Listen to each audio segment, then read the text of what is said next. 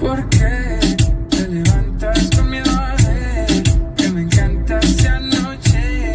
Me abrazabas tan sincero que no había palabras. Porque lo nuestro, esa parte, recomendar el niño más entrante. Dime si yo empiezo a besarte o si solo escucho tu alma confesarse.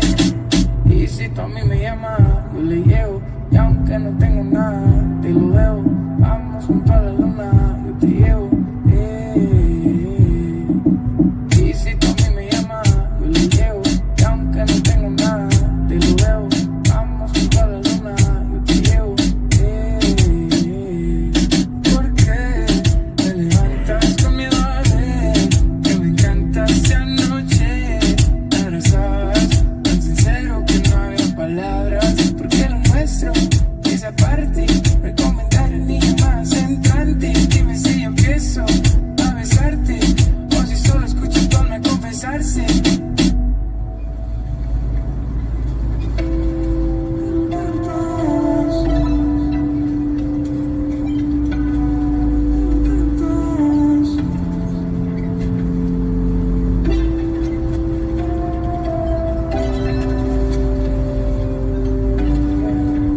Tengo buena suerte de que vive en mi mente para poder verte. No hace falta verte. Ay, qué mala suerte de no poder tenerte 24/7. Eso no me divierte.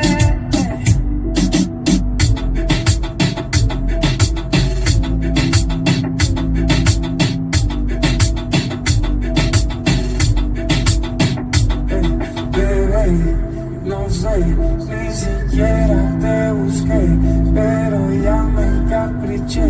Dime qué tengo que hacer para poder vibrar contigo, mujer. Compartir la misma piel y que nada salga bien. ¿Por qué te levantas con miedo a ver que me encantaste anoche? Me abrazabas tan sincero que no había palabras. ¿Por qué te levantas?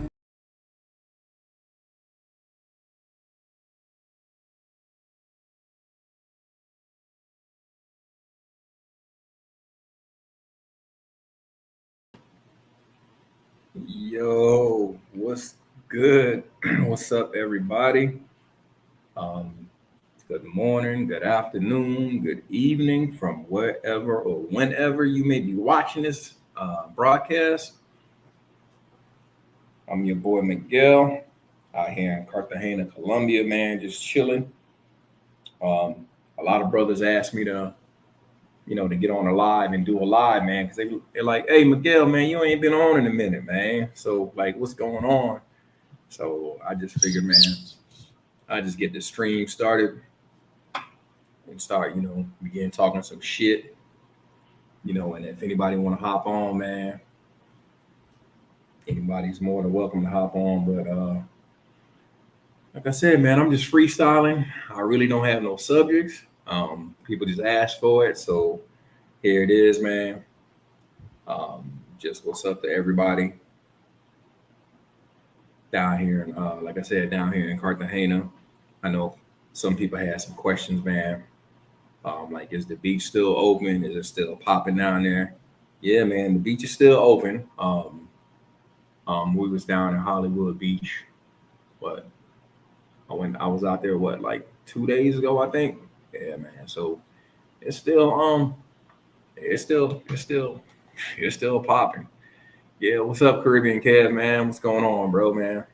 Not much, man. Everything is everything, man. So like a lot of people been clamoring, you know what I'm saying? Being like, hey, what's going on, man? What's up, Miguel? Let me see. I'm looking kind of. Let me turn this light on. Hold on. Give me a second.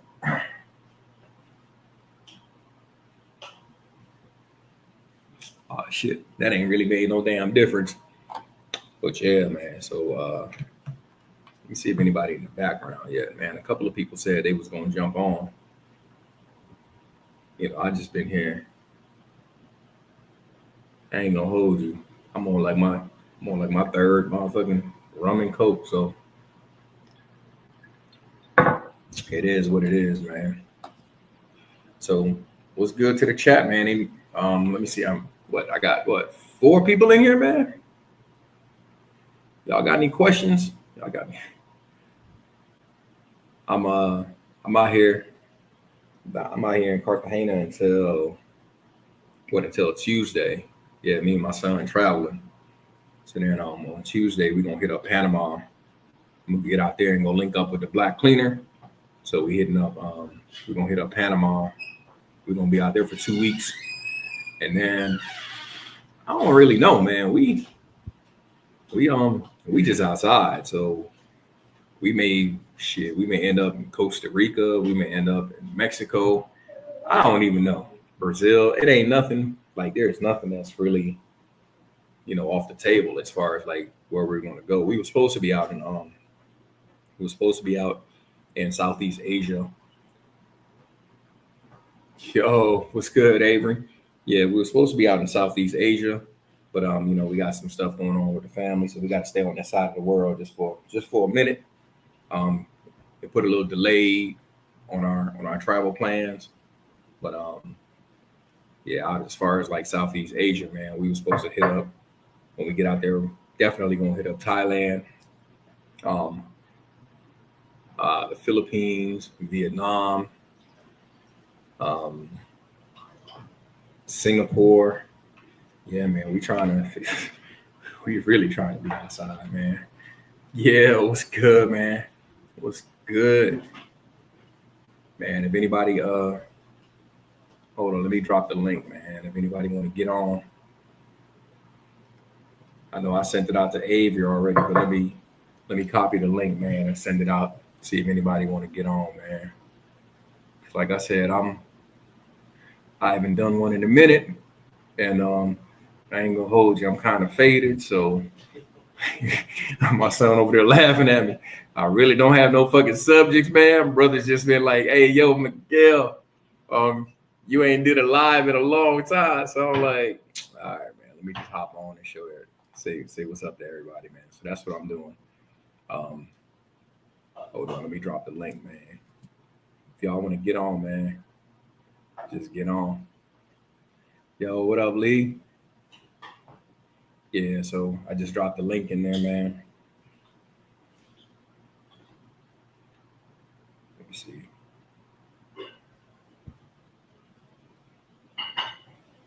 Yeah, we was out in the DR, man. I think that's the last time I was on with whose stream I was on? I think it might have been Ryan. I think I was on Ryan's stream. I don't even remember, bro. Like it's all this shit starting to run together, bro. I think I was on with Ryan. Yeah, we was out there, man. We got lost out in the campo trying to make it to Ryan's party. I ain't gonna hold you, bro. Our motherfucking Google Map shit was off. Yo, it was all fucked up, bro. We was out there like, what the hell? And then shit was funny. So I was out there with my shorty, me and my son and my shorty, and we looking like when we was coming back, the nigga didn't take the highway, man. We take the highway to get out there, right? But on the way back, speaking about shorty, here goes she. I can't answer this now. He had us riding through like, I don't even know. He had us riding through like a couple barrios, man. I was like, yo, where is this? I'm like, yo, is this nigga trying to set us up? He trying to line us up? Man, I had bottles because I was bringing bottles out to the party and shit. I told Ryan, I was like, man, I got you, bro. We had like 2 or 3 bottles, man. So I'm like, nah, my son had one, I had one. I'm like, nah, I don't know. They may get us, but the first couple of niggas, they going home. They gonna get snapped with this motherfucking tequila bottle upside their head. So, but yeah, man, this shit was crazy. And then man, we hit a potholes, bruh.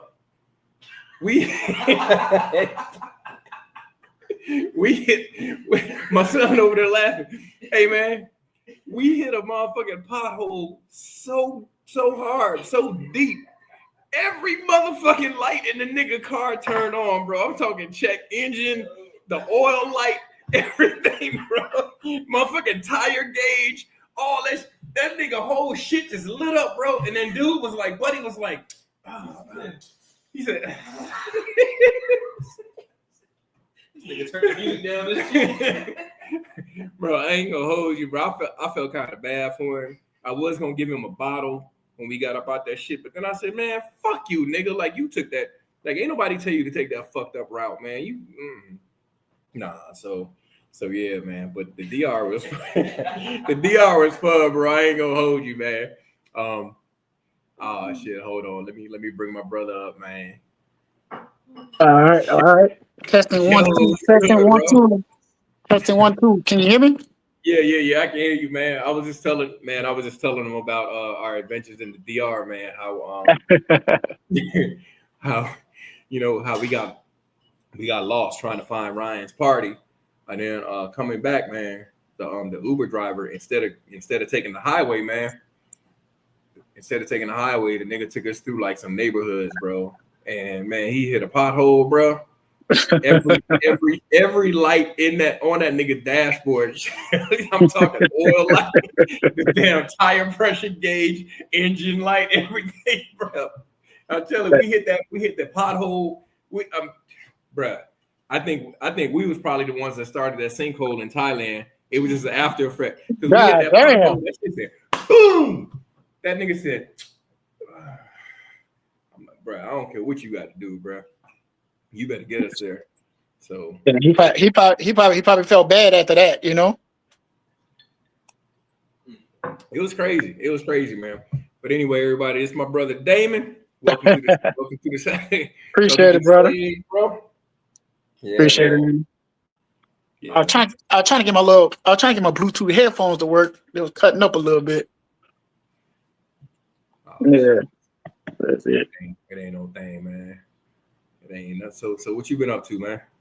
Man, like I told you, man, same old stuff that we try to tell people, give advice to. Just trying to take care of my business, man, so I could, make everything successful and do what I got to do as far as moving. Taking care of these VA appointments. If y'all veterans ain't out there, if y'all ain't done it already, go work on your benefits, man. Go work on your benefits. You want to serve this country, go get your benefits. That's all I can say. I waited too long to start, but it's better late than never. You know what I'm saying? So go ahead and get it. It's gonna take a little time. Some people it take time, some people get it quick. But all I say is trust the process, even though it's gonna be aggravating, and just stay true to yourself, man, and you get your blessings. Yeah, I hear you, man. And try not to get frustrated, man. I think by design, it's like going through the VA system, it can be very frustrating. So to all the veterans out there, man, for anybody who's thinking about applying or who has applied for services in the past and they got denied, bro, keep on hitting them. Do not stop until you get that 100%. Don't stop, man. I'm telling you, it's worth it, and it's life changing. Once you make it to that 100 and 100%, P&T, permanent and total, which means that your conditions or whatever conditions they have you on, like they don't see any improvement or whatever. I'm telling you, man, it's life changing, man. So don't get discouraged, man. Just keep your head up. Hey, what's good, bro? What's up, man? What's up? What's up? I don't know if you remember me. You met me there at the Mixer. Yeah. I'm Travel Kid. Yeah, I was just talking about we got lost on the way. Yeah, we got lost on the way to the party. So I was just telling them about like the adventure we had, man, coming back. And the Uber driver, man, he ain't take the highway, man. He had us going through the barrio, man. This nigga hit a pothole, bro. I swear to God, it was like we got hit by a missile, bro. Every light came on in the nigga car. I was like, oh shit. When I went, the GPS got us lost, and I called Prime, and Prime had 2 cars, and I was with 3 girls. I drove myself at a rental. And man, I swear to you, we went through all these back roads and these dirt roads. I'm like, damn, man, maybe Ryan's gonna set me up for something, man. I was just like, you know, we were driving for a minute in the dirt road because it's Yeah. way different than the GPS was taking us. So, but it ended up being good. So, yeah, but that was the only thing with the location. Yeah. Now, our my GPS, it kept fading in and out, and also Yeah. buddy on the driver, his shit kept on fading too, man. Yeah. Yeah, so it was crazy. Yeah, our GPS just kept getting back on that little turnpike or whatever it's called. And we just kept going around and around. And then I called Prime, and Prime said, like, all right, we're gonna come out there and get you. So they came and got me. Oh, that's what's up. Yeah. Yeah, nah, we just ended up turning around. Bro. I told Ryan, I was like, man, we just link up on that mixer, bro. Yeah. Yeah, because I had the girls with me. I didn't even know if we couldn't make it to the party, what we're gonna do. So, but we ended up making it, so it was cool. Oh, okay. So where you at now? I'm in Miami. Oh, okay. All right. Yeah. Yeah. My next trip will probably be to CTG or Medellin. I'm still debating on which one. Oh, okay. That's what's up. Yeah, I'm out here in Cartagena now. I leave on Tuesday. Mm-hmm. And then I'm headed to Panama. Okay. Yeah, and then I'm gonna be out there in Panama for like 2 weeks, and then after that, I don't know where. I don't know what's the move after that. Okay. Yeah, probably. I don't know. Maybe Cancun. Maybe Brazil. I don't even know. Maybe Brazil. Maybe Costa Rica. It's just, Did you get video from the trip you took to was it it wasn't Ukraine, it was next to Ukraine. What was Poland. Yeah, I got a little. Yeah, I got the most I got out there was like the concert video. Mm-hmm. Yeah, because we went. My son, he like Kendrick Lamar, and he does music and shit like that. So we went out and we checked out the concert right there. Okay. But is there anything popping over there other than that? Oh yeah. Okay. Oh yeah. You never hear anybody talk about it, so.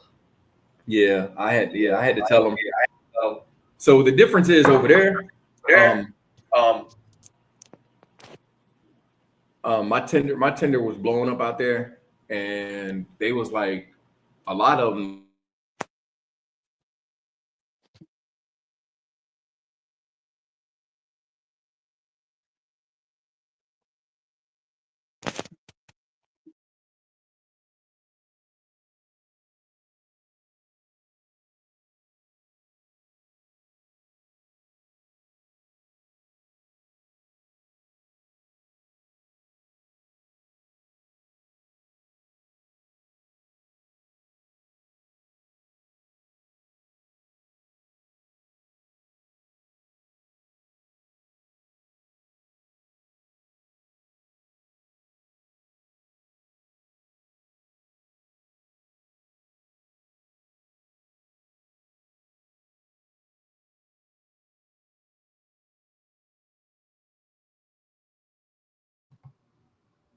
Hello, can you guys hear me? I guess he dropped off for a second. I guess he'll be back. Shout out to Avery. I haven't seen you in a while, so shout out to you.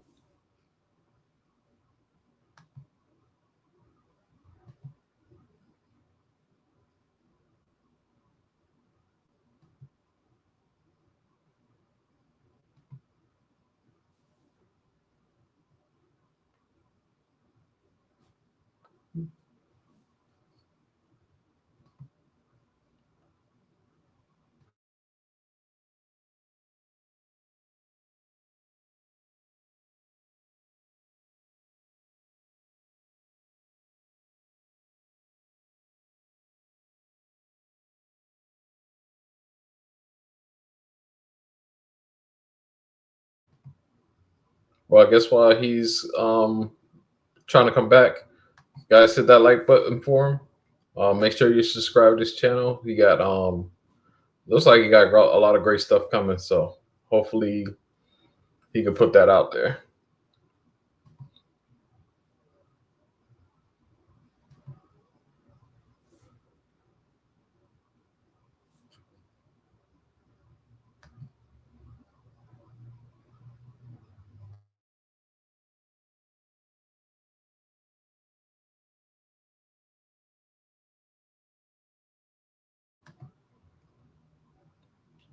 Also, if you guys want information on DR content, you can check out my page, the Trout POB, and see if you like anything from there. I did a lot of traveling in DR, Santiago mostly, and Santo Domingo. So if you're interested in that, you can take a look at my channel. I'm gonna have more stuff coming out.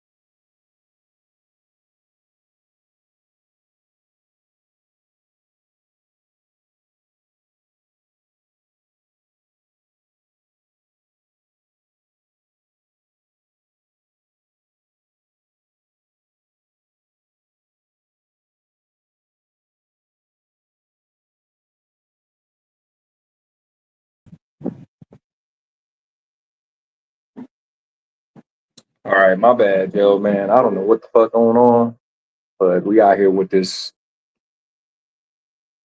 We out here with this crazy ass internet connection. Let me see, could I get it back up on my PC? So my apologies to the brothers. Let me see. Let me see if they backstage or I can get them back up here, man.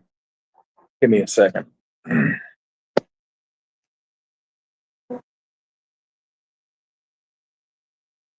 Oh man! So I hope everybody's having a good Saturday. I hope everybody's having a better Saturday than my fucking internet connection because this shit is wild.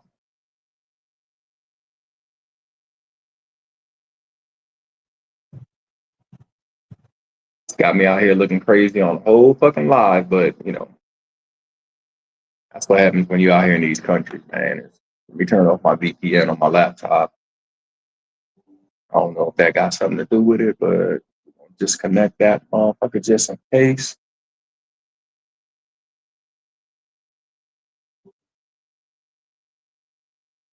Oh, that bitch. All right, let me get back on the stream with my laptop.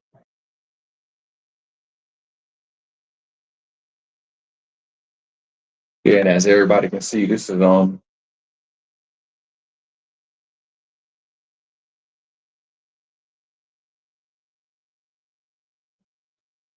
fucking technical difficulties at its best. All right, let me get back on and get the fellas back up here.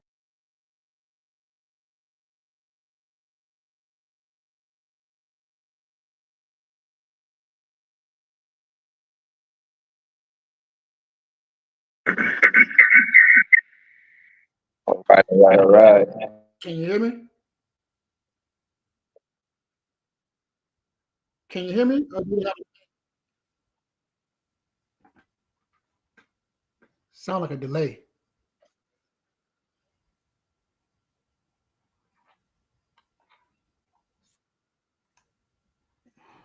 All right. Yeah, what's up? Miguel, All right, my bad, man. can you hear me? Yeah, I can hear you. Yeah. All right. And I had a little delay at first. I wanted to make sure.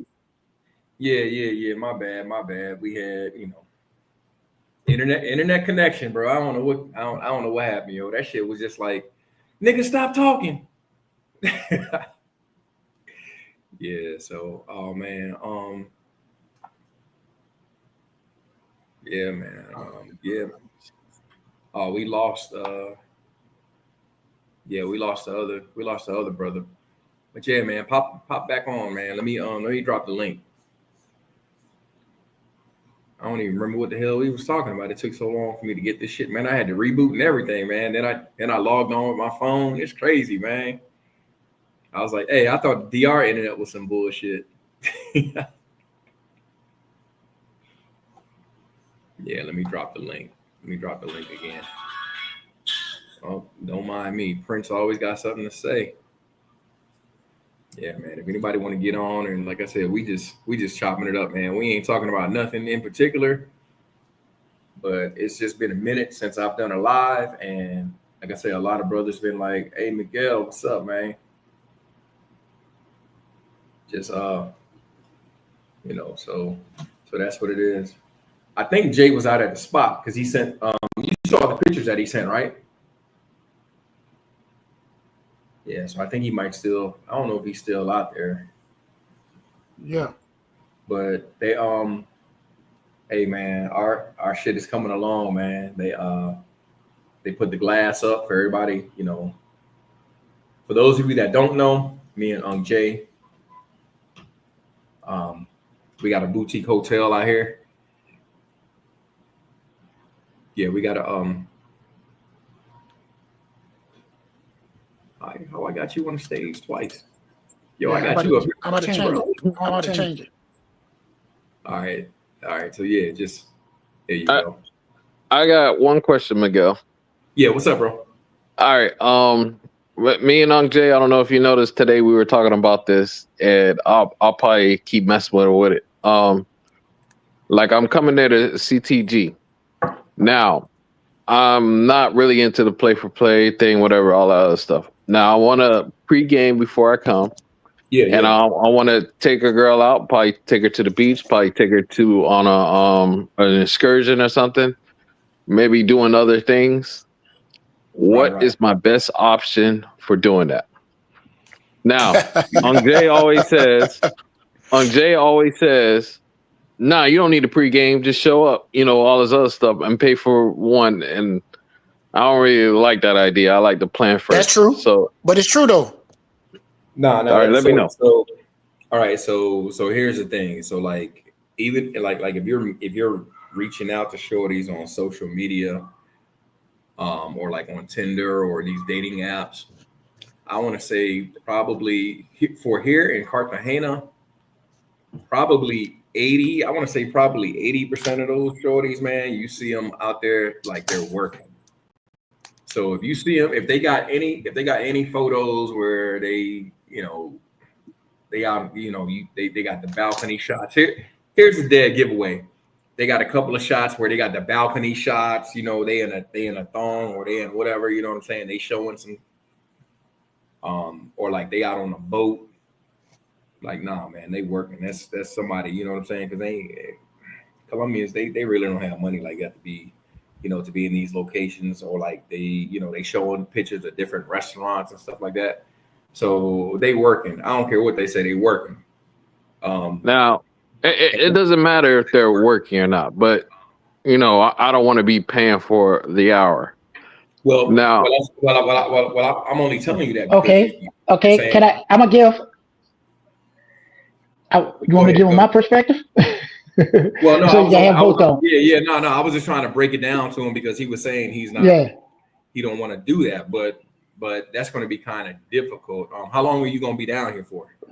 Not long. So you could say 5 to 7 days. So it won't be much time. Yeah. So it's going to be kind of hard. It's going to be hard as hell. Yeah, I know. And it's your first time coming, you said, right? I've been to Medellin, but never CTG. Never been. Okay. I'm gonna tell you from my experience, all right? And I'm gonna tell you, like you said, that's my big brother right there. You know, we cool and all that. When I first came to Cartagena, he was the one that like, come on, man, come to Cartagena. And why I said you could do it both ways. You could pregame and you could not pregame. Never pregame, like they said, a week or two. Never pregame. No, do it within 2 weeks at the most. I say about a week. The reason why I say sometimes you can meet somebody there because you might just set something up just so you, like you said, once you touch down, bro, it's gonna be so easy no matter what you do because you can meet somebody at Playa Hollywood, the center, just anybody on the street. You'd be surprised how some people they just be scared to talk to anybody. You just might be somebody at a restaurant, the mall, whatever, man. You could meet them at the airport. Don't be afraid to talk. That's what I always tell people. And then from there, you'll never know what can happen. And like you said, if you're just looking for somebody just to hang with like one chick the whole time, then I'll say try to find you somebody, whatever. But if you're looking for a chick just to meet like one day here, one day there, a lot of times, bro, to be honest with you, if you ain't trying to find a regular chick, some of us could probably hook you up with a chick that's gonna take care of you and give you that girlfriend experience and that you know that you ain't got nothing to worry about. You know what I'm saying? That's gonna look after you, take care of you, you know what I'm saying? Gonna make sure you're gonna do everything for you. You know what I'm saying? She's gonna be your best friend, your girlfriend, your wife, whatever, you know? While I'm there. Yes, while you're there. Yeah. That's probably what I'm looking for. And of course to be on camera since I am videotaping. And that's one thing you gotta do too. Since you say that, a lot of them they don't mind, but you gotta let them know ahead of time. You know what I'm saying? Yeah. Just ask them. And just, Okay. but I'm gonna tell you like this: if you want to put them on camera, don't get mad if they ask you for some money. Oh no. I'm always gonna give them money, but I'm not gonna be like the type like when I say I don't want to do the whole thing, doesn't mean I'm not paying. It just means that I'm not gonna give you this for this hour.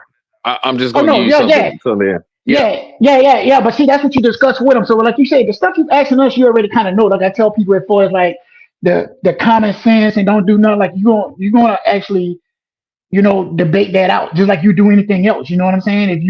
If me and you was doing business and you ask me something to do with something or whatever it is, you're gonna work it out where you be like, hey, this is what I want. Well, today is Saturday, right? So you tell the chica, hey, tomorrow I want to go to.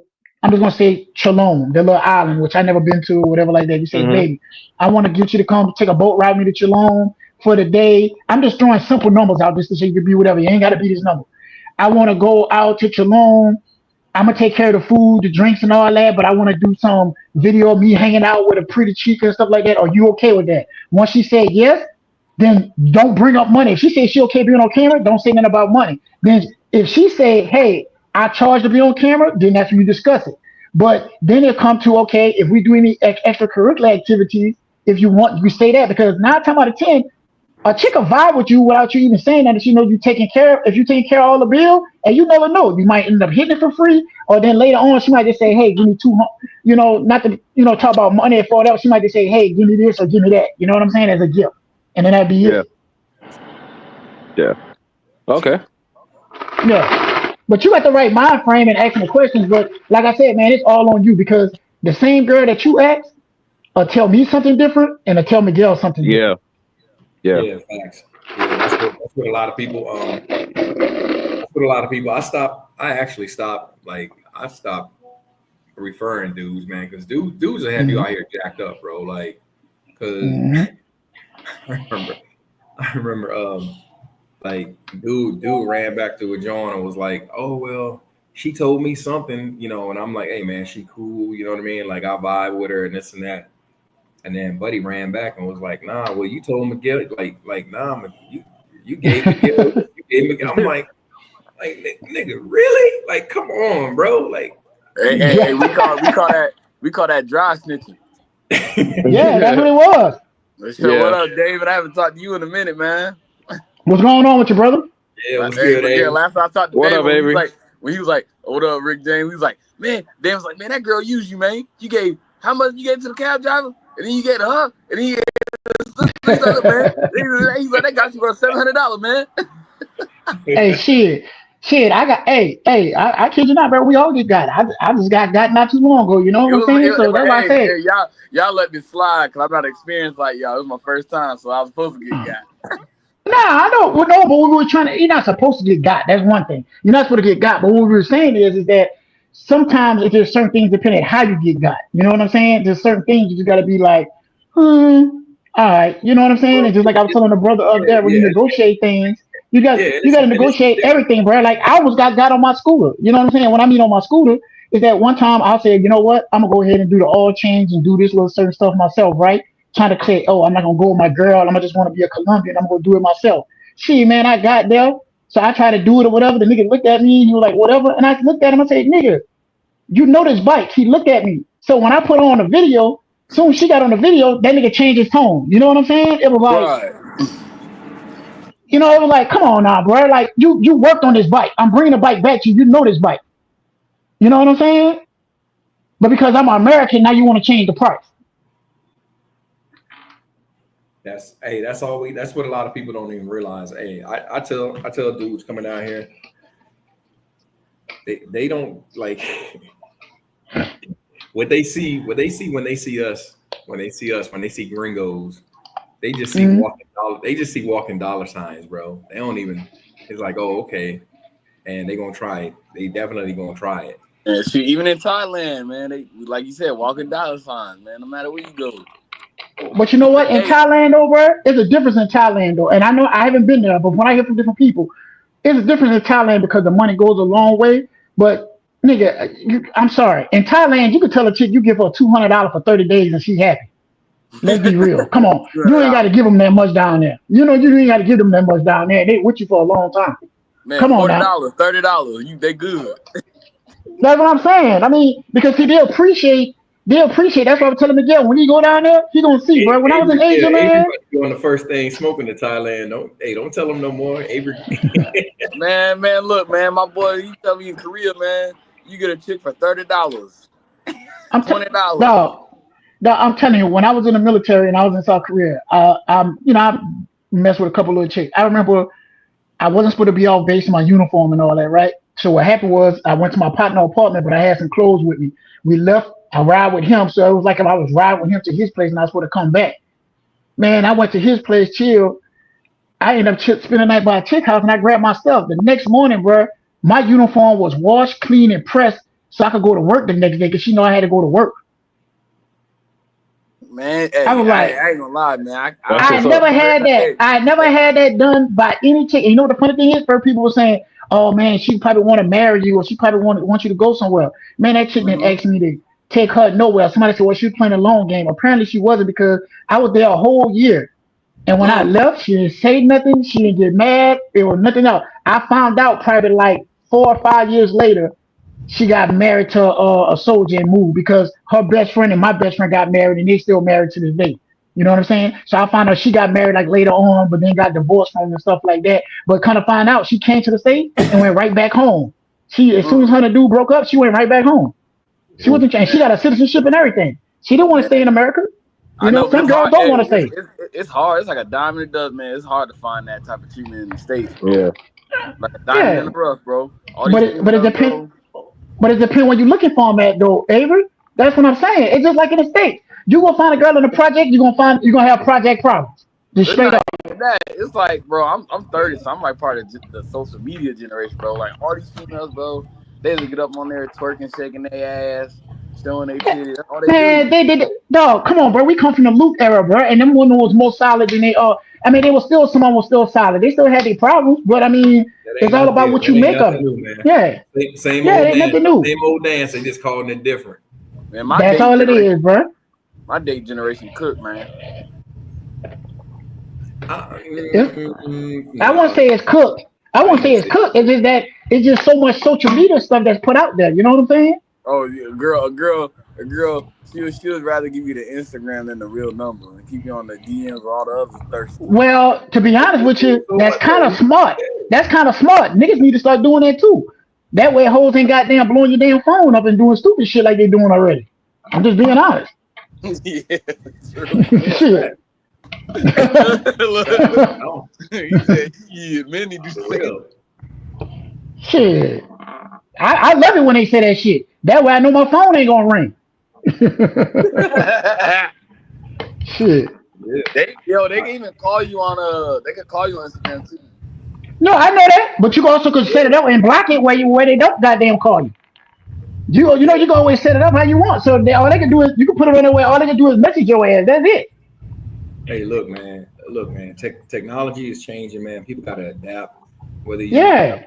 like for real, man. Niggas was. Hey, I come from the A.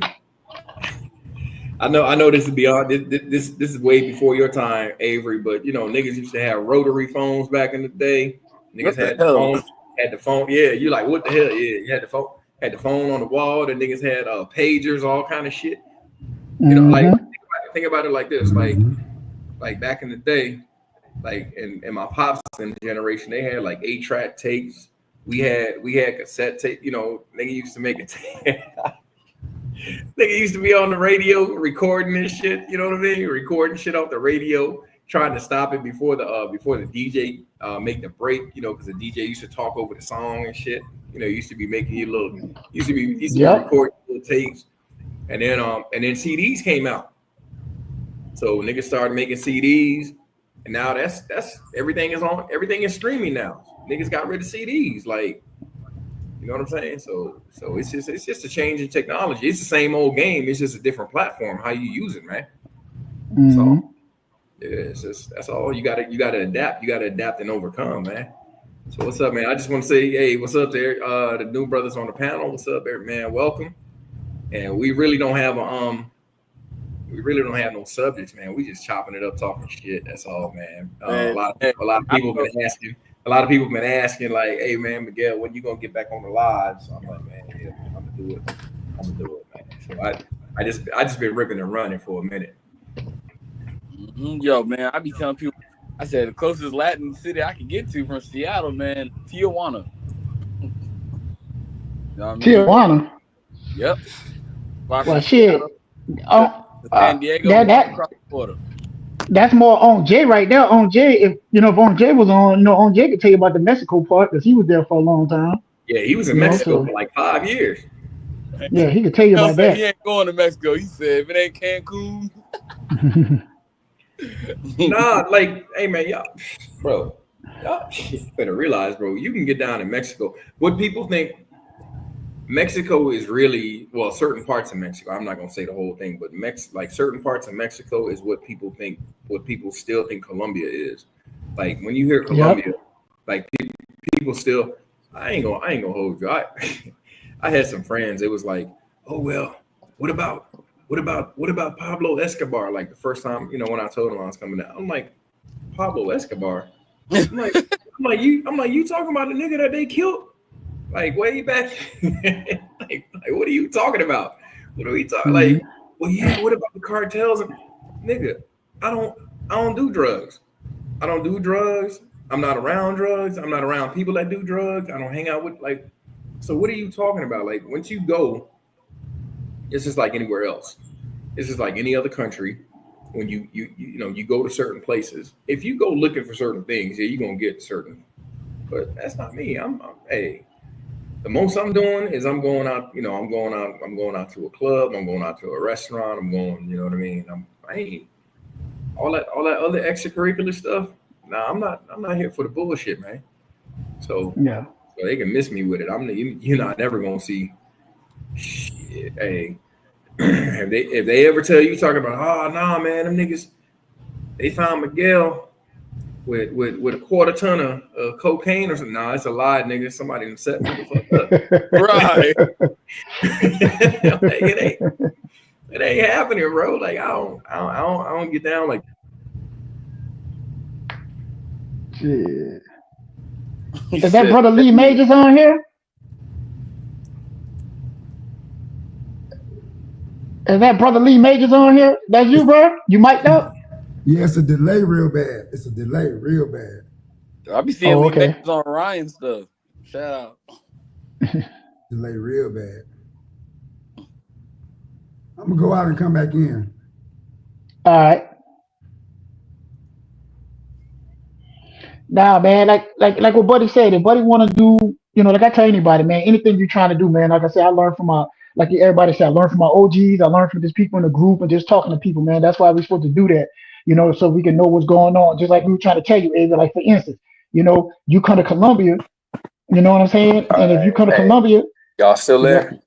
yeah, we still there. Can you hear me? Yeah, I apologize for that, man. My fucking internet out here is crazy as shit. I'm streaming from my phone too, so I'm gonna keep my phone up Yeah. I can't be Yeah. outside as too well long. as my laptop, They done just in took the case this Wi-Fi shit modem drops out of my again. jacket. They done took the Wi-Fi Try and modem get it back on my laptop. I don't know what's going on, man. My internet out here is wild, man. Well, y'all had Can a y'all lot of hear those me? storms that passed. Yeah, y'all had the storms that passed. Can you hear me? Hold on a second, y'all muted or something. No, it shouldn't be muted. I shouldn't be muted. I ain't got it muted on here. Hold on a second, Dan. Give me a second. I can hear you. I see your lips moving. Go ahead, say something. I can hear you just fine. All right. I got you. Yeah, I got you. I was saying that shoot at my guard shack at work, bro. Them took the little freaking Wi-Fi hotspot out because they put this little stupid modem. So now I ain't killing my data, so I'll probably be off here in like 10, 20 minutes. Yeah, my bad, man. My internet, bro. I don't know what the fuck is going on with my internet connection, man. Let me see if anybody in the background. Mm-hmm. Yeah, let me bring these brothers back up. Hold on, it's crazy. It's crazy on my add to stage and then add to stage. All right, my bad, fellas. Man. Testing 1 2. Testing 1 2. He said, Yeah. My bad, man. 1 2 to the 2 1 2. My internet out here is crazy, bro. It's What I was like saying was, bro, you got that bad weather that came through, and then over here, I don't know what's up with my internet too. I'm in Atlanta, and every now and then I got two different internets that I run. You know what I'm saying? And I don't know what's going on. I jump from one to the other to try to make sure, but it's been having little problems as well. yeah. So what's like? I haven't even checked the weather. I saw some shit like it's a hurricane or some shit out there, or about to No, be a I'm talking hurricane. about it was one passing. It was one passing by y'all with all that rain they had the last few days. Oh, I It's saw supposed it to be on like the some kind map. of cyclone or something, but Yeah, same as the big wind ass going everywhere else. typhoon. Big ass typhoon. Yeah, Bro, I don't even. that's why Like y'all was the flooding. word. That's like the Western word for hurricane. It's the same crap. Yeah, yeah. Yeah. No, I look. I've been I've been on some. Man, I haven't paid attention to nothing, bro. I've been on some other shit, man. I've been out here. Yeah, we've been concentrating on. Man, we've been concentrating on getting everything right for the hotel. So for those of you that don't know, me and Jay, man, we opening up a boutique hotel down here in Cartagena. So Okay. for like the past couple of days, man. Well, actually, I've been back for like a week, but we've been working on this now. Yeah, probably about 7 months. I want to say. I don't even know. To be honest, I don't even remember. All this shit starting to run together for me. But we're just about done with it. And yeah, man, we gonna drop the link and on Airbnb, VRBO, booking.com, all that stuff. So for anybody that wants information on it, we're called you can Google us, man. We're out there. It's called Rooftop Republic CTG. That's Rooftop Republic CTG, and we're going to be available on all platforms. What we have is a 10-bedroom, 10-bathroom Airbnb. We're out in the barrio. You know what I'm saying? We got a rooftop pool, jacuzzi setup, bar and grill. You can check us out also too on we got links on the gram, Rooftop Republic CTG.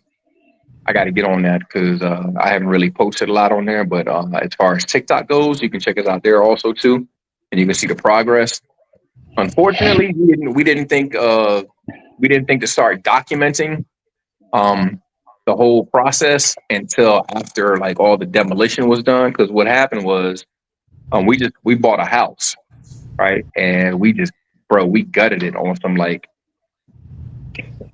I don't know how many people like watched Home Improvement back in the day, but we just Oh, got with it. We Tim bought Allen. Oh, we bought a house out here. We bought a house out here and we just gutted. Man, it was just we took that shit down to the studs, bro. And it was just a skeleton. yeah, and we're basically it's going to be a new build when we're done with it. You know what I'm saying? Let me get man. What happened to the little McMansion y'all had, man? What you mean? What we rented? The one where we had CTG Fest at? Yeah, like last year, it had the little mini pool in the back. You know what I mean? That's what you had Trying to Holland figure some- room. You had old man Holland. Yeah. Nah, we still. I mean, that's not ours. I mean, it's still there. I don't know what Yeah. I don't know what you're asking. I just thought that was the spot that when y'all first saw. I was like, Nah, that was the spot that That was they just got for the that fest. was just a spot we had for our event. You know what I mean? We had when I was new to the space. nah, man, that was just a spot that we had for our event. And speaking about that, I'm glad you brought that up though, Avery. We got our second event coming in February. CTG Fest. We got the second CTG Fest coming up. Okay. And we plan on doing like 4 events, maybe like 4 or 5 events a year. And what they're going to be based around is like showing people like the culture, introducing people to the culture of Colombia. And it's not just, it's much more than just coming out here like fucking with hoes and shit like that, man. We know what the dudes want to do, but it's like it's so much more. So we try to introduce people to the culture. Like, for instance, damn, I don't want to give too much away, but I give the basic. I'll say the basic right quick. Well, like he said, some basic stuff you want to do with guys always be asking. Say for instance, you want to get on a jet ski or 4-wheeler, or might want to go fishing with the fellas. You know what I'm saying? Like we said, how we preach brotherhood. yeah, It's really gonna be a brotherhood. yeah. So Basic. we already have some surprises lined up. I don't want to give it away because, like I said, we have our second event is already booked up. We got completely booked up by like this.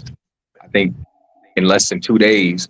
I think it was like I want to say like 36 hours, man. And we was like, all right, let's just shut it down because brothers was coming from everywhere. And the thought process behind why we shut it down because it was just like, yo, man, we want to kind of keep it like exclusive, and then also too, if we get too big, it's kind of hard to like once you start expanding so much, it's kind of hard to really like give a VIP experience to everybody. You know what I'm saying? And then we go from being, I don't know, kind of like giving like that personalized experience or that personalized treatment. And then, we kind of like turn into like a Walmart, you know what I'm saying? Like, come on, man. So we don't want to we don't want to do that. So yeah, so we shut it down. I think we have like 24 people, like 24 guests. And we capped it at that, something like that. I want to say like 24 guests. Yeah, so that's good. We can handle that.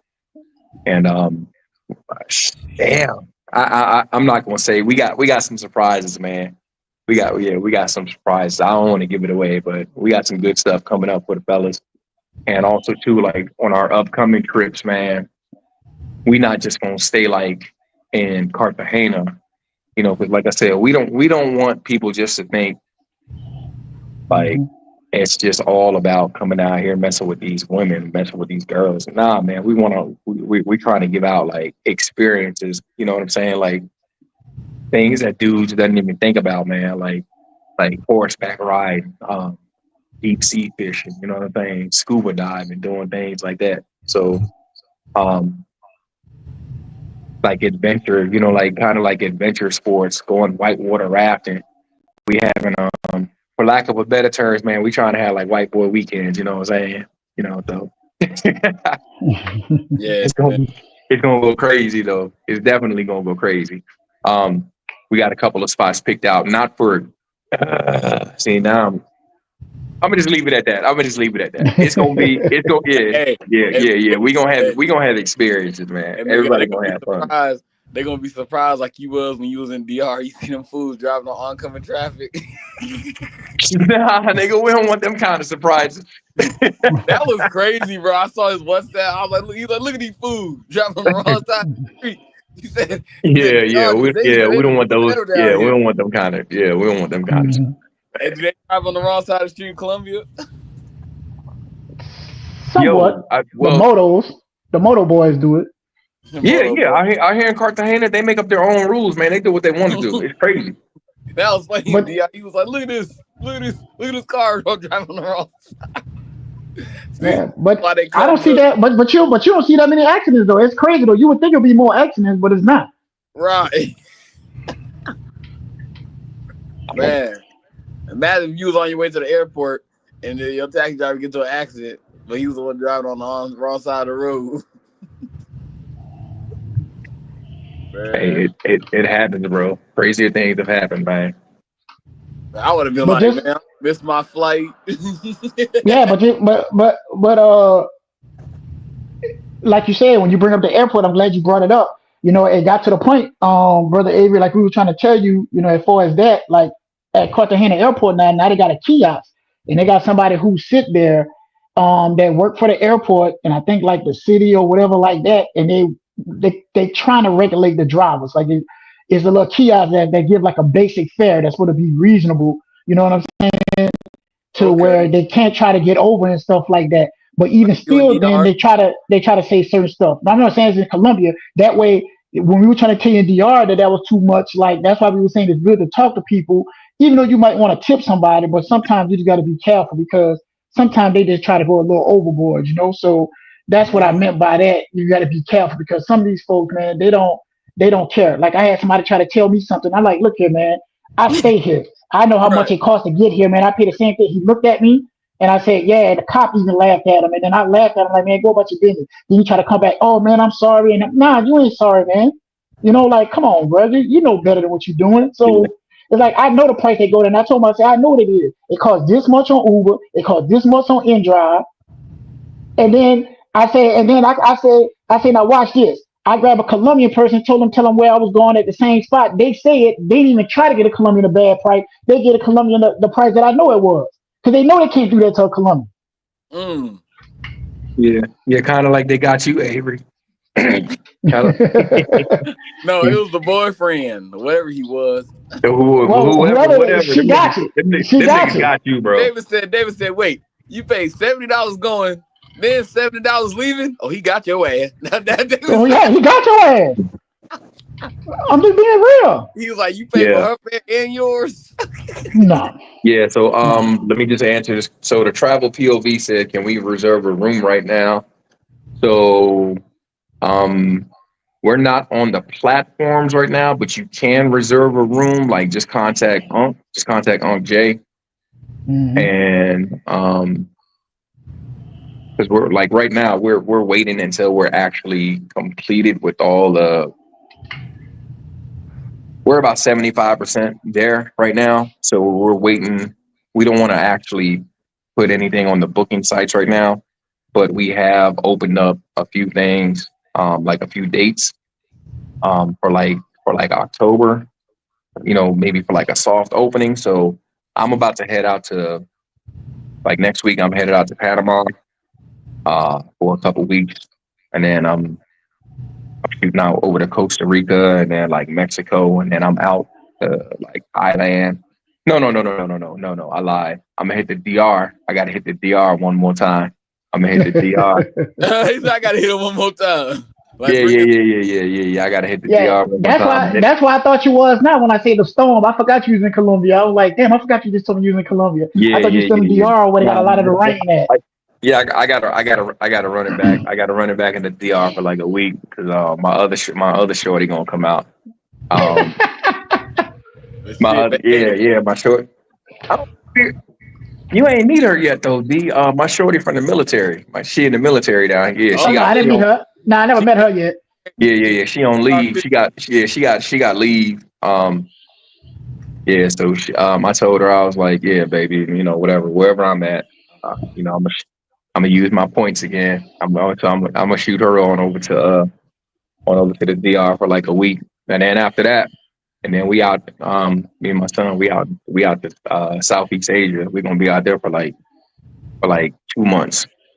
Damn. Yeah, we'll come back like the end of January, February. We got to be back to the CTG Fest kicks off. I think it's February 14th or 5th. I forget, whatever. But we'll be back. We'll be back for that. Hey, you and your son could have went to see the Kendrick Lamar down there because he in Bogota, I think, this weekend or in the next couple of days. Yeah. He in Bogota right now. Kendrick in Bogota right now. I'm good, man. Yeah, we did it. Yeah, we did it out in Poland. My son, he went to see him. He seen him in North Carolina, then he seen him in Pennsylvania. Then we went over to Poland to see him. I was like, nigga, you kind of it ain't him. Like, so he asked me. He was like, hey, you want to go to Bogota? I was like, nah, nigga, I'm good. I done seen this nigga. I don't need to see him. Like, I ain't really a Kendrick Lamar fan like that. I'm like, yeah, but if, I'm just hanging with my son, so I'm just happy to, spend time. But I ain't, nah. You saw the white people how they was looking at the Super Bowl when he was performing. What's that? What'd you say? They didn't know what the hell he was rapping during the Super Bowl. Oh, I don't even.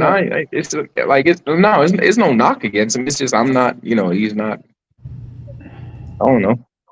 But look, I'm gonna have to get off here because I'm gonna save my data because they took the stupid hotspot out. Man, I can't be eating up my data on these lies, man. Come back at the 9 o'clock, man. You be all right. Is it free at the 9? Yeah. Avery on that free night. You on that free nights and weekend. Yeah, that Metro PCS. I got that mobile, man. Oh, man, they took your Wi-Fi, bro. Avery said they took his Wi-Fi out the booth. Wi-Fi modem out the gate, bro. So now it's back on regular Boeing Wi-Fi. I can't get on shit. They took the hotspot out. Oh, they hating on you, bro. They hey man, let Avery live, man. Yeah, I could be on live. Like if I was at home, I could be on the live, but I'm not on the Wi-Fi, so. They hating on you, bro. All right, salute all y'all brothers, man. I'm gone, man. All right, man. Be easy, brother. All right, bro. Y'all be smooth. Catch you on the next one. All right, man. Yep. Come on now, brother Lee Majors. Why you so quiet, man? I'm listening to y'all. Nah, don't come there listening to y'all. What you got to say, man? Man, where y'all get these guys from the group from, boy? Yeah, he was so quiet. I didn't even realize he was in here. What's up, bro? Them guys. I ain't paying. They be driving him crazy. Man, I get tired of that, man. How much a mango? How much is this? How much is this? I ain't paying that. Man, you only live once. And they don't understand that. They just don't understand that. That's a truth. Yeah, I hear you, bro. You got to live your life. Yeah, man. Make the best out of it, man. Everybody's scared to spend some money. I don't think they're scared about spending money. I think they're just scared about what they think somebody else gonna say when you should never worry about it in the first place. You know what I'm saying? And if you want to talk about something, you talk about it. If you don't want to talk about it, don't talk about it. That's the way I look at it. Don't make a comment. That's the way I feel about it. Yeah. Hey, man, I can't take nothing with me. You're right. So it's like whatever, man. I'm gonna leave a little. I got an insurance policy for my kids. So, but as far as me and what I made, I'm like, look, I done hit him with my prerogative, Bobby Brown. I made this money, you did. Yep. Mm-hmm. That's some of the dumbest shit, boy. Yeah. So they already, I don't know. I guess I'm a different breed. My kids already know. Nah, man. Like you said, man, it's just how can I say it? It's supposed to be at first, man. When I first got in some of these groups, it was real good as far as being informative, telling folks what's going on and stuff like that. And you had some brothers that was listening. Then it got to the point where it was like it became a fad, I guess as they say, or just came the new norm that it's okay to say, "Oh, I got scope," or "This happened," or "This happened." And I was like, "Man, when was that become cool?" You know? Oh man, I went down there with my gold chain, or I went down there with this, or I went down there with that. Man, this shouldn't happen. I'm like, man, it don't matter where you go at, something gonna happen. It don't. It just doesn't matter. I mean, but if you know you go somewhere where it's known for that, then you got to be careful. I mean, that could be anything else. You know, like I went to Barranquilla. I only been to two cities in Colombia, Cartagena and Barranquilla.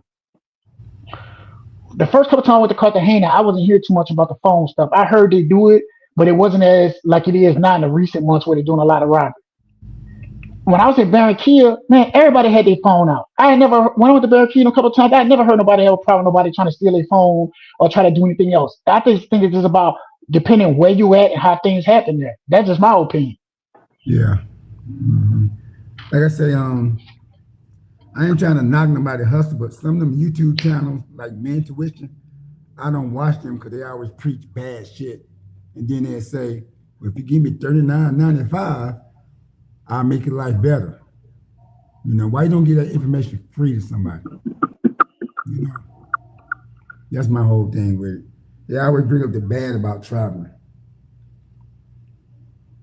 Well, that's when you know, bro, who trying to hustle, who not, and that's what I'm saying. You got people out here. That's why I say, regardless of what you do, like I just told somebody today. Somebody was telling me something about Santo Domingo. You know what I'm saying? And I told him straight up. I said, look, man, we traveled before together. You know what it is. I tell you, it's up to you if you want to do it or not. Oh man, I ain't gonna do this. I'm like, listen, you ain't got to do it. You ain't got to accept it. They're gonna say the same thing no matter where you go at and how they gonna do it. Like you say, it's just like when somebody trying to give you information. Should they give it for free or should they not? Some people figure their time is more valuable. So I feel to believe that I could give my information like we talking right now. If somebody say they want to meet me while I'm in Colombia, I don't mind doing that. If somebody say, hey, David, I want to talk to you on the side and text and ask you a couple questions, I have no problem doing that. What I do have a problem is if you're going to waste my time. Yeah, That's where I have a problem at. You know? that's true. That's true.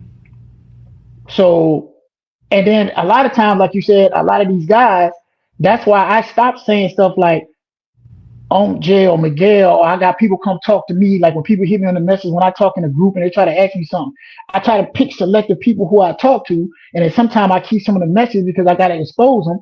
But then at the same time, it's like you can help some people, but they don't take it and they try to put a bad thing on your name.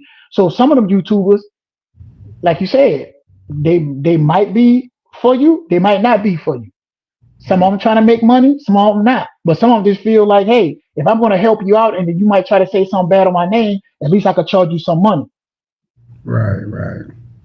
So I mean, it is what it is, man. You know what I'm saying? So It just seems like we all should help each other, you know, on some but simple you shit but you instead of know that ain't charging. gonna happen, man. That ain't gonna happen, bro. You know that ain't gonna happen regardless, bro. Regardless how much time you try from the beginning of the time, man, and even during these times, that shit would never happen. I'm sorry, bro. And I hate to sound like that. It ain't gonna happen. Yeah, it's messed up. I thought the pandemic was gonna help change the world. That didn't do nothing but made it worse. That's true. Yeah, that's true. That's very true.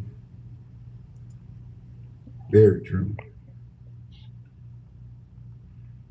So McGuire, I got a question for you. I He think over you're on there mute. kissing him out. Huh? Miguel, You're on mute. All right. now you're echoing. Mm.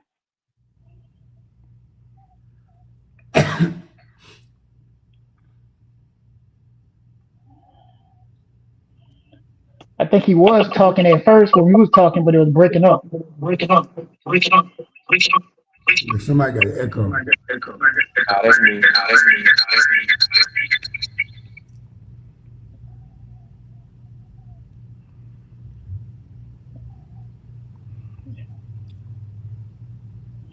All I right. don't know what. Yeah, because my YouTube mic was acting funny too when I was trying to first link up. Yeah. But you in Atlanta though, right, Damon? Yeah, but my internet been acting crazy. I gotta have two internets where I'm at. You know what I'm saying? Because of different stuff for working at home and stuff like that, and I gotta have it for my daughter and everything. So Who you got? Comcast? uh, is it called Comcast or Xfinity, whatever it is, Xfinity. and then AT&T, and then in the neighborhood they can't do the AT&T fiber and all that stuff like that. So Okay. yeah, Okay. yeah. So it was like that. So All right. like I said, Can y'all hear me without the echo? yes, Yeah. we yes, can- yeah. Now, what you was saying something, or were you talking to somebody? No, I was saying something. I got a question for him. No, Yeah, I'm talking. Yeah, okay, yeah. On that last video you was with on Ronan, that chick you had, was she Dominican or Colombian? Colombia. No, she was Colombian. Yeah. She He was talking nice. about who I know. Yeah. Miguel, he talking about. Oh yeah. But I thought she was in the DR with you though. Yeah. She was in the DR with me. Okay. So they can go to the DR. Yeah. Yes, they could go a lot of countries. They just can't go to America. So what countries can they go to? Cause A lot. okay, I thought they could leave. No, I'm telling you, if they get their passport, Colombia got a lot of places they could go to, as far as that they could go to, just like we could go to places. It's just that America have a very strong visa thing for them to come. Like their visa is much harder. It's much harder for a Colombian to get a visa to come to America than it is for a Dominican. No, I think if a Colombian get a visa, it might last 3 to 5 years, like a visitor visa. A goddamn Dominican could get one, and it could be for 10 years. Like they can apply for it and have a 10-year visa where they can come to America for 10 years. I think up to like much longer than we could go to certain countries. And as long as they don't work or nothing, they won't get in trouble. You know what I'm saying? Like they could come there. A Dominican could come there 3 months, 4 months, 5 months, 6 months. I think. I forgot how long they could come there. It's a long time. They could come there, and as long as they don't work or do nothing to get in trouble, they good to go. You know what I'm saying? It's just like when we come to Colombia, we got 180 days. You know, if we go to DR, we technically got 30 or 60. But DR probably got some of the easiest stuff to do. That's why most people don't even try to get a they citizenship. Like I knew Miguel was gonna do a pull up. That's why most people don't even try to get their citizenship and stuff in goddamn Dominican Republic, because you could stay in Dominican Republic for a whole year and probably pay $100 for your overstay. You know what I'm saying? Yeah. So Dominican, they make it easier for you to come.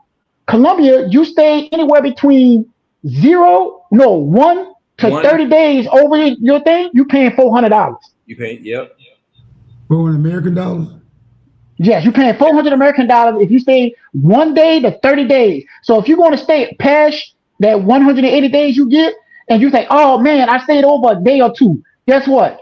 If you leave that day and you go to the airport, you got to pay $400. So I figure if I got to pay $400, I might well just stay to that 30th day before it change over. Because if I got to pay $400, I'm not paying $400 for 1 day. I might well just stay that whole 30 until that time when it expires before it jump to the next price. You know? Gotcha. Yeah. And see, Miguel just threw it up there just now. Yeah. Where Colombians can travel visa free. It's where they can travel visa free. So they can come to states, or they can't come to states? No, they can't. They need a visa to come to the United States. Okay, they need a visa to come. Okay, I got you. Yeah. America don't give out visas easily. Nah. Okay. Well, now they don't. When the new president came in office, all that changed for a lot of places, not just Colombia. There's a lot of places they changed a lot of their process. But before, when Colombia was trying to get there, it wasn't as easy. You know, it wasn't as easy for them like a Dominican or someone else try to do it. You know what I'm saying? Right. It just took forever. And that's why I say I'm mad when people try to say people don't try to come in the right way, because Mexico is one of the easiest people that used to come to us and get in there. And that's why I get mad when people say, well, this person didn't do this, when they actually have something that when the people come there and they under the visa thing, to make it a more incentive and to make sure people doing the right thing. They get, I think it's called Miguel will tell you if I'm wrong or right. Because he know the thing. I think it's called an ETIN number or something like that, where they actually pay taxes. Yep. Yeah. Who pays the taxes? The people that came here, that came like on a visa, or some people that came illegally or that were trying to work and stuff like that, they pay taxes, man. Okay, I got you. They're responsible for, at least, if I'm not mistaken, illegals, when they try to say illegals or people that come in here and do whatever else that was working here and doing whatever else, and they actually got a job because they could get how they call it, they get sponsored by a company and stuff like that. When they tell people not leave, they're working. Dog, they're responsible for at least, I think at the minimum 25% of our taxes that get paid that come to our government. Okay. Yeah, well, that's the ones who got the work visa stuff like that. Like, yeah, we had a lot of them. Like at my other job, we had like a lot of people from India, doing programming and stuff like that. Yeah, for those of you that don't know, I used to be an IT manager. Yeah, man. So we had a lot of Indians, bro. But it's gotten to the point where AI, like programming, ain't what it is. It's like maybe like 20 years ago. It was. But right now, you don't, bro. You can just use AI. You can just use ChatGPT. It's like, hey, write me a program for it, and whatever you want. You don't need programmers right now. And as far as if anybody has any young kids, like I'm telling you, man, machine intelligence is where it's at, and security, like adaptive learning, AI technology, security. That's where you want to focus, man. Especially for, I don't want to make this no political or nothing like that, but like children of color don't get left behind. Get on that damn science and science and technology. Otherwise, you're gonna be left behind, man. It's sad. It's sad, but that's the way the world is going. It's not like, I hate to say it, but like I said, I hate to get political, but damn, it's you like, damn it, I'm gonna have to do it. All right, so like for Trump, I remember when he originally ran. He was like, yeah, we're going to bring back coal, good, clean coal and all this shit. And you had all these people, you had all these people like, oh yeah, we're going to get our jobs back in the mines and we're going to do this. And it was a pipe dream. Like, sure was. How you going to get a job back for a whole technology? Like, ain't no, like, for real.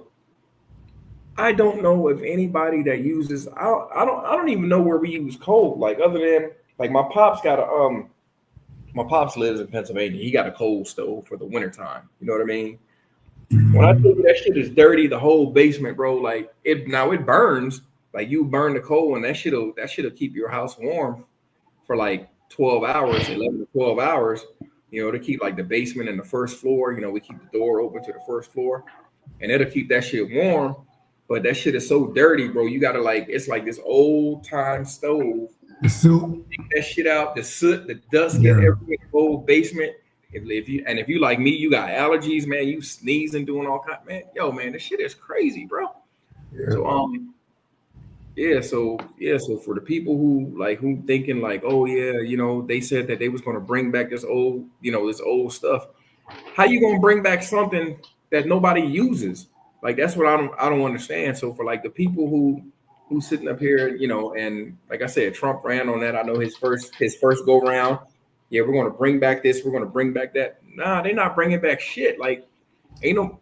It's called a rear view. This is what I tell my kids. You have a rear view mirror in your car for a reason. It's so you can see what's behind you. But it's this small. Your rear view mirror is this small, and your front windshield is this big, because you need to see what's coming up. You know what I'm saying? And your rear view mirror is for you to glance at the past. It's not for you to sit up there and to be stuck in the past. And unfortunately, that's what's going on with a lot of people. And Yeah. I know people want, people like to talk about racism and all this and that, but like you really got to understand. I mean, classism. I think it's more. I think it's more of a war on class because they're getting rid of the middle class. Classism is an offset of racism, but what people are failing to realize it's always been like that. It's been the haves and haves not and have nots, That's and true. the have nots That's true.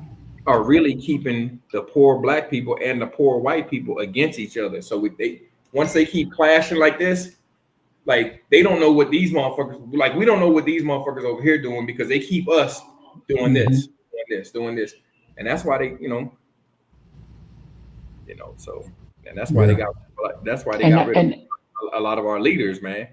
Because and that's once why I tell Lee Majors, I'm sorry to cut you off. That's why I said, like you said, we clashing. It's hard for us to stick together, man. Because if you don't, like you said, the leaders and the stuff we trying to do, not everybody out for themselves, yeah, but once they find that out and once they realize that, what was the oh my God, what was the young brother out of Chicago?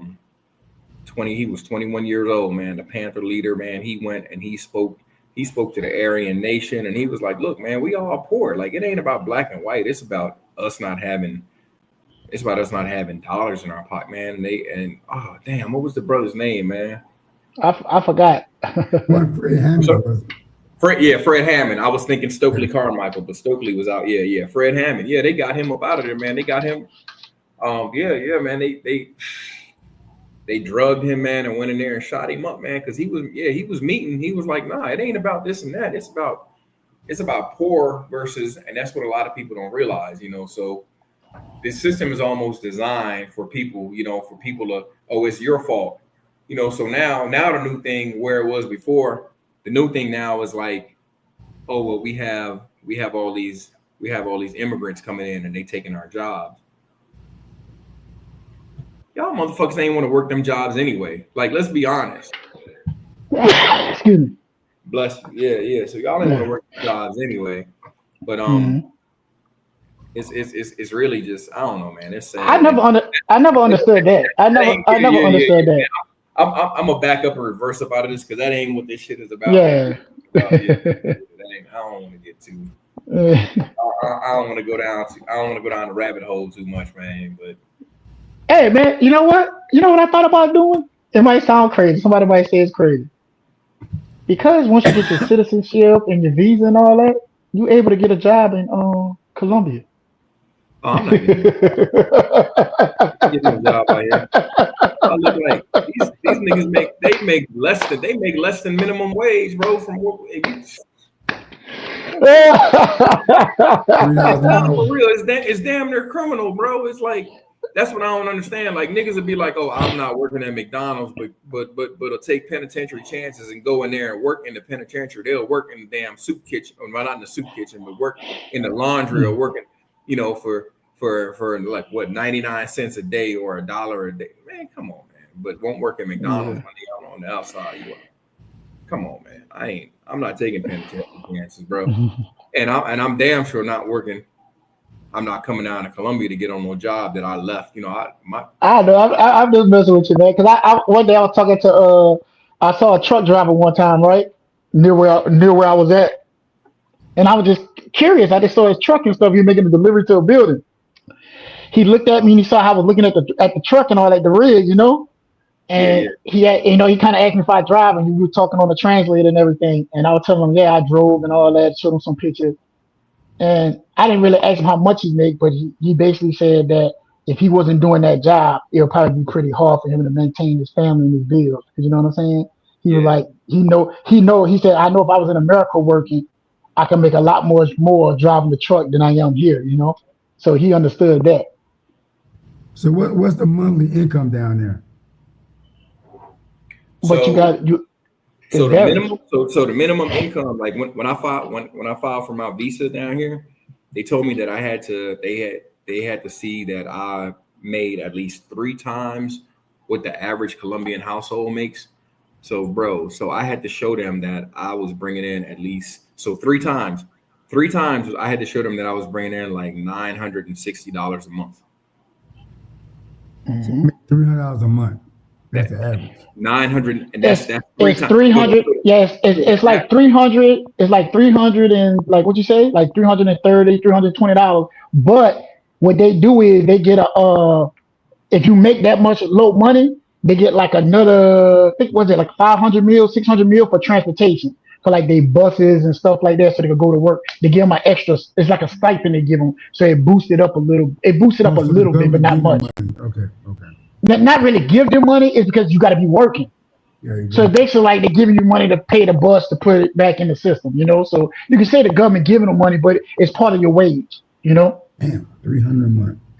Yeah. Yeah, 300. But like, I'm telling you, But to be comfortable, like Miguel said, most Colombians, if they can make anywhere from 900, and I heard this from many Colombians, if they can make anywhere from 900 to $1,200 American, which is basically 5 millones, no more than 6 millones at the most. If they could get 5 millones to 6 millones a month, most Colombians will be happy with that and they could be comfortable. They said. So what's that in American money? Not you said 1,200, right? Yeah, the 5 millones to 6 millones, that's about like $1,200, $1,200 American dollars, $1,200, $1,300. Yes, because you got to think about it. Some of their rent ain't nothing but like anywhere from, depending on where they live at, might be 500, 600 mil to about 2 million at the most. And the people who got 2 million, who rent is like 2 millones, that because they got like 3-4 people working in the house. If you think about it, everybody live in the same house. You might have a grandma, your mom and dad, and somebody else. You know what I'm saying? Just like he told you, the house that was gutted and worked on, right? It was 2 stories. I think downstairs was a 2-bedroom, 1 bath. Upstairs was a 3-bedroom, 1 bath. You got to think about it. The family will live there. You know what I'm saying? And whatever it is, they pay that money. It really ain't. When it's like 3 or 4 people working there, it's no problem. They can take care of the money. They're able to afford what they got. So Right. you think about it, if you got at least 3 people living there that's working, that's making that money, meeting that basic minimum, they living good because now they can all save money. If you got mom and daddy living there and you got a son or a daughter, and they all making that, like I tell you, they all making that basic minimum money. If they chip in together, they all save. And you gotta think about it. A lot of them, they eat home cooked meals. When they go out, they might go out once a week or once every 2 weeks. So that's why when they do stuff like on birthdays and stuff, it's when they do something. Like going to the beach for them is free. They bring their stuff, So a lot of them don't go out as much. You got some people that like going out. That's why when you see Colombians out there that's going out, it's because they make money. And yeah, it's a lot of spots that you can go. Or like if you meet you a shorty down here, you would take her, and like if it's not her first time, like going to it's like I took my shorty, she ain't, and I'm like, yo, you never been out here? No, I'm like, what? And I'm just thinking from my mindset, like this ain't really, but I'm thinking it's really not nothing, but nah, that's the wrong way to think about it. Like they don't have a lot of disposable income to do the shit that, you know what I'm saying, to do the things that we do. And so like a lot of times when you see these shorties, and like I said, they out on the island, or they posting up a picture on a balcony somewhere. It's just like, nah, I know what you doing, because you ain't you ain't got that money just to, or like if they in a restaurant somewhere, it's like, come on, man, like that ain't you. That ain't you. Yeah. So let me ask you, why do you think Colombian people like American products so much?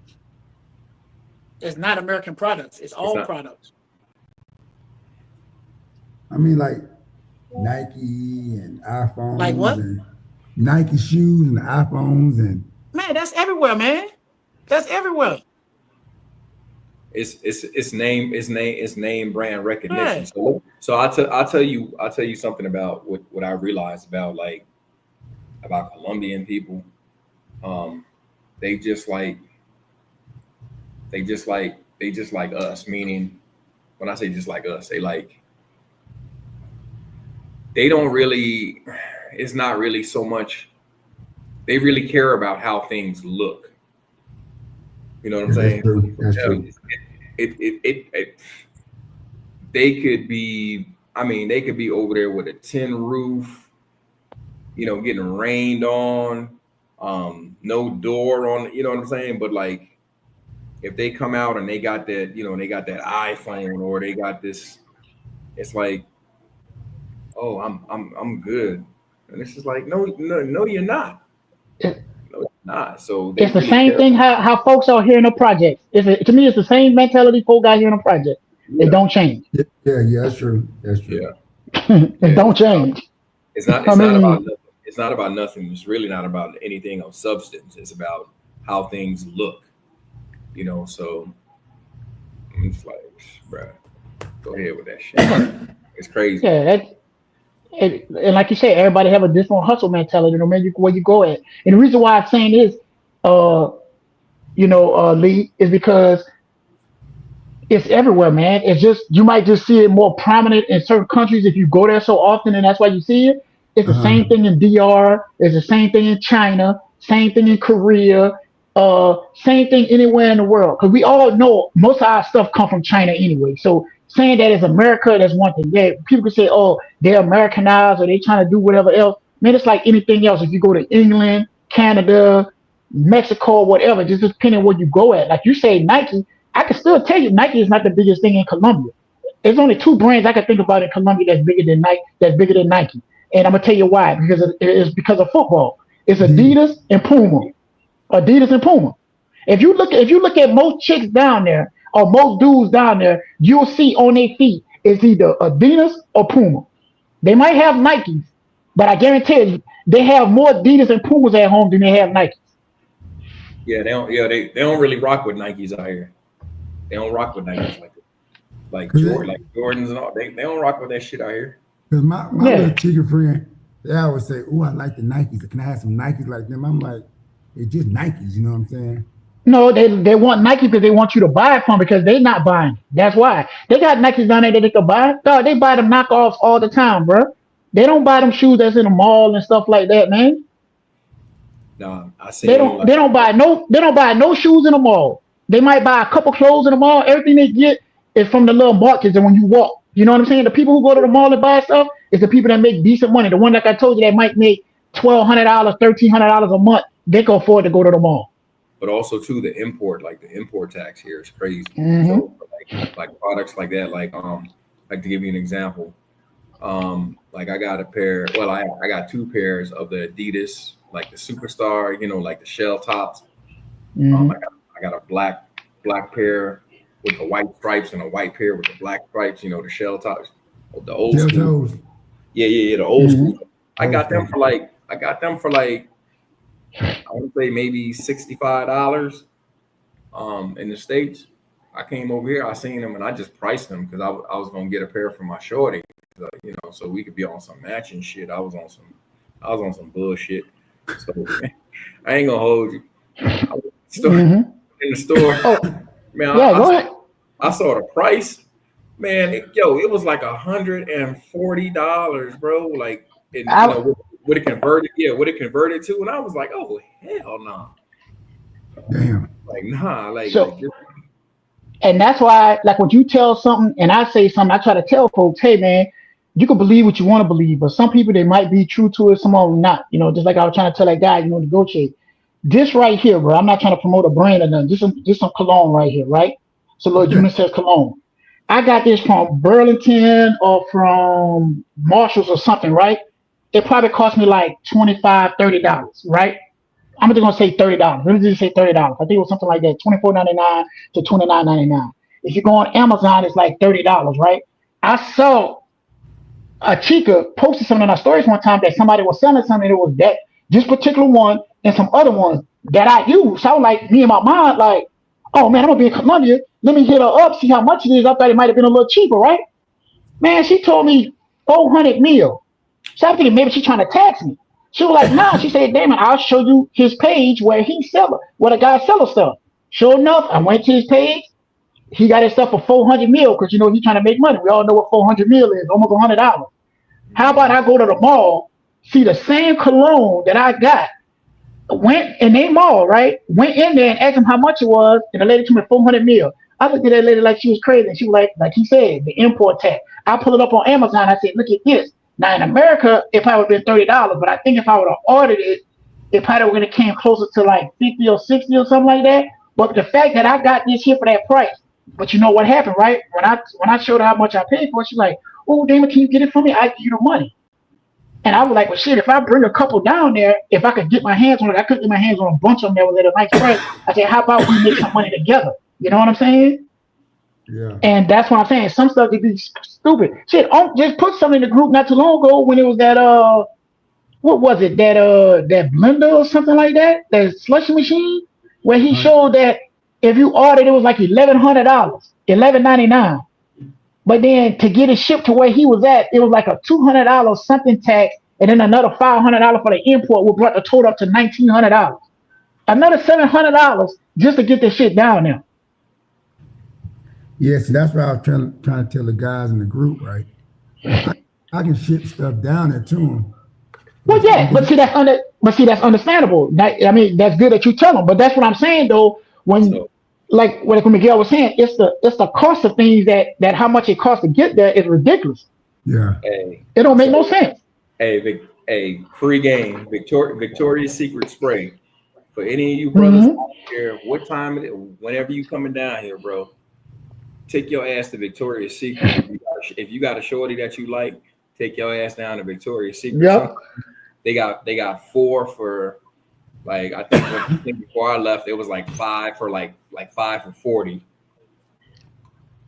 Bro. They jacked the price up. They jacked the price up of Victoria's Secret down there too. The certain stores that do have them, man, the price is retarded. It's ridiculous, bro. So you put this shit in your in not in your carry on, but like in your like in your check bag. Check bag, you ain't gonna have no problem.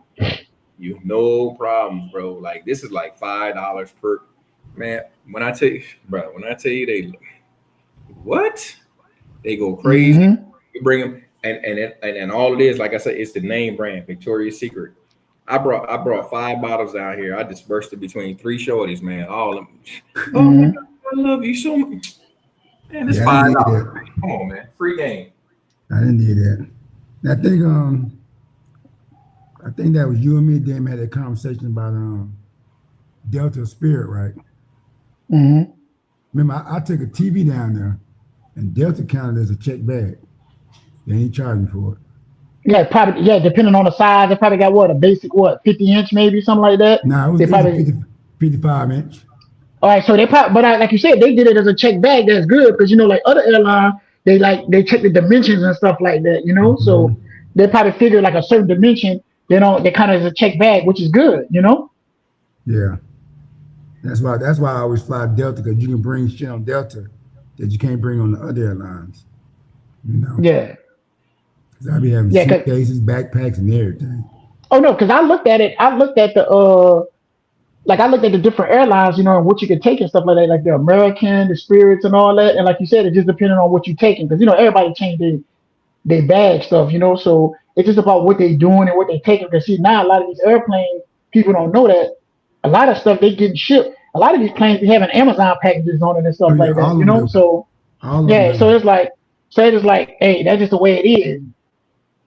They make more money off the cargo than the people on the plane. Yeah. Yeah, so that's why a lot of stuff be kind of high. Like it's more expensive to get stuff imported in Colombia than it is Dominican. Just like I said, it's depending on what your country's got. How not to be on politics, but I'm just saying it's depending on how the goods come and stuff and how often they come. Where to get it from. So if America not a big time shipper of goods there for whatever reason, you know what I'm saying? Then that's why you're not going to have that much stuff, and the stuff you do come in going to be so expensive. Like I try to tell somebody before, like if you're going to get a car, depending on where you live at, to decide what kind of car you want to get, you want to see what car is on the road there. Because if you get a car that's not really on the road, be prepared that your oil change and your how you say that, your car repairs and all that going to cost more money. So if you go to these countries where you see a bunch of Kias, bunch of Hyundais and stuff like that, you be better get one of those cars than trying to bring your Chevy down there or something like that, because you don't see too many of them. Yeah. And the cost of repairs or just general maintenance, like Damon said, man, it's gonna be crazy. You know, like like you may need to change your oil filter. You know what I'm saying? And shit, they'll have to order that, man. And this shit probably could be like a month before they get it, man. And the holdup is like I know here in Colombia, the holdup is like you can get things from Amazon here. Like I remember Uncle telling me he had something shipped, and he tracked the package where it made it to Bogota, and it came from China. I forgot what it was. It came from China. It made it here in like 2 days, but then the shit took from the time that it took to Bogota. He said he had to keep calling the warehouse in Bogota. It took him like a month to get the shit from Bogota to Cartagena, because when I tell you they don't care, these these motherfuckers is different, bro. Like y'all don't. You're like people don't understand like the headaches and all the stress. Like I know, especially been going through. I feel kind of bad because I haven't been here the whole time, and like my visa. Like to give you an example, my visa. They told me that my shit wasn't approved, but it wasn't denied. It necessarily wasn't denied. I'm like, huh? How does that even make sense? So it was like, this is not a denial, but we just can't approve it at the time, at this moment. I'm like, so so you're telling me no? Oh, no. It's not. No, it's not no. So you just got to reapply. And give us some more money. I reapplied. Guess what happened? Oh, no, the same shit. Oh, no, we can't approve it at this time. Well, what's the problem? They still haven't answered that question. Well, what's the problem? The only thing I can say, the only thing I can think of, because they kept asking me about this and they was like trying to get it. I had an arrest like 24 years ago for fighting and shit. But the shit got thrown out. Like, I had to do the anger management bullshit. Mm-hmm. It came up as domestic because it was me and whatever. It was nothing. So they can see your background. That country can see your background from the United States. You got to. You have to do it. You have to do it. Yeah, you got to do an FBI background check and then give them the paperwork. Yeah. Okay. Yeah, Same thing if a Colombian want to come to America, they're gonna get fingerprinted for American, but they're gonna get fingerprinted in Colombia. Like they gotta send in their background, they gotta send in they gotta prove that they're working, all that stuff there. So bro, it's crazy. So like for an arrest 24 years ago that got thrown out, that wasn't even on no book. You know what I'm saying? I got arrested. I ain't even doing no job. I was in holding. I was in a holding cell maybe like 7 or 8 hours. It really wasn't even shit, bro. It wasn't on nothing. It did we did a program and shit, and then the shit got thrown out. They ain't even like I did with the prosecution. You know what I'm saying? Told you to do. And they threw the shit out. They was like, oh, all right, whatever. Yeah. But do it really get thrown out if they could do some shit like that? You know what I'm saying? That's the shit I don't understand. No, it's on the record. That was the only thing I ever been arrested. Ever. That's the thing. But that's kind of crazy though. If the shit gets thrown out or expunged, it should be gone. So that's the only thing on that. That's the only thing on my FBI report. And I was like, so they kept asking me about it. And I'm like, what are you talking about? Yo, this shit says, way back like 2002 or 2000, like whatever. And I'm like, here it says Nolo process. I'm like, that's Italian. Mm-hmm. I'm like, and I'm trying to explain it to these people, like y'all, like Italian is just one off. It's one off from Spanish. Like Nolo process means that they did not pursue prosecution of this because I did what they said to do, and they threw it out. Here it is. Case closed. Case dismissed. and I think it was like 2003. Like the arrest happened in 2000, 2002. Case closed 2003. Like after like 6 or 7 months, whatever, I deal with I deal with the prosecution, like whatever shit got thrown out. And they kept asking about this shit. They kept asking. And I'm like, yo, what the fuck? So that's the only thing that I could think of that. But I'm just like, yo, they are really tripping, because I know people down here who got their visa and they got felonies, bro. Like they I just want to ask you that. They time in the feds, and I'm like, wait a minute. Like, so it all depends. Like, what people don't realize about. All right, so another bit of free game. So what people don't realize about when you come to these countries, like these Caribbean countries or anywhere else, it's like this anywhere you go, but you have to now I can pay somebody and they'll get me and they'll slide me on the proof. And I hate to say it, but that's what it is. So it all depends on who you have looking at your paperwork that day.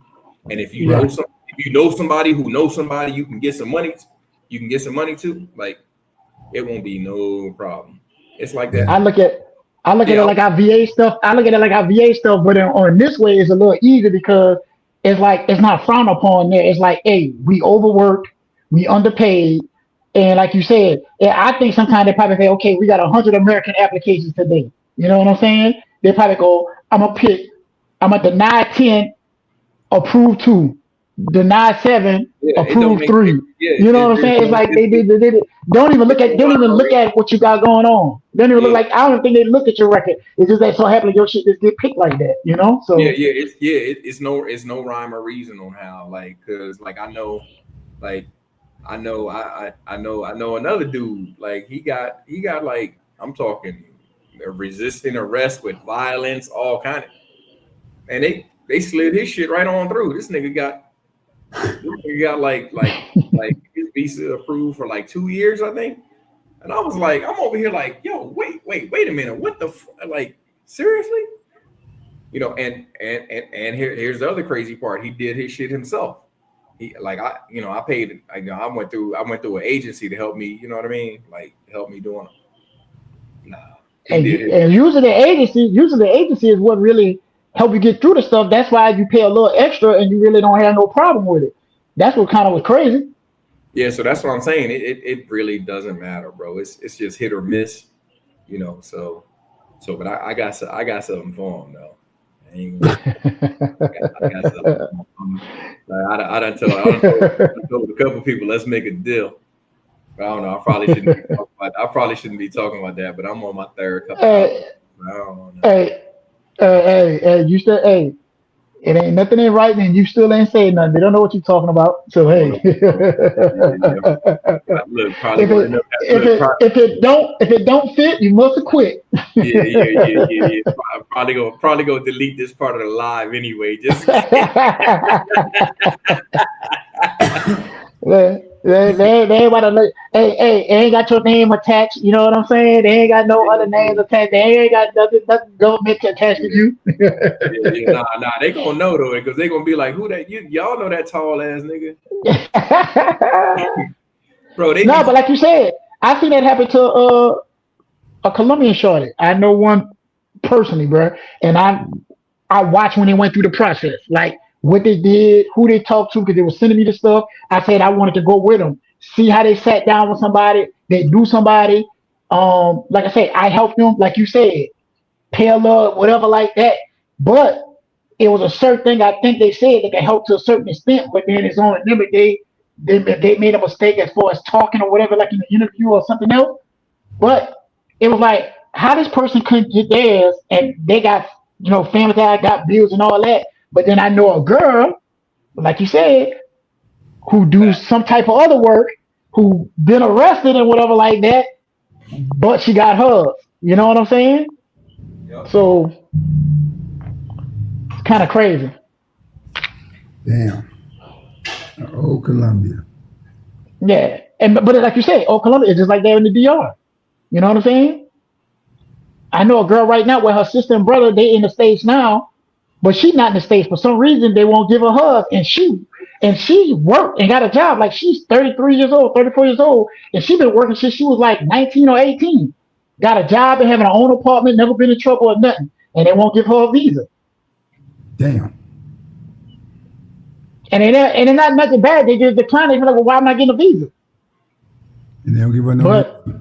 But when they declined it, they said, well, we just declined it right now. And they were like, well, what I do? But they never could say nothing. She worked, never been arrested, never had nothing going on. But that's why I say it got to be how they just picking stuff. They can't be looking at people's paperwork. It can't be. Right. Because it ain't no way she should have got denied because she working. And then they always ask you stuff if you got family. One, she got denied before this happened though, but one, her brother's Dominican and he's a cop in New York. So that should show you right there that the family good. He ain't got no bad background or nothing like that. You know what I'm saying? He's married, got kids, no problems. He an officer in New York now within this year or the last year. Then she got a sister that live in New York too that's doing good. That's married, got kids, got work, got a job. She got an auntie, her mama's sister, because her mama died. They live in California, got a good job doing whatever else. You know, so she got, it's not like she trying to come work on a system or try to do anything else. You know what I'm saying? Yeah. She just trying to get one of those visitor visas so she could visit her family there. So let me ask both of y'all this. Why y'all enjoy Colombia? What make you go down there so much? I enjoy all countries, man.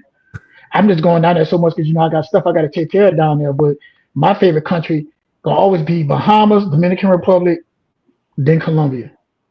That's my top three. As far as being in the South, like in the South Caribbean part. But if you ask me like the Asia side and all that, I'll say South Korea. South Korea. Yeah, but Colombia, I just like it because my partner's down there and stuff. That's it. But if you get me, like I said, if it wasn't for Miguel asking me to come out there and stuff like that, I probably would have just visit once or twice. But because I got stuff going on down there and everything else, that's why I'm going down there. But other than that, I'd probably be more in Bahamas and Dominican Republic right now. So what percentage does the chicas play in it? None. I know. None. None. Okay. You go no matter where you go at, bro, they're gonna have women, bro. None. Okay. And I'm being honest, none. Because wherever you go at, they're gonna have chicas. Come on, bro. You gotta think about it, dog. We in Atlanta, bro, where we know for a fact that there's more women that's available to men than anywhere else in the world. That's true. That's true. And the women are not just from Atlanta; they're from everywhere else. And you know that Latin, they're from Latin. You know what I'm saying? You go through Latin America, African, Jamaican, Asian. That's true. They from the South. They from the North. They from the East Coast, the West Coast. They're from everywhere. Nah, I'm going to slide in a different direction on that question. No, go ahead. I'm just saying. He said, "What percentage of the chicas paid him?" And to me, a percentage of chicas don't tell me where I want to be at. I'm just sorry. Maybe for you, Miguel, but for me, it don't, because I figure wherever I go at, they're gonna have chicas there. They're gonna be fine no matter where you go at. Yeah, I'm just being real. Yeah, no. So thinking about it in like when I actually did an assessment, I would say probably the percentage that they played, I want to say is probably a third of the, like what I looked at was the things that I looked at before I made my move down here to Colombia. I looked at cost of living. Then the next thing I looked at was healthcare. You know, because if we're lucky, we're all going to get to a ripe old age. Mm-hmm.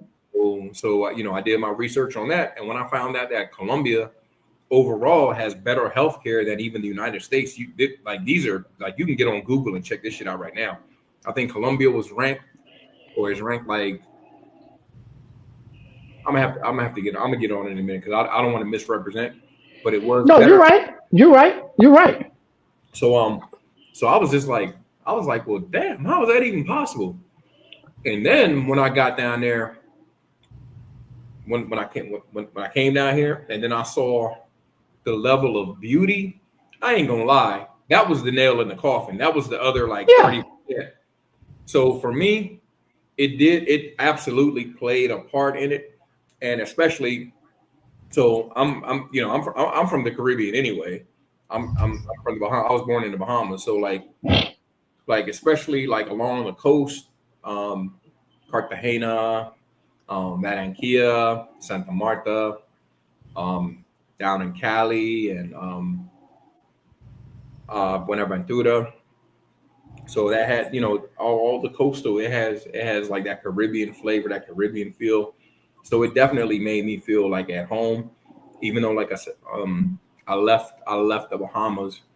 Well, well, I left with my parents, and it's not like I got up and Mhm. when I was like 8 years old. You know what I'm saying? So it gave me like a sense, like a lot of stuff, like some of the things that I remember from the Bahamas with family being a close knit thing, and like I saw it here in Colombia. So I was just like, oh shit, this where I'm not moving back to the Bahamas, bro. It's too expensive. Like Yep. so like I said, so cost of living, and the Bahamas is one for one. Like the Bahamian dollar is one for one with the like you Mhm. can US dollar or it's interchangeable.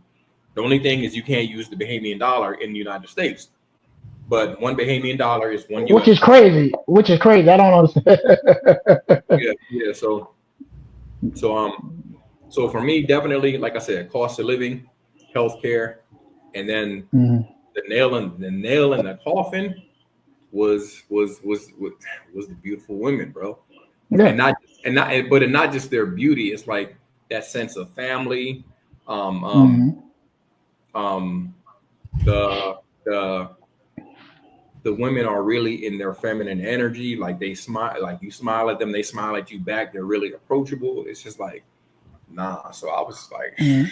that's where I need to All be, right. bro. Then if something you got to add that you always told me that made it easy for you, especially when you was in Florida, it's the travel. It's easy to travel from one of these countries to go back and forth. Like for me, if you really like you said, me being a person who been in Asia and like Asia, it is that the flight is so long. You know what I'm saying? Because we all know Thailand got some of the best hospitals and got some of the best stuff for us. You know what I'm saying? For veterans Yeah, and stuff like that. Like in yeah, Thailand, you could go be anywhere in Thailand. It ain't got to be like in the Dominican Republic or like Colombia. The only spot you could go to is in Medellin where they got a VA spot. Anywhere in Thailand, you a veteran, you fill out that form, you can go to any hospital. They take care of it. You know what I'm saying? yeah, yeah, So I mean, like you said, it's just the travel. Like when you think about it, as far as whatever. But yeah, I mean, like he said, you got to think about it. But like I said, anybody tell you they go to one country or they want to live somewhere just for the woman, they already messed up in the head. You know what I'm saying? Because one, they're not worrying about their well-being, their safety, their health, and stuff like that. Because if that's the case, you could say, hey man, I want to go to goddamn Russia for the women. Or one of them places like that, but you don't know how their healthcare is. You don't know how your living gonna be there. Right, right, right. But that's Yeah. a good question though. But because you don't yeah. know what type of women. Yeah, I'm So not making no life changing decisions based on women no. whatsoever. You know, now would that be a factor in like the dating scene or whatever? You know what I'm saying? Yeah, but it'll be a small factor. Okay. Um, I would say in my younger days, I would say that. But where I'm at now, because I know you're gonna be able to do whatever and it's gonna be there, I'll say if you asked me this before I was 30 years old, I'll say yes. hmm I'll just say 30. I'll just say 30. If you ask me, yes, that would be one of the factors as far as work, because I gotta make money and do something else. And like you say, it's always about if I can make money, my health, and like you say, a third in the women. Because like you said, if it's a third, that's 33%, 33%, 33%, that's 99%. You know what I'm saying? You 1% off a thing. But if you ask me now, it's more like my peace of mind and everything else, because once you got all that, it all come back together. You know what I'm saying? So because we all know it, just by damn near anywhere in Latin America, bro, you're gonna find some nice ass women. I don't care where you go at. You know what Yeah. I'm saying?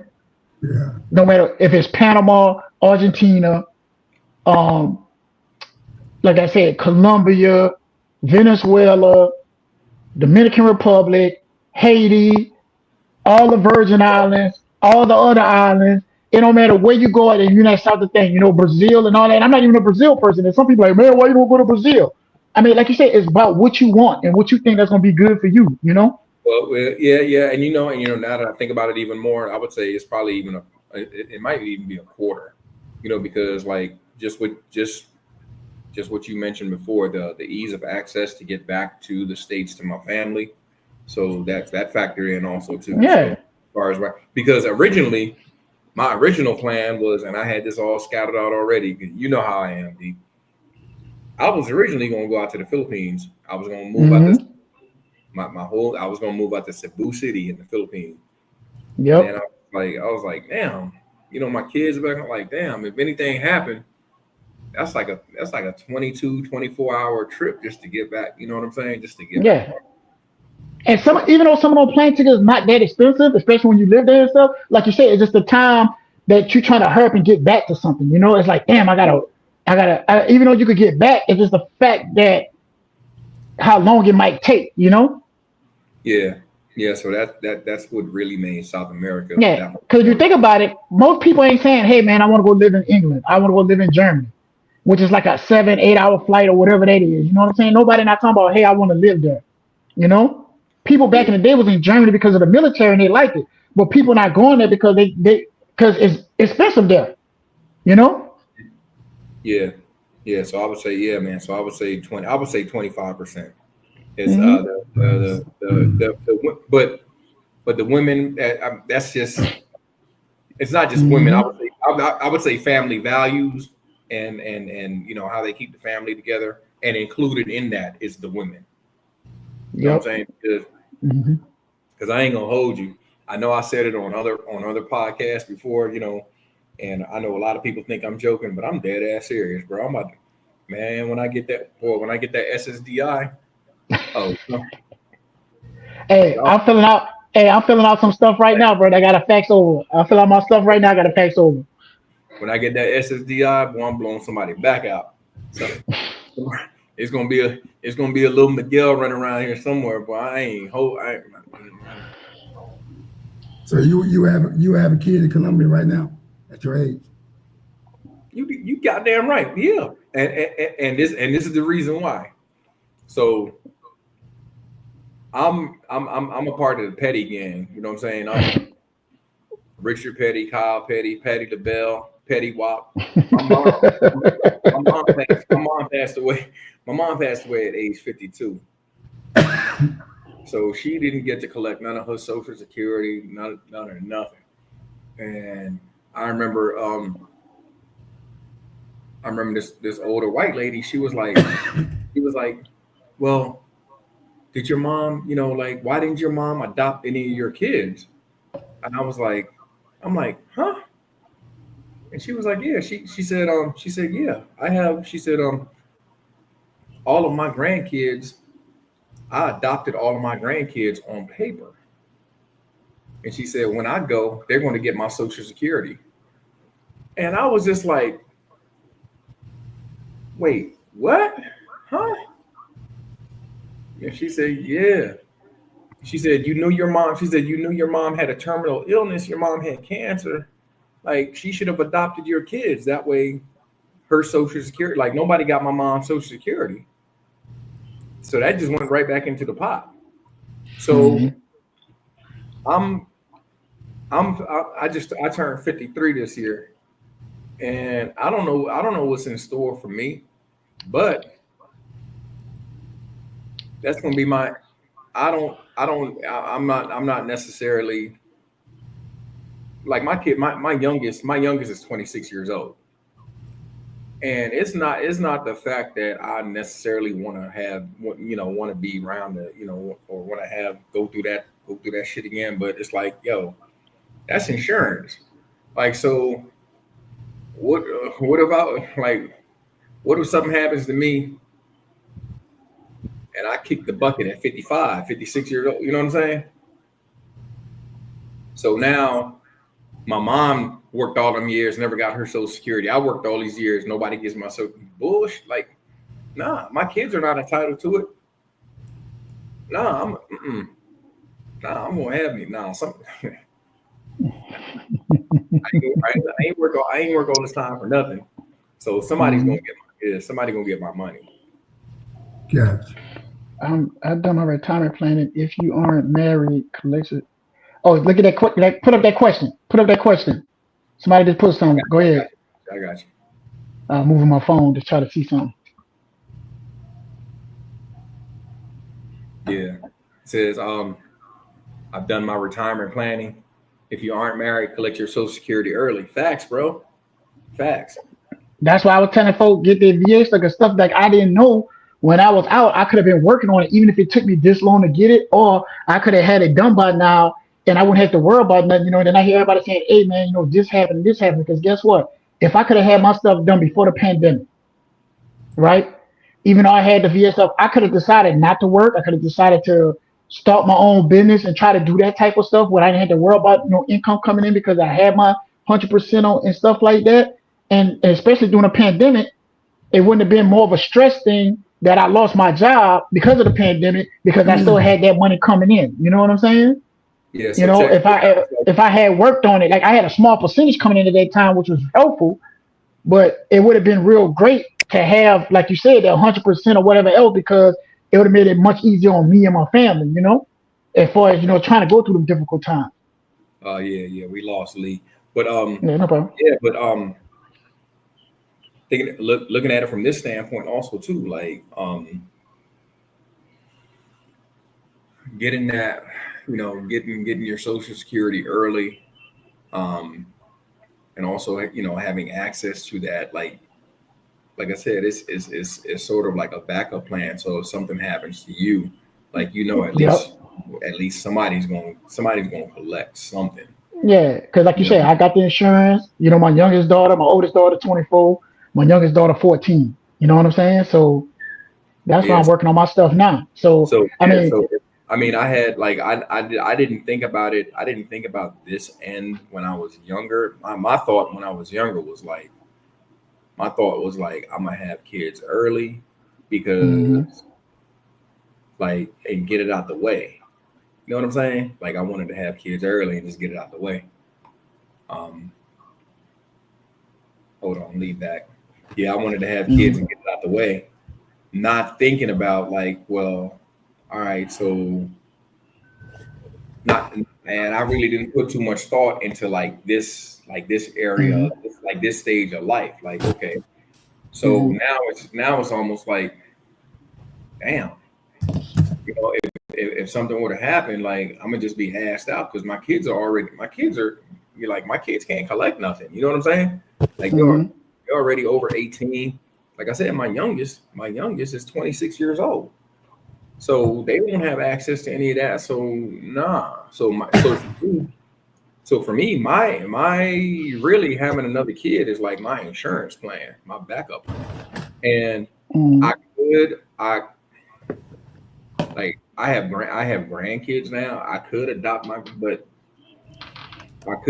them, but on paper, like it'll be a logistical nightmare. You know what I'm saying? Like I would have to show where I'm like at least living in the same, if not the same. City. Yeah, same city. Yeah, yeah. I You got know what I'm saying? So yeah. Me being that, yeah. So it's just easier to, yeah. But like you And, said, and I even tell any, anybody, hey, you know what you know now that we know what we could do, it's something. It's sad to say we didn't learn this stuff before. You know what I'm yeah, saying? yeah. And even if I were to do that, man, like I got a grandson. He's like 8 years old. You know what I'm saying? hmm So like I mean he like let's say I don't know he 8. I'm not planning on going nowhere, but like I said, it ain't my plan. hmm So you know what I mean? Like, and even if I were to adopt him, he won't even be eligible for nothing if I make it past. But let's say I live another 10 years, that nigga be 18 years old, so he won't be eligible. Yeah. You know what I'm saying? So nah. And also too, like another benefit would being 100% because my residence is still in the state of Florida. So being 100% disabled, a 100% disabled vet in the state of Florida allows my kids to go to school for free at any state university Mhm. in the state of Florida. So Mhm. yeah, so like I'm forced to start working when I so turn like 56. unfortunately, I didn't like you like we didn't they didn't tell us they didn't tell us all this shit when we left the military. They damn sure ain't tell me nothing about No, going. that I know. The only So thing they told me was to get a copy of my medical records, keep all that stuff together, and they say, hey, you go to the Department of Labor. They already told me. They say because you come out the military, they're probably gonna offer you a cop job first and maybe a firefighter. That's exactly what they told me. bro, they ain't even tell me that. So like That was it. That was all I was told. yeah, they ain't tell me nothing, bro. So like I knew nothing about the only thing I knew about the VA, I thought the VA was like if you're a veteran and you didn't have health care or you couldn't afford health care, like, you know. Hmm. So I never went and checked it out. It wasn't until my son, um damn, Greg called me. It wasn't until my son was in the military and then he got out and then he started going through the VA for his processes. Yeah, I had a guy tell me at work because a guy, I used to be talking, and a guy was like, "Hey, man," he was like, you a veteran, right?" I said, "Yeah." He said, "You got your VA?" I'm like, "VA what?" I said, "Man, I don't go to the VA, man." I said, "I got insurance and stuff like that." And I said, "I know it's people who need it, so I don't try to go there because I know it's hard to get appointments and stuff." And he was like, "Nah, man." He said, "But you better go ahead and get them appointments and try to get your percentage." I said, "Percentage?" He said, "Yeah." Then he showed me his check that he get, and I'm like, "What?" I said, "It's a retirement check?" He said, "No, man." He said, "Oh, I get a retirement check from, I did my 20 years retired," but he said, "I got my retirement check. I got my VA disability check." And he said, "Now that I work here, whenever I retire from here or whatever he decide to go, then he, like he was saying, he did his whatever after that as well." So I was like, "What the hell?" And then ever since then, I started working on it. Facts, facts, and that's the stuff that they don't take. That I don't know if they're better with that now, but that's the stuff that they damn sure ain't tell. They ain't tell me, and it sounds like they ain't Mhm. tell you. Oh, hey, what's Yeah, up, they did Misha? tell me. What's good, Misha? Misha, yeah, Misha saying what's up. Yeah, but they ain't tell me, So what's up? bro. I didn't know. Like, I took my son. Like I said, like I was saying, I went back to I went to visit my son, and I took him to his VA appointment, Mhm. and we was in Fayetteville, North Carolina. And dude at the VA hospital recognized me, man, for my time in Fort Bragg. And he was like, "Yo, I remember you. Are you getting your benefits?" And I'm like, "What you talking about, Willis? What the fuck you what talking What you about?" talking about? Was he Yeah. white? Was he white? Nah, he was a His brother. brother? Okay. Yeah, and he was like, "Man, they don't never tell us nothing." Like he started going off, and I'm like, "What you talking about?" And he was like, "Man, you was in the 82nd Airborne. He was like, from the day that you left, you should have been at 30% disability." I'm like, "Disability? What you talking about? Like, what are you talking?" He was like, "Man, look, where," he was like, "other people start," he said, "because you jumped out of airplanes Yeah, where you're other back in your knees. 0%, you start at 30% disability. You should have been getting the check from the day that you left." Now, mind you, I'm there. I'm there with my son. So this is 20 something years later. So I done missed out on 20 something years of payments. On money. Yep. No, you better I missed out. I think I missed out on from the time I should have did it to the time I started getting it. I think I was probably like 15. I probably like 15 years of missing payments. 15 years. bro. When I tell you I stay, well, I really haven't been in the gym too much because we've been traveling, but I stay. Nah, bro, I'm in the gym. I'm trying to make it. I'm trying to make it to 95, 100. I don't know what I'm. Nah, nigga, they gonna no. You gonna have to Yeah, pay. trying to get as much as you can. Yeah. So yeah, I'm trying to live healthy and like, nah, man, be not stressed out. But like I say, I'm my backup plan. Oh, I'm gonna have. It's gonna be a little Miguel. It's gonna be a little big head ass Miguel running around here in Columbia somewhere. Like I said, financially, it would be stupid for me not to, because Mhm. once I get the Social Security disability, once that kicks in, then they're gonna pay. They'll actually give me like $1,500, $1,600 to have a kid because I got a kid. I never got paid to have a kid. I always had to pay support. Yep. So come on, man. So having a kid, my son over there. Yeah, No, that's the truth. Hey, that's the truth. Message. yeah. Hey, that's a hey. I kid you not, bro. Like I told you, my daughter 14, and you know, I told you how me and my ex-wife we still cool and get along and everything like that. You know, she said, hey, she said, look here. She said, I'm just gonna tell you like this. If you have a little kid, you know your sister gonna want to be with her brother or sister, so your kid is more than welcome to come here. You know what I'm saying? Because she understood that she understand we're not together, and that's what I like about it. You know what I'm saying? That it ain't gonna be nothing like I said. I don't think I want to have another kid. She said, well, Damon, you love kids, but I know you. You know what I'm saying? She was like, but I just want you to know that don't feel bad. If you have a kid and you be scared to tell us or something like that. She said the kid is more than welcome to come visit. You know. So. Yeah, man. I'm shit. I'm having one. I might have a backup. I might have a backup just for the backup. It might be. But like you said, if we'd have known some of the stuff we know now, we could have been pop out a kid for other reasons. You know what I'm saying? Oh no! I'm definitely not doing it. I'm definitely not doing it until I get that Social Security. Once that Social Security. Yeah, but you know what I'm saying though. We could have been doing whatever all the time we waiting, and that's almost a definite that you get it. You know what I'm saying? For what I read and looked up, that's almost a definite because that's like immediate family. They gotta give it to you and that kid. You know? Yeah. Nah, you get it, and then also too, your kid gets benefits also from the VA. Mm-hmm. You know what I'm saying? Yep. So, like, I don't know, and then also too, like if I choose to even get married down here, you know what I'm saying? Like, if I choose to get married, then whoever I get married to, she gonna end up being my caregiver, and that's another, bro. I'm telling you, there's so many different avenues that we don't know about, and what's going on. I don't know if y'all seen what's going on, what they trying to do right now. You remember how like when we was in the military, you could have like a shaving profile. Yep.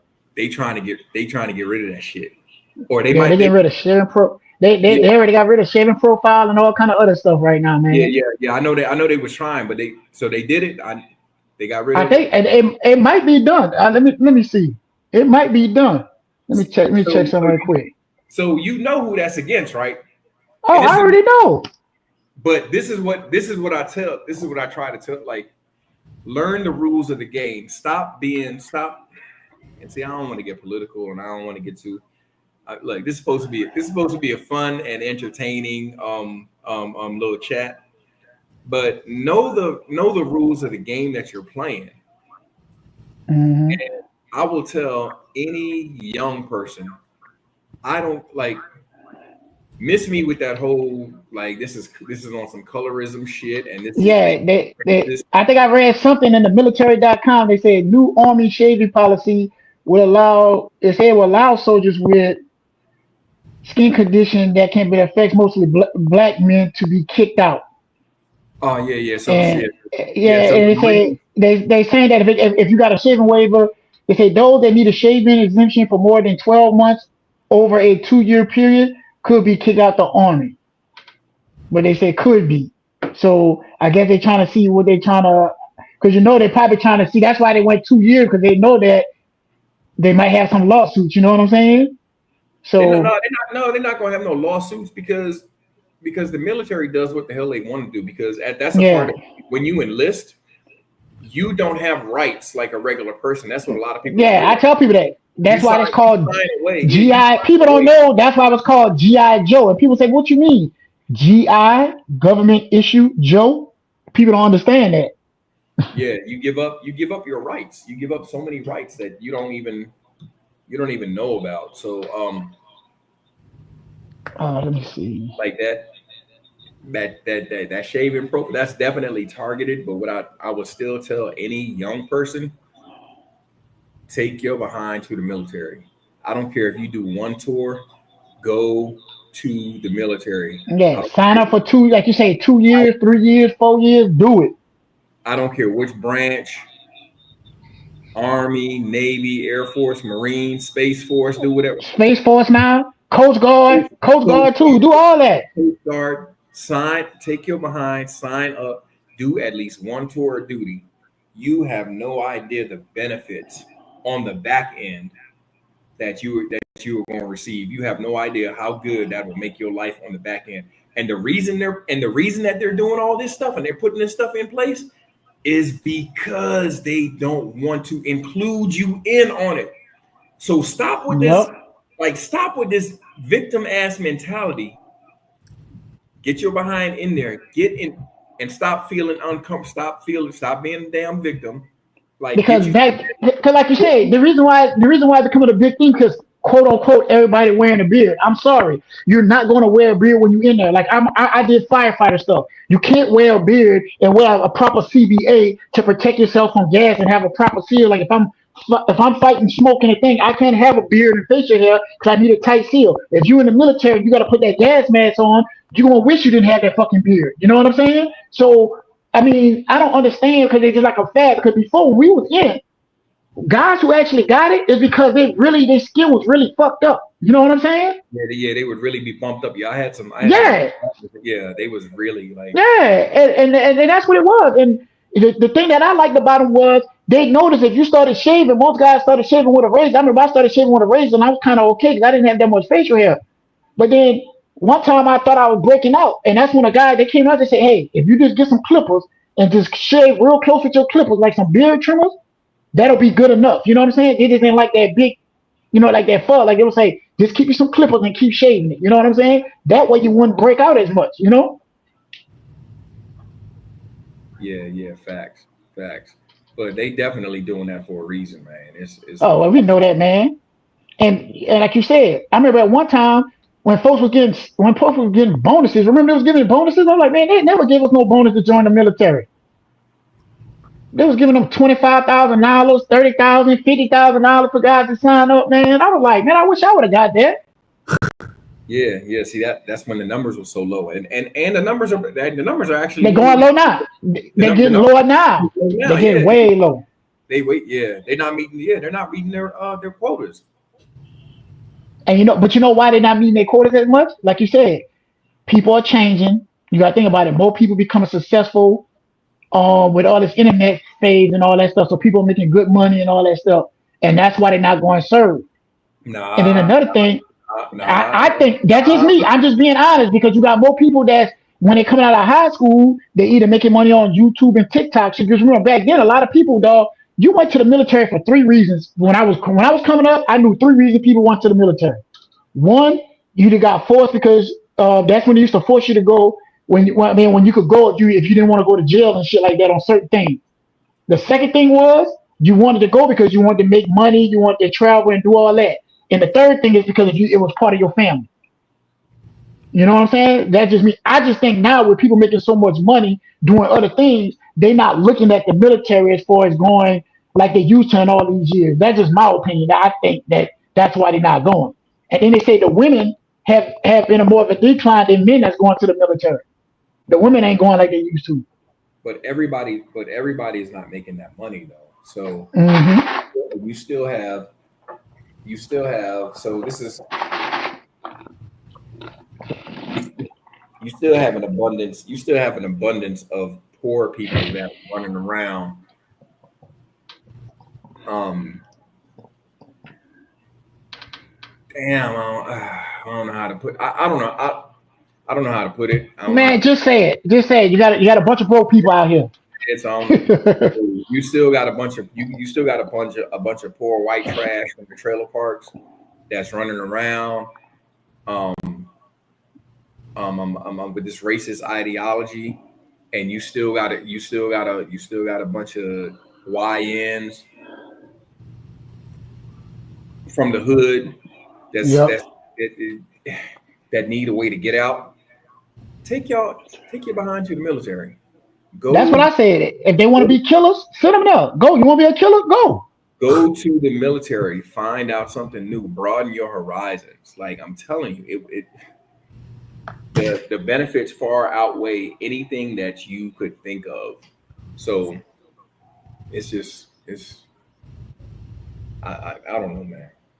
I don't know. It's not for everybody, but for those of you who I read something right here. They say as of 2020, excuse me, as of April 2025, they say all the branches of the military except for Space Force was on track to meet or exceed their recruitment goals since the past few years. So it sounded like it might be going back up. Okay. So they back. Yeah, they say so they say the Department of Defense anticipates meeting all of its 2025 recruitment goals. So I guess they're not there yet. So either they're recruiting at a higher level or they lowered their goals. There's only one or two things, because you can manipulate those numbers to mean whatever. You know what I'm saying? Like you said, Congress and the military have made recent changes to boost recruitment, including offering higher compensation and adjusting recruitment strategies. You just said it.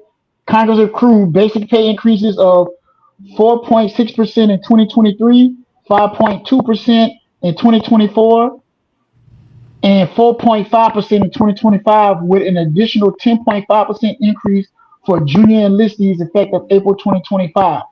These were the largest annual increases to basic pay in 20 years. In dollars, pay for a new enlistee with less than 2 years experience went from just shy of $22,000 in 2022 to $27,828 in 2025. Yeah, so they can just, you know, they can manipulate those numbers to make them say whatever the hell they want to say, man. So, but my thing is, figure out the game that you're playing, man. Wow.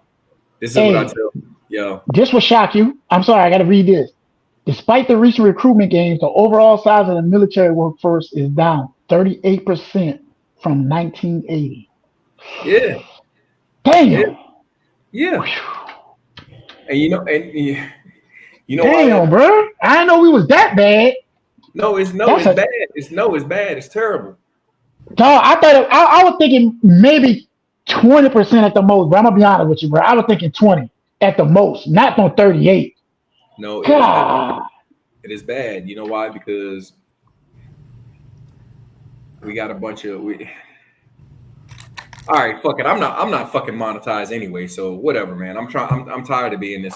We got a bunch of gamers, all that. You got a bunch of punk ass bitches. You got a bunch of weak ass niggas. And when I say niggas, I'm not talking about black folks. I'm talking about punk pussy ass motherfuckers. So when I say niggas, I'm talking the full motherfucking spectrum. You got a bunch of punk ass niggas. You got a bunch of like my man said, soft ass. It's a bunch of soft ass motherfuckers that don't stand for shit, that running behind their damn mama, that still sucking on their mama titty, that never got this shit about. Like that's what the fuck's really going on. Hey, they say right here the total number of active duty service members has declined, right? 45,000 people from 2022 to 2024 for a total of just under 1.3 million. They say some of the recruiting challenges remain is that the DoD reports that 77% of the young adults in the U.S. are unqualified to serve without a waiver. The three most common factors for disqualification. Fat ass motherfuckers sitting on the couch playing video games, Cheeto, Dorito eating fat ass motherfuckers. Look, they say three most common factors for disqualification are obesity, educational deficits, and criminal or drug abuse records. Young adults also report low interest in serving. In a 2024 survey, 87% of people aged 16 to 21 say they were either probably not or definitely not considered enlisting in the military. Because they're a bunch of bitches. They are a bunch of fucking bitches, bro. What about the ones that don't believe in fighting for another country though? What about them people? That don't what now? Believe in fighting for another country, like going to Iraq and Afghanistan and. I don't give a look. You should reword it. You should reword it. You say they don't like fighting for another country or fighting against another country. For another country. Hold on. No, because you're fighting for your country. You're fighting for your country. No. That's what I'm trying to say. Wait. This is what I'm telling. Fuck all that dumb shit. Fuck that. Yo, Lee, fuck that. And fuck them stupid motherfuckers. Think about it. Yeah. You're not doing this for do this shit for yourself.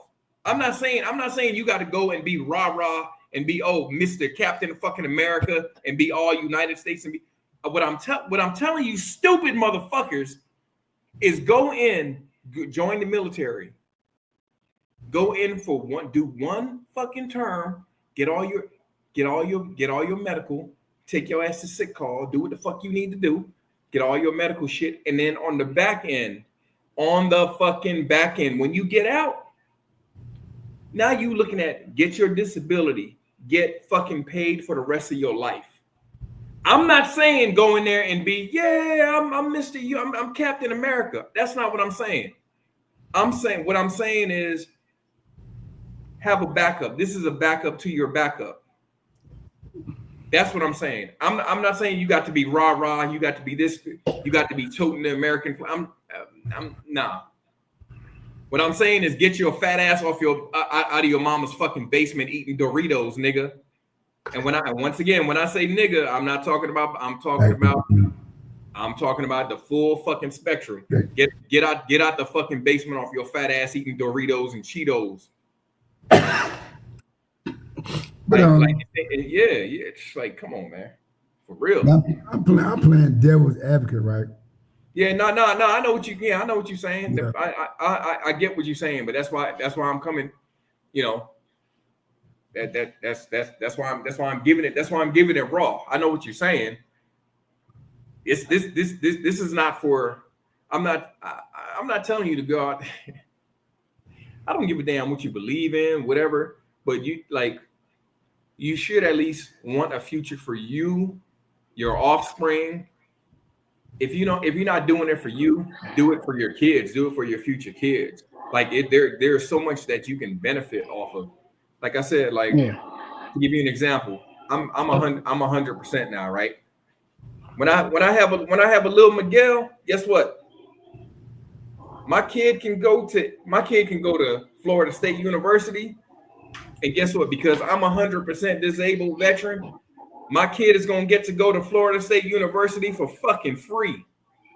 You don't have to worry about nothing. And we get a check from him, and we get an extra check to give him money. Yeah, so that's what I'm saying. It's not about.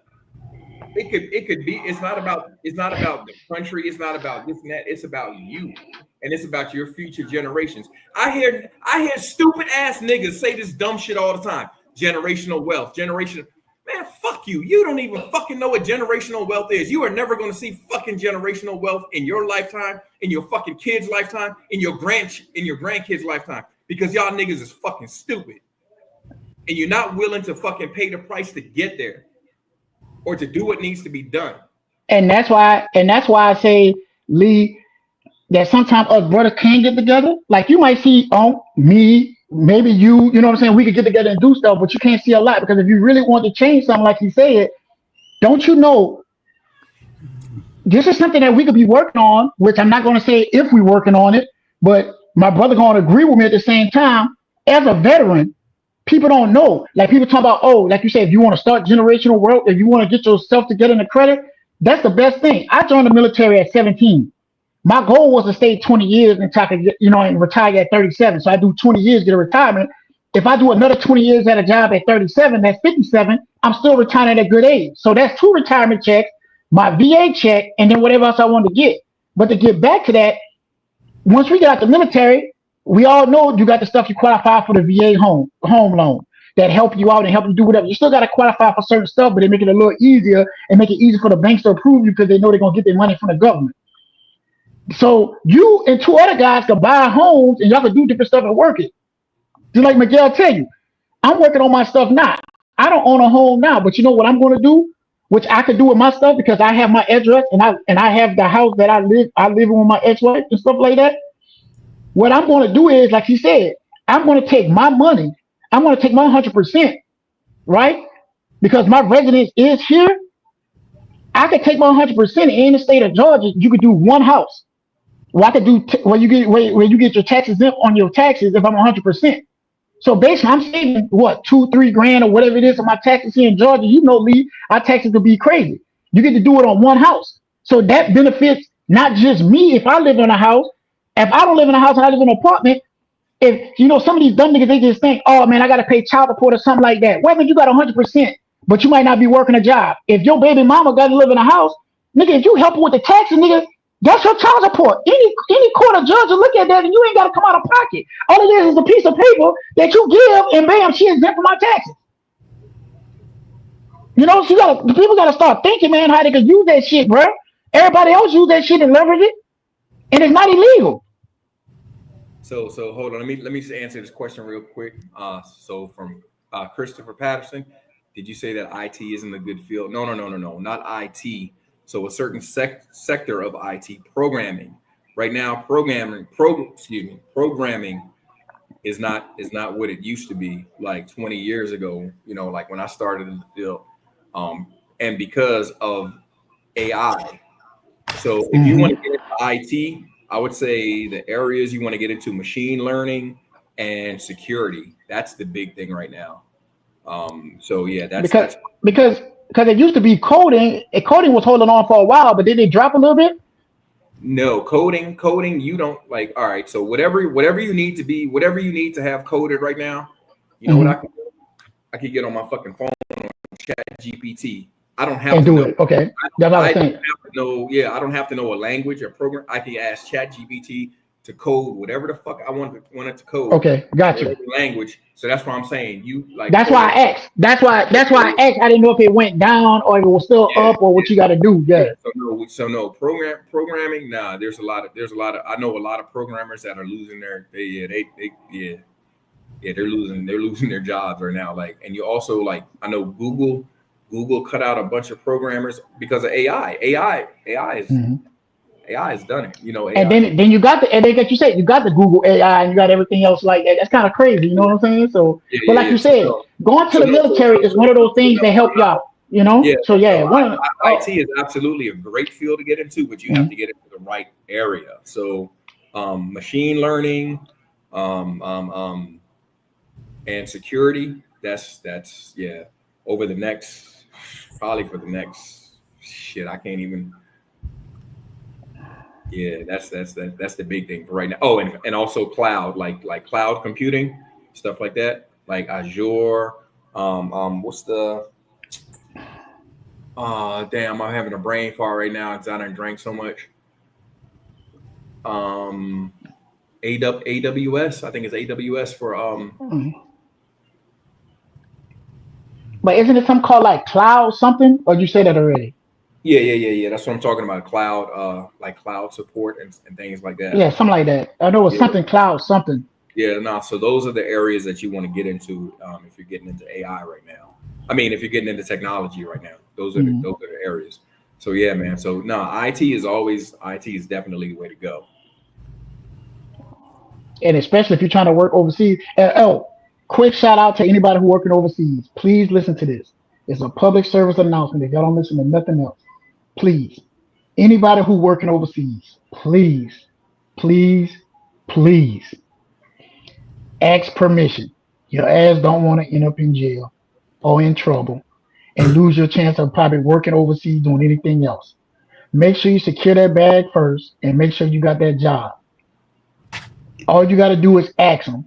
And most of the time, they're going to say yes, depending on what type of work that you do and what type of field that you can't have that certain equipment there.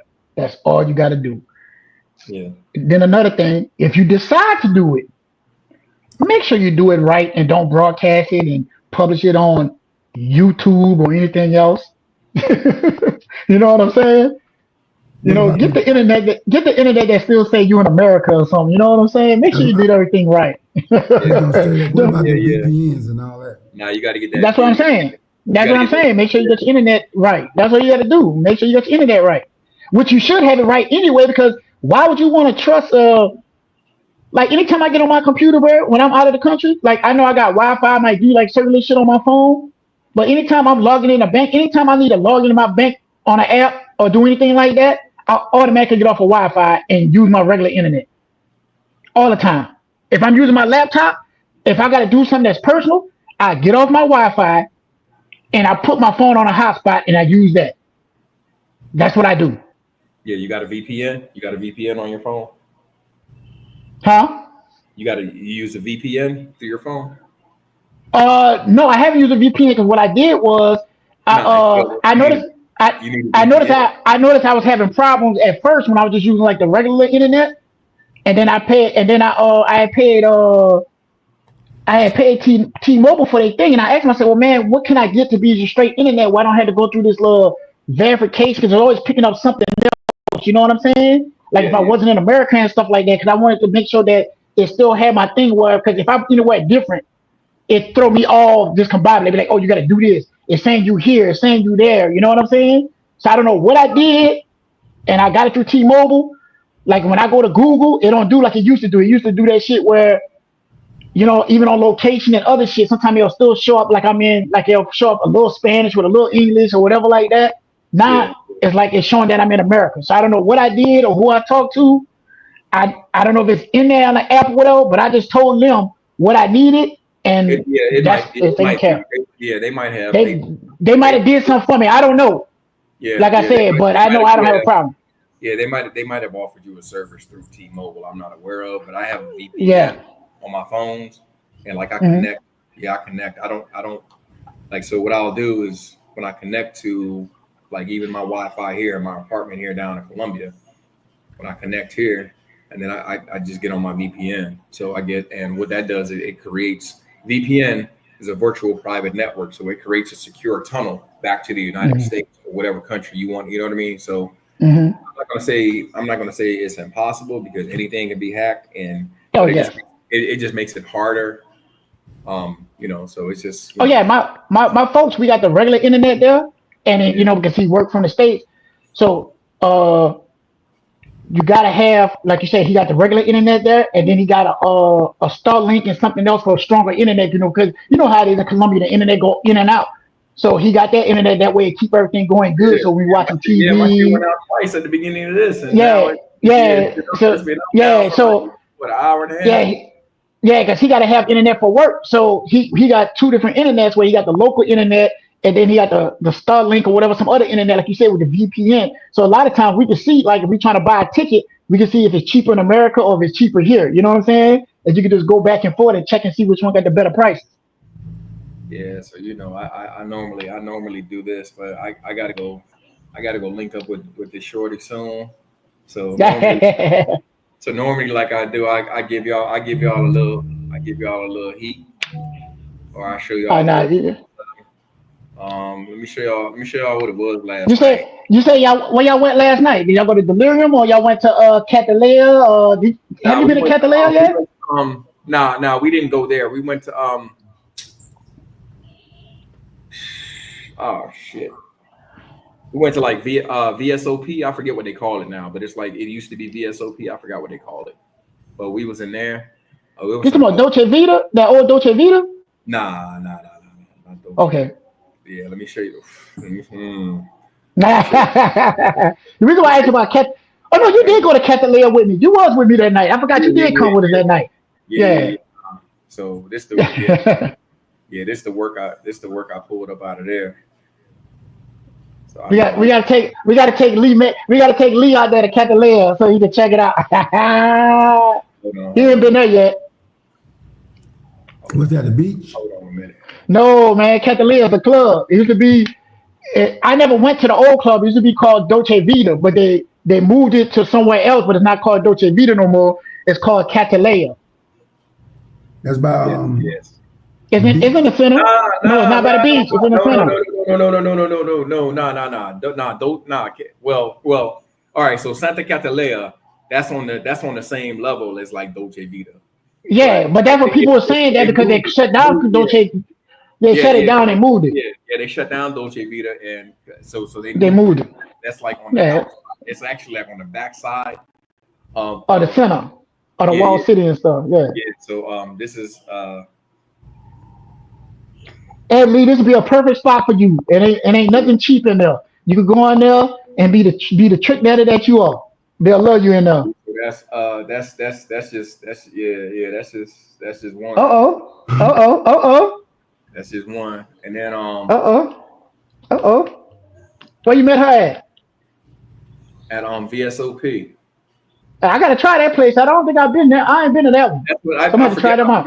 I forget what they call it now, but it used to be VSOP. And it's So where it's located at?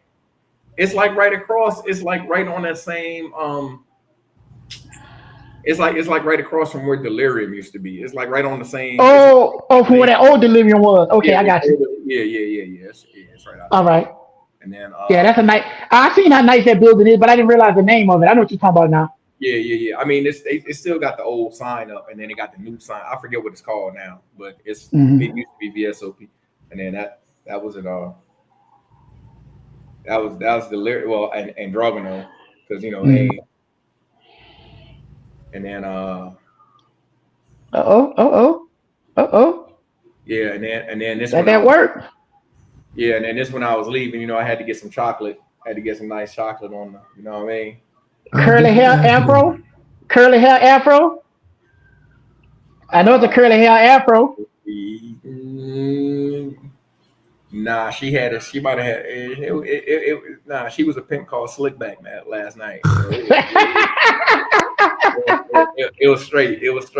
She had it straightened last night. So, but let me show you. I know. I got to give the people what they came for. So, and which one? See, now you're gonna put me back out there in the street, man. I gotta go back out there now, man. God damn. Nah, so this shorty. This my shorty. I'm about to go meet. About to go meet up with her in a little bit. Oh man, she's so. She ain't gonna catfish you like the other chick did when we was hanging together. You went to the restaurant. No, totally different. No, I already met her. Yeah. No, we already linked. Oh, and she got them dimples too. Bruh. Yeah. So let me. That's her. That's considered Afro-Colombian, right? Yeah. Okay. Yeah, so I got to give the people what they what they want. You know what I mean? So which one do you prefer? What do I prefer? The Benny look or the Afro look? The Venezuelan look or the Afro-centric look? Well, they got Afro Venezuelans also. So let me show you. Yeah, let me hold on. Yeah, man, it's the same thing. It's the same. Dog, be honest with you, bro. It's the same thing. Let me show you. Let me show you. It's the same thing. Let me show you my shorty from Venezuela. It's the same thing because if you look at it, bro, Venezuelans or Colombians is people tell you, oh man, I can tell the difference. To me, they're one and the same, but you kind of could tell by the way they talk, Bruh. Hey, you remember her, D? Oh my, let me see. Nice. I gotta fix this phone because I got the phone small looking on the thing. Oh yeah. That's why I already know you. That's why I said curly hair and afro. Yeah. I already know. She back. She back on the menu. She back on the menu. She acting right, huh? yeah,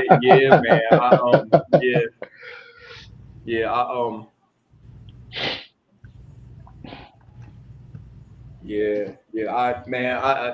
I unblocked her. And I did a status update. You know how you could do a status. Man, within 15 minutes, bro, she was calling me. Oh my God. Already. Yeah, so because your status popped up on that thing, she was like, "What the hell? He back?" Yeah. So because I told you, my friend said she ain't talked to her. It was a while, but she said the only way they was communicating was on social media because both of them be in Venezuela. You know what I'm saying? So she was in Venezuela and then she came back. Yeah. She went back. Yeah, she went back to Venezuela because she was like, she told me. She said she cried. Man, bro. When I tell you, hey man, y'all. Oh, hold on. Let me tell you a story, bro. Oh, I know. I know. So yeah. So we was out.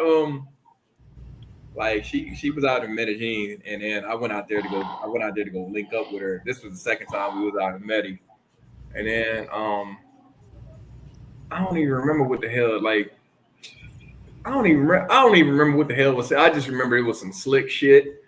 Like, and I was just like, I told her not to do something, and she was like, nah, all right, motherfucker, like whatever. Bro, I dipped. When I tell you I dipped, and I dipped hard, and so this is what, let me show you what hold on, let me find the replacement. Cause that's the thing, Lee. I hear, like, I can show you better than I can tell you. And I'm not explaining shit. Like if I say do XYZ and you do ABC, nah, bro. I'm not. We don't have to talk. We don't got to meet to talk about shit. We ain't got to do this and that. Yo, I left her ass right out there in Medi, and this the shorty. Hold on, let me find the shorty. Let me find the shorty that I linked up. I went and I found me another her out in Medi. It was crazy.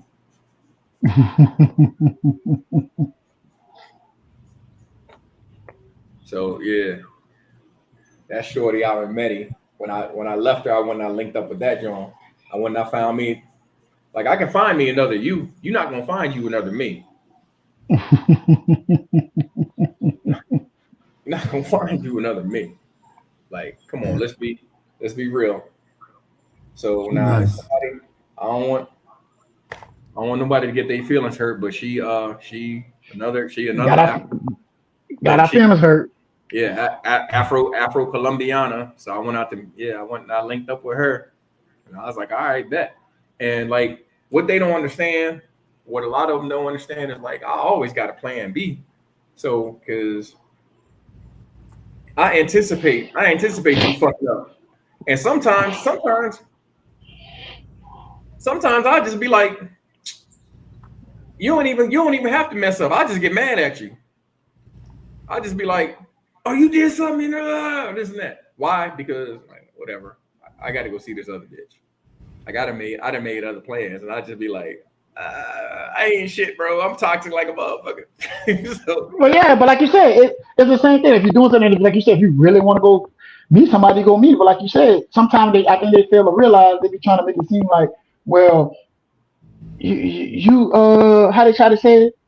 Well, I'm being good. I'm a good woman. I'm this and that. Nigga, I'm a good man. Don't you see? I'm spending time with you or something like that. Like I'm giving you my time. But as soon as you go try to have a beer with your partners, they think you're doing something crazy. You know what I'm saying? But where the game gets messed up, it's like it goes both ways. Like, you know what I'm saying? So like this shorty right here, I was supposed to link up with her. Let me show you this shorty. And then I got a question for y'all. Go ahead. I was supposed to link with this. Go ahead. What's your age range to dealing with them? Really, bro? You gonna ask that crazy question? Yeah. You really gonna ask that question? Yeah. Come on now, man. You ought to know it's better than that to even ask something like that, bro.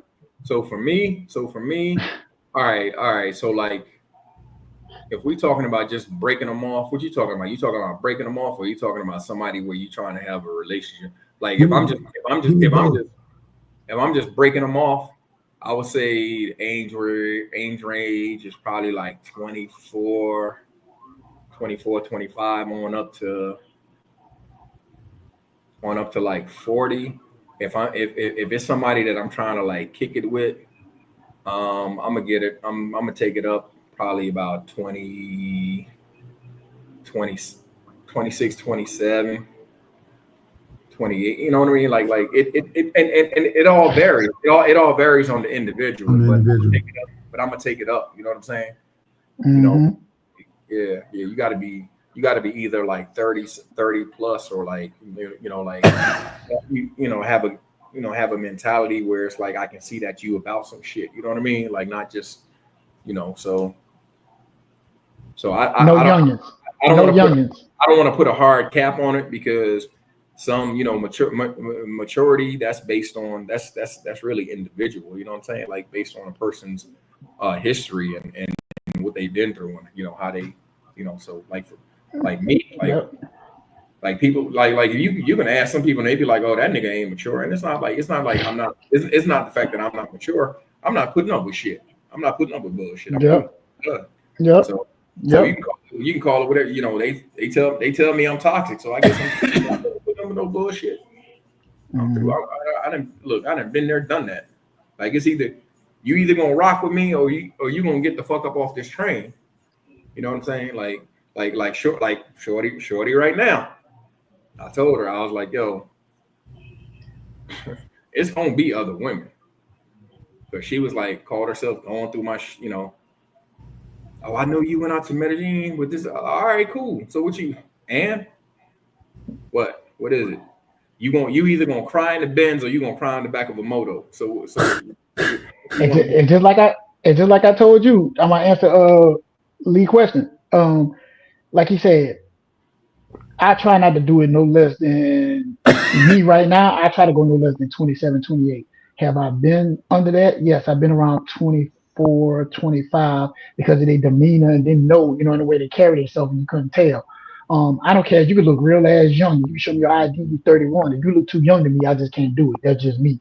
Yeah. But relationship wise, I would prefer you be, I want to say 35 and up because I don't want to be no more than 10 years older than you. So I'm going to say 35 and up. But if somebody's 33 or 30 and they got a good head on their shoulder and they're doing right, and I can see that they want to be there for me. Yeah, and what I mean by that is you could tell by their previous relationships, you could tell like there's some girls, they just like older men. And that's all they've been with. Then you kind of know, okay, that's what she's really looking for. You know what I'm saying? So yeah, like but that's about it. Right here, she 30, she 32. Hey, go down, go down. Yeah, I was rocking with her, and then she was going like up and like she was on the bullshit, like like we was having a good time. She was like telling me some this and that and blah. I'm like, man, come on, man, I ain't got time for that shit. Yeah. Because just like we say, it depends on how they act. Because we all know. I mean, we don't know, like you said, Miguel. My little chick, like I said, I know somebody who was 40 years old and they didn't act right. You know what I'm saying? And I was doing all the right stuff, and they wasn't acting right. So guess what? They got to go. You know what I'm saying? That's it. So what it was, she was holding out that candle for her baby daddy. Think like on some like, oh, he gonna like we gonna get back together. And I was like, all right, hey, whatever, man. Like I ain't trying to. Like I ain't put y'all together. I'm not gonna be the catalyst for y'all breaking apart. Y'all was already apart, and if you want this, you want some, trying to get your family back together. Go ahead, do what you got to do. Yeah. But on the real, like, just let me know. And she ain't let me know. You know what I'm saying? This is some shit I had to find. Like, come on, man. I'm not here to play around. This shorty right here. This is the shorty I was telling you about, Dame. And she we were supposed to link and go to the beach. Last Friday, right? Mm-hmm. Had me out there. I'm waiting on her. It's like 2 hours. I'm like, yo, this like she done flaked. So I'm like, whatever, man. So we just left and we did some other shit. And then so that was Friday. And then Saturday we went out to the club.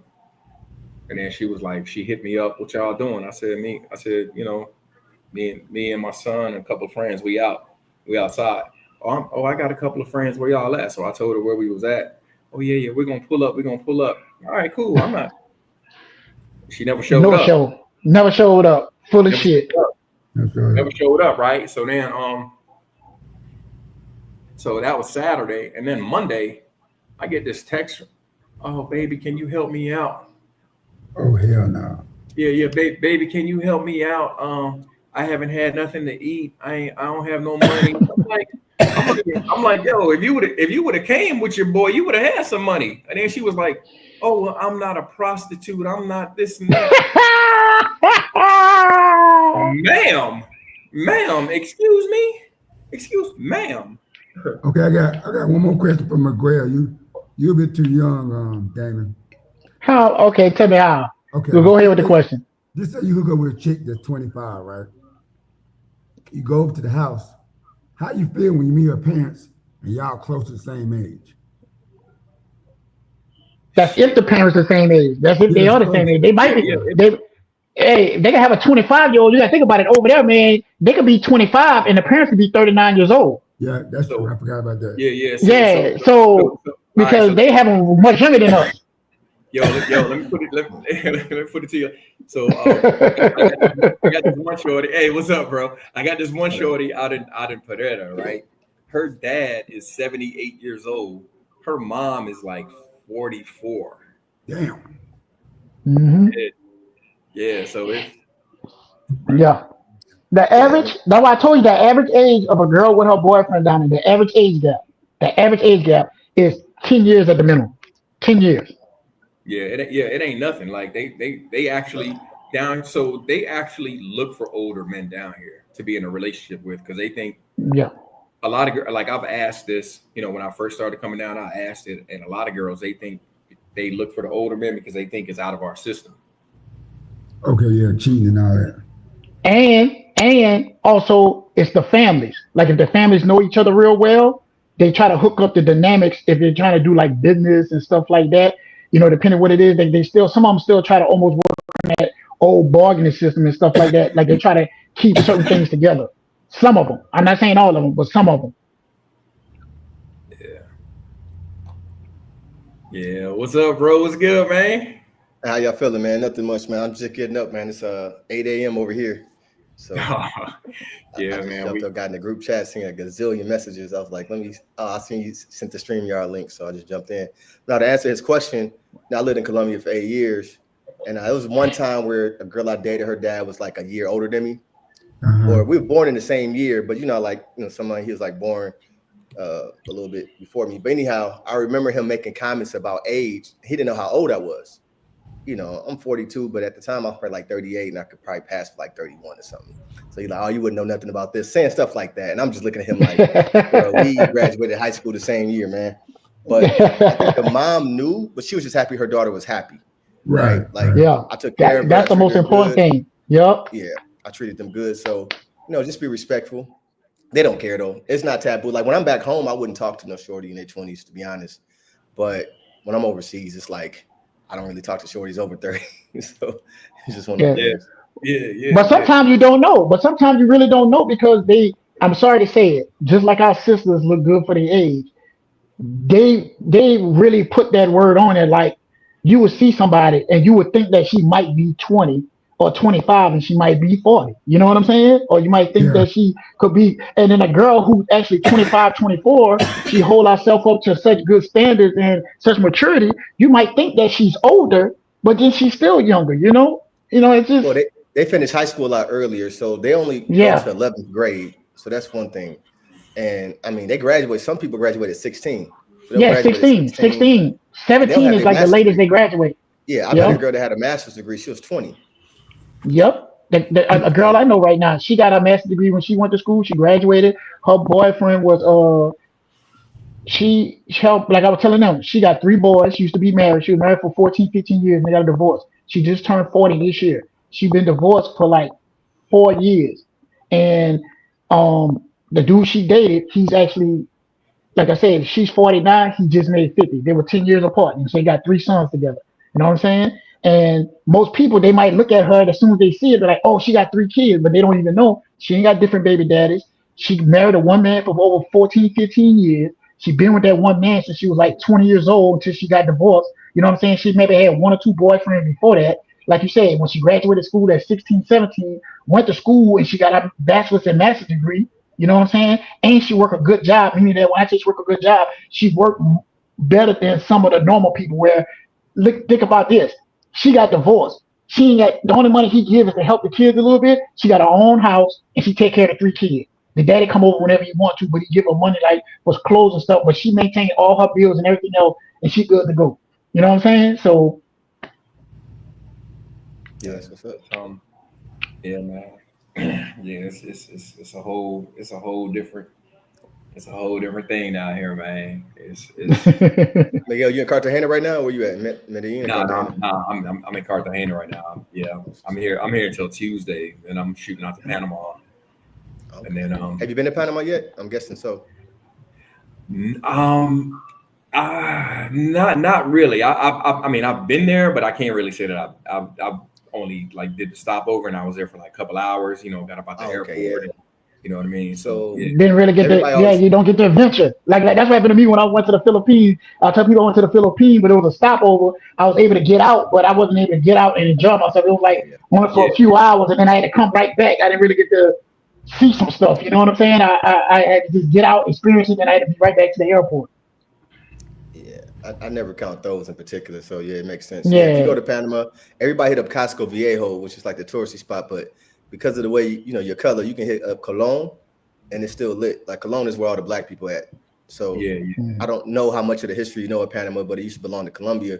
And when they built the canal, they brought in a bunch of West Indians, so people from Barbados, Jamaica.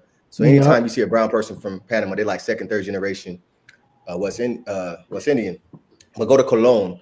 It's like right outside the city. The food is better. The women look better. It's a better vibe. They say it's dangerous because it's mostly black people, but it's fine. You know what I'm saying? Just keep your head on the swivel. You'll be fine in Cologne. Yeah. So that's my favorite spot to hit up in Panama. Have you they do American dollars no more. If you find some Panamanian money, that's good. Keep it as a souvenir, I guess, because everything is about a American dollar. ATM and all that stuff is American dollar down there. Yeah. I'm gonna be out there 2 weeks. So you're gonna run into you're gonna probably run into a lot of military cats down there too. You'll be surprised how many Americans are down there. Yeah. I'm gonna link up with I told the black cleaner, I'm gonna link up with him. I'm gonna let him know. Yeah, when I get there, I'm linking. Tap in with him, and then just to get the lay of the land, and then after that, we're gonna be outside. Yeah, man. Yeah. You gotta check. You gotta check. I think they be having a little. You gotta check too. They might have not carnival, but I know they be having different little things out there too that be almost similar to that. At different times of the year. They like to have a lot of They like to have a lot of outdoor festivities and stuff like that. A lot more than most countries. Yeah. It's all kind of stuff always going on. But after that, I don't know what we're doing, man. After that, I'm thinking about. You're doing Asia after Panama, right? Or you still gotta wait to go to Asia? I'm gonna wait. I'm gonna wait a while. Like I said, my I don't know if I told you before, but my son's grandma, like she had a heart attack, and she on. I'm sorry to hear that, man. Yeah, she on life support and stuff like that. But I don't know, like his mom is like the decision maker, but she trying to hold out, and it's really sad, man. I don't know, because she they told her, they was like, even if there was a miracle and she was to come back, it ain't gonna be the same. It ain't nothing gonna be, because she been without oxygen, and it's really like no brain activity. So it's just like his mom holding up the process because she don't want to let go. But you can't really tell something, you know what I mean? So it's just like, so that really, So it's really a messed up situation. We was actually supposed to be over in like Southeast Asia. I think like that's why we doing this Panama. You know what I'm saying? Like we had.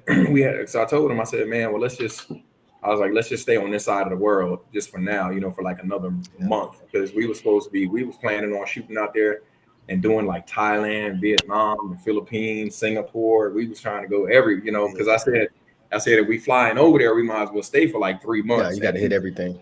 Yeah. Just let me know when you pull up. I'm out here until further notice. I'll be here till May, so I'm hitting South Korea next week, and I'll probably hit Japan. I hit Japan in November. Hey, I'm glad you're online, bro. I'm glad you're online. Lee Majors, I know you got some questions for the Asia stuff, but hey, this man in here will tell you. I get tired of telling black people this when they always say this, man. Please tell these people there are women that are built like black women there. You just got to get out and stop being in certain areas. Please explain that to them, man. Yeah, I mean, it's difficult. Like if you leave from Latin America, obviously, if you just run into 10 chicks in the street, it's not going to look the same as the DR, Colombia. But that's what people ask me, like, do the women like black dudes? The women that do like black dudes, they don't have a lot of options to choose from. So start there. They're aggressive. You know what I'm saying? Yep. Like they will approach you. They will give you their number. They're going to holler at you. And it's something built really nice. I wish I could post some pictures, but I'm not do that right now. But my lineup ain't bad. Let's say that for sure. I got a Blasian out in the Philippines. I got a model chick out here. She's like tall, thin, but she got to be some bodied up. I'm in Taiwan, so Taiwan is not the party place for sure, but it's still very doable. But you're right. You got to get out and about. You got to go to a night market. You got to ride the metro. You got to like get outside of just taking Ubers and going right to your destination. That's how you meet people. But it's a slow burn. My first couple months here was dry. I ain't gonna lie. My first one I met was at the gym. This girl was doing squats, and then I went over there and started doing squats. I wasn't even doing leg day, bro. I ended up throwing 3 plates on there. And wasn't even my leg day. And then I asked her, could she film me? I asked her because she filmed me and she did it, and then I hit like 3 places, and she like gave me a thumbs up and like, yeah, I got this one, and a little baddie joint too. So rock with her for a minute, and then after that I got some motion. But yeah, man, no, Southeast Asia is lit. Thailand is lit. I only been there twice. I went there for a work trip once. Now I went back again just for a weekend, so I got to go back. And I'm definitely doing Vietnam. That's on my list. I'll probably go there for Chinese New Year. We get like a week off for Chinese New Year. I work at an international school out here, and then spring break. I don't know what I'm gonna do spring break. I've been to Malaysia, Singapore. Malaysia was lit, man. Kuala Lumpur is nice. And Singapore is really nice. It's not as expensive. That's what Singapore I heard was nice for my brother because he went up there with a guy. But I think he got the good part because one of his frat brothers and longtime friends since he was in college, he worked for the company Shell, the gas company Shell. So he was going down there on the trip. And what happened was his wife couldn't make it, right? So he told my brother, hey, let's go down there, let's make it a boys trip. We're going to chill. And then some of the frat brothers, they joined them. So, they had more fun like that. And they said, man, Singapore is off the chain. They say Singapore, they had a good ass time. No, I had a really good time. And I didn't spend nearly as much as I thought I was. Like I budgeted. I spent about the same in Singapore as I did in Malaysia because public transportation is really good. And then if you find like the right little food market, the prices, I got a steak in Singapore for like $30. Like I spend more than that in Chicago. You know what I'm saying? So let me ask you this. If you compare, I ain't gonna say just Colombia, because I know you was in Colombia for a while, or Latin America compared to Asia, right? I'm not gonna say compare to women as far as bodies and looks, but as far as break these 3 down: food, transportation, and how the women actually treat you. I ain't gonna go for looks, just those 3 basic things, which I think is important. The food, transportation, and how they actually treat you. That's a really tough question because we're comparing 12 years to like 2. So I lived in Latin America for 12 years, and I'm also the pickiest eater you ever met. So the food in Taiwan is ass. Do not like the food in Taiwan. Food in Thailand was fire. I know Thailand and South Korea is good. Yeah. So I'm going to South Korea next week. I'll let you know when I get back from there. The food in Malaysia was fire too, and Singapore was decent. So, but I did not care for the food in the Philippines. It was all right. The way the girls in the Philippines treated me was amazing. I felt really good about the treatment, but also Colombia. DR was the only place like where I felt like it's just kind of ghetto, you know what I'm saying? The way that well, everybody say that they are the ghetto, of South America. That's what people say. The way they talk, they slang. They want to be New York, man. They want to be New York. But food transportation is a lot better because like here we got the HSR, the high speed rail. I can get from here to Taipei in my car. It'll take me 2 hours. I jump on the train, 45 minutes. I'm already there. And I can get pretty much any city within Taiwan, 30, 45 minutes jumping on a high speed rail. And then they got metros on it. And then again, Singapore transportation was amazing. Malaysia was all right. It was kind of hard to get to the train sometime. Philippines is a perfect combination of Latin America and Asia. It's just like it's hood, kind of like Latin America, but then it's definitely in Asia. But they all speak English. So that's the dope part about the Philippines is that almost everybody you run to speak English. I'm trying to think, but yeah, Thailand. I got to double back on Thailand for sure. We was in Phuket and then Bangkok. Okay, that's what's up. But yeah, it's hard though, like because I love DR women. I love the way they look. They just the way they treat you. And then Colombian women, depends on what city. I live in 3 different cities in Colombia. So talk about that, if you don't mind, man. Oh, no problem. I lived in Cali for 2 years. Cali was lit, man. I was in Cali back in the good old days. So I was there 2016 to 2018. So since you say Cali, make sure that before you move on. I try to tell people that other people told me, people in Colombia, they thought I was lying when I'm talking in chats and stuff, that they told me, if you're looking for a wife in Colombia and one that's not going to really beg you for money and all that little stuff that, we always hear at Cartagena and all these other cities, they say Cali, where you have more women at work and they're more of a wife type. What do you think in your opinion? Cali definitely got them.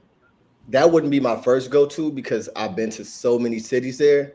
But I would say definitely out of the big 3, big 4, Cali is going to have better, more like, I don't know, domestic women than Medellin and Cartagena. Cartagena wouldn't be on my list just because of like the tourism there. But I would say like honestly, Manizales, Pereira, or you start getting out and about to Valley Port, Valley, something like that. Yeah, Valle de Par. Send a hello. Is it send a, how you pronounce it? Send a hello. Say a hello. Something like that. Cincelejo. Cincelejo. Hello. Yeah, I heard about them too. Cincelejo. So I used to date a girl that was from Sahagún, which is right by Monteria and Cincelejo, and they got some baddies out there, fam. And they super like tranquila. Like I don't know how to say that, but like they just calm, they relax. And I went out there. I spent the Christmas and New Year's with the family. They treated me like royalty. They didn't really have much, but they was. Hey, Miguel, cool, Miguel, know one. Miguel, know one that treat him like royalty right now. He got one. That's why I asked that. That's why I asked that question. I would say for any brother that's trying to really get a wife, go outside of the big 3, the big 4 in Colombia, and go to like a small town and post up. Yeah, always say that. Always say that. You know, and you'll meet some. You definitely gotta be open minded, and it's a slow burn though. It's not like a quick weekend warrior thing. You know what I'm saying? People go down there on Tinder and find love. It's like good luck, man. You're gonna go like a drug. Cali. When I first went down to Colombia like in 90. I can't. It was like 96 or 97. I went with this company I worked with. Miguel, how old are you? I'm 53. Oh, okay. I was like, man, I was in high school. Yeah, I'm 45. Yeah, so, So we all are there. Yeah. So I went down, and so we were doing this company. I was a Novell systems engineer, and we did the house arrest bracelets. So we sold a system to the police, to the national police, and we were down in Bogota, man. And this was like right after. This was probably like. They still had a lot of stuff going on because I want to say this was probably like a year or two after they got rid of Escobar. So, you know, it was like that void, and there was a lot of shit going on, man. The police met us at the airport. Man, first spot we went, they came and picked us up. First spot we went was to the strip club. I was like, what? Bro, I was like, what is going on? I'm sitting here like, man, I'm telling you, it was a lot of fun. So that was my first introduction to Colombia. But then I could never, you know, it wasn't like I could tell my wife at the time, like, oh, yeah, I'm going back to Colombia. You know what I'm saying? Like, let's do it again. I damn sure wasn't bringing sand to the beach. Work trip. I've been like, it's another work trip. Yeah, man. So my next time down in Colombia, I hit Cali, and that was during the pandemic. And it was just like, but that was because I was supposed to shoot out to North Africa. And man, that got shut down because they had an outbreak, they had a COVID outbreak. So I was like, damn, where can I go? I got this, you know, I already got this vacation for work. So I'm like, oh man. So I started watching Flyboy. Shout out to Flyboy. And I was like, oh man, he got the Black Man's Guide to Colombia, this and that. So I was like, all right, well, Cali, you know, California, that sounds nice. Man, I went out to Cali. Oh my God, bro. When I tell you it was lit, I had such a good time out of Cali. I went out there solo dolo. I ain't know nobody from. I just went out there and had a ball, man. And then came back, met my homeboys in Fort Lauderdale, and then we shot out to the DR. We was out in the DR for like 7 days, and right, it was crazy. So yeah, that was the beginning of my travel. You know what I'm saying? You know, getting back into travel again, and I was heavy in the DR for like the next year and a half. And then I was like, I kept telling my boy, I was like, hey man, we gotta. I kept telling Craig, you know, I was like, yo, we gotta go, man. We gotta go to Colombia. We gotta go to Colombia. And he was like, at first he was like, man, I don't know. I'm like, nigga, I'm going. I don't know what you doing, but I'm going. So so watching Flyboy again, I was like, all right, you know, like here with a blueprint. So we went down to Cartagena. Oh my God, bro. And we was like, I was like, DR, what? That's what happened, bro. Because I was off deep in the DR. They Nah, tell DR, it. like to me, y'all military, right? Like ex-military, maybe. Yeah. So like DR Yeah, to me is like Navy SEAL training. I think you really need that experience. You yeah, go through yeah, it. yeah. That's how I learned Spanish, and that's how I learned how to deal with girls. Cause like That's what y'all I'm talk about to about ask you. That's what I'm about to ask you how you learn your Spanish. yeah, I learned in DR because we look like how we look. So Dominicans walking up to me like, "¿Qué lo que muchacho? ¿Qué está pasando contigo?" Yeah, They know their they think English, you and Dominican. I'm just like, man, I didn't understand nothing they were saying. They were speaking so fast. And I'm just like, all right, let me go ahead and pick up this language. So I would just sit in barbershops, man, and listen to people talk. And then one day, like, I understood a sentence. I was like, I got something. I was like, all right, I understood, brother. All right, cool.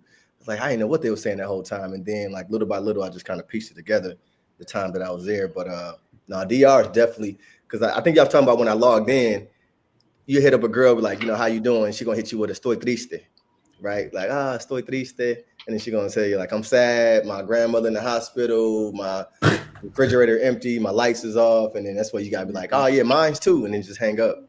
And or like, it's like, I'm not doing this with you today, Mm-hmm. And so by the time I get to Colombia, anytime they try some mess, like you see it coming from a mile away because they have less tact. But the DR was definitely Navy SEAL training for me.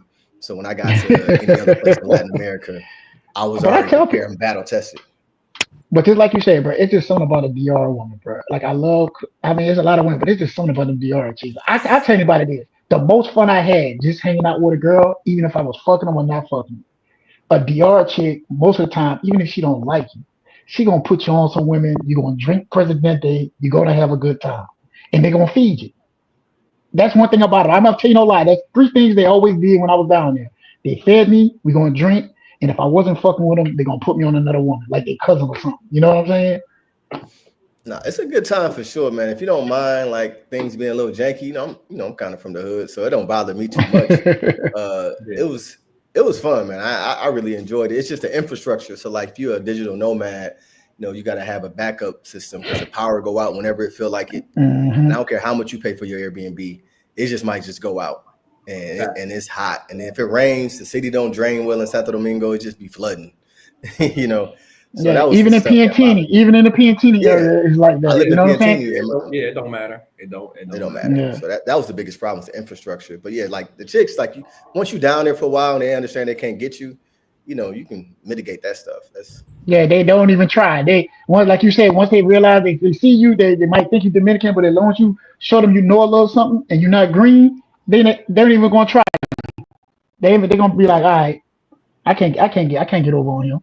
Now I was telling somebody a story the other day. I went on a double date with my boy. Shout out to my boy Ron. So I'm on a double date with my boy.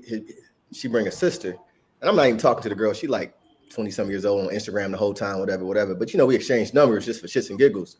So she hit me up like a month later, like, yo, let's meet at the mall. I was like, for what? She's like, so we can talk. I said, talk about what?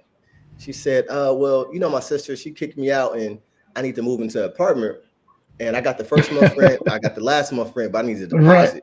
I said, all right, cool. How much is it? She tells me the amount. She's like, yeah, it's like 100 US, let's say. I said, all right, cool, I got you. Tell me one thing, what's my full name? She's like, what do you mean? I said, what's my full name? Well, your name is Darian. I was like, I know my first name. What's my full name? My full name. She's like, well, I don't know. She's like, I don't know your full name. I'm like, exactly. You don't know me. What you asked me for $100 for? I ain't talked to you in a month. You ain't hit me up to see how I was doing. You ain't came over here. I ain't even felt the booty. You know what I'm saying? Like, I give you no $100. You know what? I gotta use that one. My first thing always be is when they say the rent stuff, I say you must gotta when you speak out English, I say you must got a couple drawers or some hangers on closet space for me. They be like, what you mean? I say, because if I'm paying for rent, that means I'm moving in. That's what I say. Yeah, right. They be tripping. She was like, it's just a little bit of money. I said, if it was just a little bit of money, you would have it. Exactly. Yeah. Don't come at me like, yeah, I got $100. I got a few $100, and then you're not gonna get it because there's no reason for me to give you the money. Yeah, see, that's what Dominican women will say. Oh, it's just a little money, but then Colombian women, they call you what it is, Miguel, tacaño, something they call it being stingy. Tacaño, see. Tacaño. So they'll actually say codo.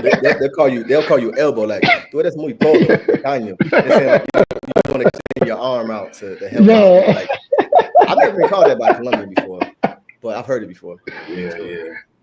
Nah, I'm like whatever. I don't care whatever you call me. Just don't call me. No, I had one person tell me that I was kicking it with. You know what I'm saying? That it was never no problem. Like I said, it was, now did she show me love? Yeah, she showed me love on everything. Like as far as not charging, not doing certain stuff and all that. And if she asked me for a little something, I'll give it to her because I'm like, shit, I didn't have like 2-3 nights with you. You ain't ask me for no money, no nothing. So hey, I'll shoot you a little $50 here, a little $80 there. You know what I'm saying? Because you ain't been asking. The one day I really couldn't do it, I guess they got mad. I said, wait a minute. I said, I always been there for you. I said, this how you want our relationship to be? I said, tell me now. I said, because this is kind of odd. And that's when I was like, and it was like, oh no, it's just that I really need it, but I understand. I said, you know what? Don't even worry about it. And like you said, I stopped talking to her and shit. And then one day I ran to her and she said, hey, I apologize. She said, let's go eat dinner. I said, nah. I said, I'm done. She's like, nah, dinner on me. And I was like, for real? She was like, yeah. I said, okay. I went. Dinner was on her. You know what I'm saying? She apologized and said, hey, I had a tough time. She said, you always been the one that been there for me, and I was just hurt that, you wasn't enough for me. I'm like, okay, but that ain't the way you act, So that was it. After that, she apologized, and that was it. I was like, what the hell? You gonna call me stingy? And I'm the one that been there for you? You know what I'm saying? I know you looked out for me. Limits and boundaries. Yeah. Yeah. I like I say, now did I get over on her as far as whatever? Because like she was a pro and stuff. Okay, but like I said, I like you, you like me. We know that we know the deal and circumstance. You know what I'm saying? I never told you spend a night or do anything else. You know what I'm saying? If you decided to spend a night, that's on you. If I called you over for an hour, 2 hours, and you worked that, that's it. Now if you decide to want to sleep in my bed and stay over and do whatever else, that's on you. That ain't on me. You know what I'm saying? So. Yeah, man. I just thought that shit was crazy. I just thought that shit was crazy when they first called me that. I didn't know what it was, and I was like, nigga, I looked out for you. Like, okay, now I know. You know what I'm saying? Like, don't even worry about it. One of my biggest things, man. I will bless you with my absence, quick, fast, and in a hurry. Like, if you ain't acting right, like, don't even. Yeah. Nah. I'll forget you like I never met you. Mm-hmm. Yeah. Quick, fast, in a hurry. Now, are you from New Orleans? That's what happened. From? Yeah, I'm from New Orleans. Yeah. Okay. But that's what happened, man. Yeah, that's what happened. I was in the club, and that's when I got my first picture. The same time that happened, I was telling Miguel, I'm in the club talking, and somebody sent me a text message, and it's the back of me talking to a girl, and it's the same girl because she was mad, and I was like, all right, whatever. What are you sending me this for? Mm-hmm. Yeah. So man, I was like, they be tripping, bro. Like I ain't even. Yeah, but let me take this. Yeah, let me take this little small opportunity. Let me share my screen, show y'all what we got going on out here with with the rooftop Republic. You know what I'm saying? For those of you that, like I said, that don't know or might just be tuning in to the stream right now. So we got a boutique. Airbnb. Fuck all these motherfuckers. I'm gonna go out and I'm gonna become the. Hold on, let me put that on.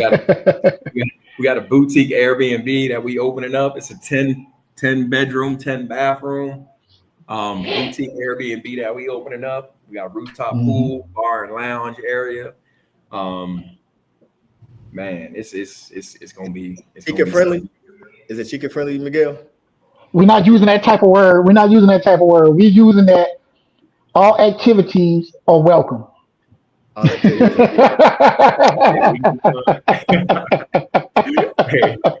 you definitely.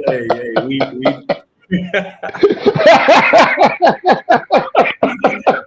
All activities. I like that verbiage. My bad.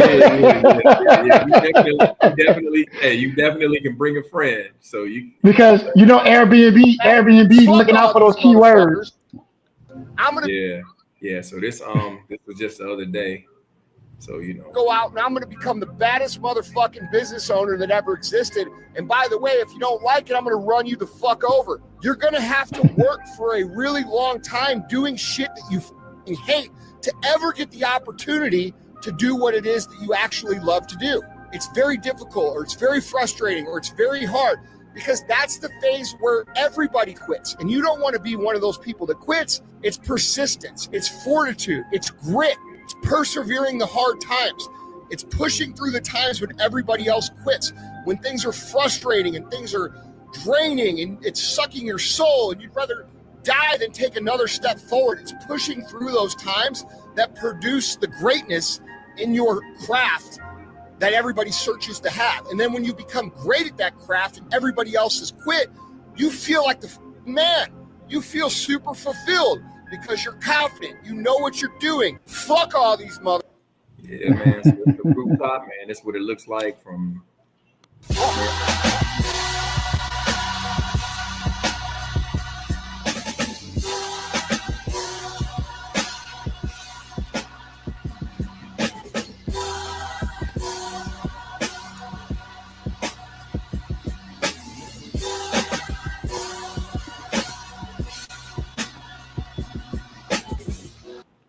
Yeah, man. So, hey, I'm telling you, hey, man, that thing is impressive, man. It's bruh, it's we got the pool, man. They started tiling the pool. Next week they're supposed to start doing the exterior. They're supposed to start putting like smoothing off the exterior and everything, and working on finishing up like the pergola and man, bro, when I tell you this thing is massive, man, it's incredible, man. I can't wait. So yeah, I was just out there last summer for a bachelor party, and we stayed inside the city. And for the amount of money we paid, it just wasn't that nice. You know what I'm saying? So I'm looking forward to the spot because I know y'all gonna have like the stuff right. You know what I'm saying? So like, oh yeah, type of money, which I don't mind spending the money, but I need it to be like legit and included as well. And that's what a lot of people were saying. That's what a lot of people were saying and getting the idea. Because the first thing I hear a lot of people say, "Oh, is it by the water or is it by this?" And I said. And I tell people, like, well, why would you want it by the water? Or you going to go by the water? Everybody asks that, but they never really do nothing by the water, you know? It's like, and like you said, they get some of these mansions, and they think they're in a mansion, and then when they get there, they're like, oh, it's all right. You know, it's not really. Yeah. Loaded out, you know what I'm saying? It's oxidizing left and right. And, I mean, it was a cool spot that we was at, to be honest, but it wasn't for what we spent. I don't even want to tell you for like the 4 days we was there. We probably spent 8 racks or something. You know what I'm saying? What? Look, you about to hit me with the Fred Sanford? It's a big one. Yeah, I'm trying to think. Like, it was like you say you was in a wall city? You was in a wall city? It was in the wall city. I mean, it was right by the action. It wasn't my choice. It was my cousin's basketball. It was 12 of us. So we had room. We actually had like 3 rooms left over because Unc Jay pulled up on me. Marcus pulled up on me. They didn't stay there. They just went back to their spots. But I told them, like, man, if y'all need to crash here one night, we got the space.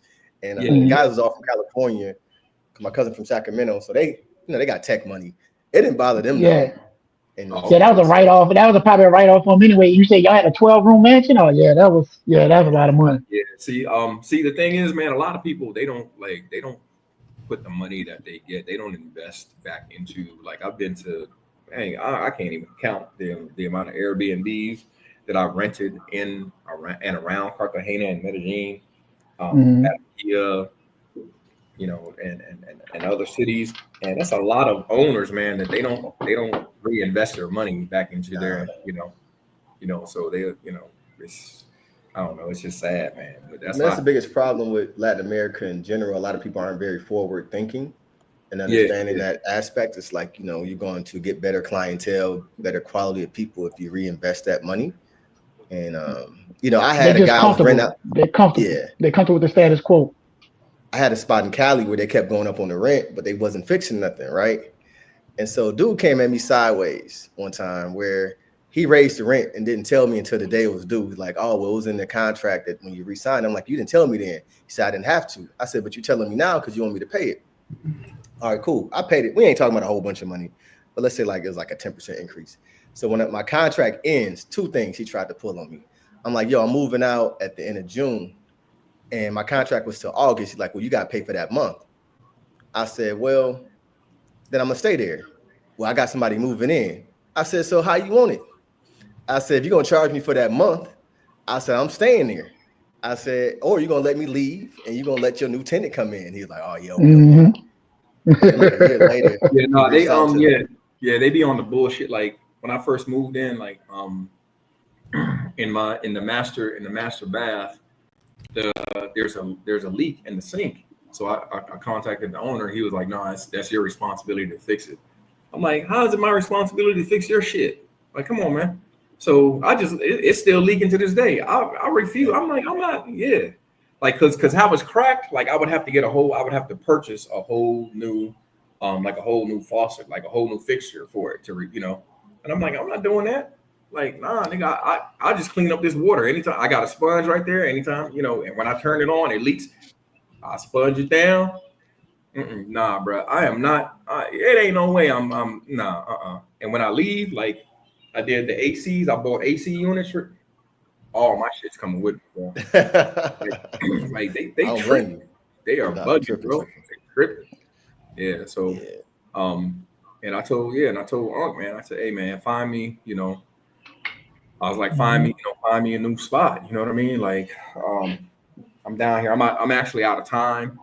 So when I leave on Tuesday, I won't be able to come back until the new year. So I was like, I'm packing up all my stuff right now, making it real easy. It's gonna go right over and into Unc's spot. And I'm like, hey man, like whenever you find here, like just take my shit up over there, man. So my lease is not up until December, but it's not like I can't be here. So we got another one of our boys. He's gonna come and he's moving down here. So yeah. So he's gonna sublease it. He was like, hey man, I'll take since you're not gonna be there, I'll take it over. I was like, all right, bet, cool. You know what I mean? So I'm gonna keep I was like the washer and dryer, that's mine. The ACs, that's mine. I put it in hot water. I was like, he can keep the hot water. It ain't it's probably gonna cost more to have somebody remove it. To remove that system, then the system's probably then it's work. You know what I'm saying? So he can keep the hot water that I put in. But as far as like the AC units, nah, they coming with me to my new spot. Like I don't know where. Yeah, I'm not playing the radio with them. And I told Unc, I said, hey man, just whenever you find me a new spot, please, like close, 3-2, similar, just like this, have it up. I don't want to be on the lower, you know what I'm saying? No, I want to be up, like, because the mosquito. A good point about the brotherhood, though. Like your guy coming to sublease it. That's probably one of the dopest things about this community. Like honestly, I don't need to get an Airbnb in 6-7 different countries. Like I got so many people that would let me crash with them, or they got a referral to where I can find a spot, no problem. Yeah. That's why like building good relationships with people and just being a stand-up person is important. Yeah, tell people that all the time. Yep. Yeah. Don't burn no bridges. Don't be cheap when you go out with the brothers, man. Just whatever. If y'all come to me like, yo, this is what you want to build, this is what I want to build, man. If I can't afford it, man, I'm gonna stay home. You know what I'm saying? Right, and if y'all ever pop out to Taiwan, I got a boy coming Tuesday from Chicago. He's gonna be out here for a couple of days. Legit dude, crashing my spot. I got an extra bedroom, no problem. We go out in the city and figure it out. So when I go to Colombia, my boy in Barranquilla let me stay at his spot. He got an extra spot. I got land out in Barranquilla, but I haven't built on it yet. So I'm trying to figure that out in the next couple of years. DR, the same thing. When I go to DR, I actually stay with locals usually when I go there because I got people out there. So yeah, I'm probably gonna end up after we because like the amount of money that I invested, man, I was actually supposed to be like my original plan was to get me a spot here in Cartagena, either Cartagena or Medellin, to get me a spot here and then get me a spot in the DR, and then just go back and forth. But then, like I said, when I talked to Unc about the project, and I was just like, yo, wait a minute, like you want to do what? And I was like, how? I was like, oh, bro, here you go, like, like, but you bought an asset, So. Yeah, because I had already formulated the plan just for me doing it and just having an Airbnb here and then an Airbnb in the DR, and then I just, I just go back and forth, 6 months here, 6 months, or go back every month, however it was going to play out. And I was just like, wait a minute, this man is talking about 10 rooms, like, yo. I was like, all right, bet. Like, nah. Here you go, man. Take this money. Here you go. Boom. Let's go. So, Yeah. So I invested into it, and we were both on the same page because we was like, look, man, if by some crazy ass reason it just flopped, like we'll just have the flyest place, we'll just have the flyest house. Just live You know what I'm in. saying? It's like, it's a real call it. asset. It's not a stock. It's not a ETF. It's a real asset. Yeah. It'll get you cash flow. You know what I'm saying? Exactly. Like as soon as it gets up and running, that's what's up, man. Yeah, I'm thinking about DR for New Year's, man. I'm flying home for Christmas, but I can never do New Year's in the States, man. It's just so like, I don't know, man. You pay a couple $100 just to go have some hors d'oeuvres. Like, man, I can't do it. So I don't know if I'm gonna do DR or Colombia. Nah, I'm thinking about. I want to do. I'm thinking about. Not thinking about. I'm gonna be out in. I don't know where. I'm maybe Thailand or maybe the Philippines. I don't know. I heard Thailand is lit. Certain places. For Thailand is lit, bro. It is lit. I could come back here and hit Thailand on my way back. Actually, I didn't even think about that as an option because I'm like a 4-hour flight away from Thailand. Actually, you got me thinking. Huh? I'm gonna look at some flights when I get back to the gym. Thanks for that idea, because that might not be a bad idea. So I don't have the crazy jet lag. Because if I hit DR and I have to fly back here, it's a trek. You know what I'm saying? It's definitely a trek. Yeah, definitely. Yeah, man. It'll be something new. It'll be my first time out in, over there in Asia, Southeast, or any, you know what I mean? Like in that part of the world, really, I just got. You feel like you're in a different country finally. Like you in the DR or Colombia, you're like, oh, I'm out the country, but it's like being a Latino part of New York or something. Man, you get to Asia, you're like, oh, I'm not in Kansas no more. Yeah. So that's what's up, man. Yeah, I want to, get out there and I want to check out Indonesia, man. I want to go check out Bali. That's on my list too. Yeah, I want to go check out my cousin. She went out to Bali last year. She was out there for 10 days, man, and the pictures, just the stuff that she was showing me, I was like, oh my God. I was like, yo, wow. Just on some sightseeing stuff, you know what I'm saying? Like, I was just like, wow, this is crazy. So yeah, I want to go check out Bali. I definitely, since I'm in that part of the world, definitely want to check that out, man. So for sure. No, definitely let me know. Because my birthday is in February. I'm gonna pop out. Wait, February? What day? What day? I'm in February too. February 7th. I'm the 12th. I'm February 12th. Okay. All right. So I'll be on vacation the 14th. I think I'm leaving out the 14th, and I'll be off for like a week. So I'm either hit Vietnam or Bali that week. So I mean, you got my contact, you got my WhatsApp, so we can definitely organize that. And it's just a couple-hour flight for me, so let me know. I'll pull up in a second. Sure. Actually, but yo, I appreciate letting me on the panel. I'm about to hit the gym before the day get away from me. It's Sunday over here. All right, bro. Workout in. Hey, nice to meet you, brothers. If y'all ever want Spanish, hit me up. cheatcodespanish@gmail.com. I do lessons and all that good stuff. So that's one of my side hustles. So, I'm gonna definitely hit you up when I get my because I need. Man, one of my side hustles. Oh, I'm gonna definitely hit you up when I get my because I need. Man, one of my side hustles. Oh, I'm gonna definitely hit you up when I get my because I need. Man, one of my side hustles. Oh, I'm gonna definitely hit you up because I need. Man, one of my side hustles.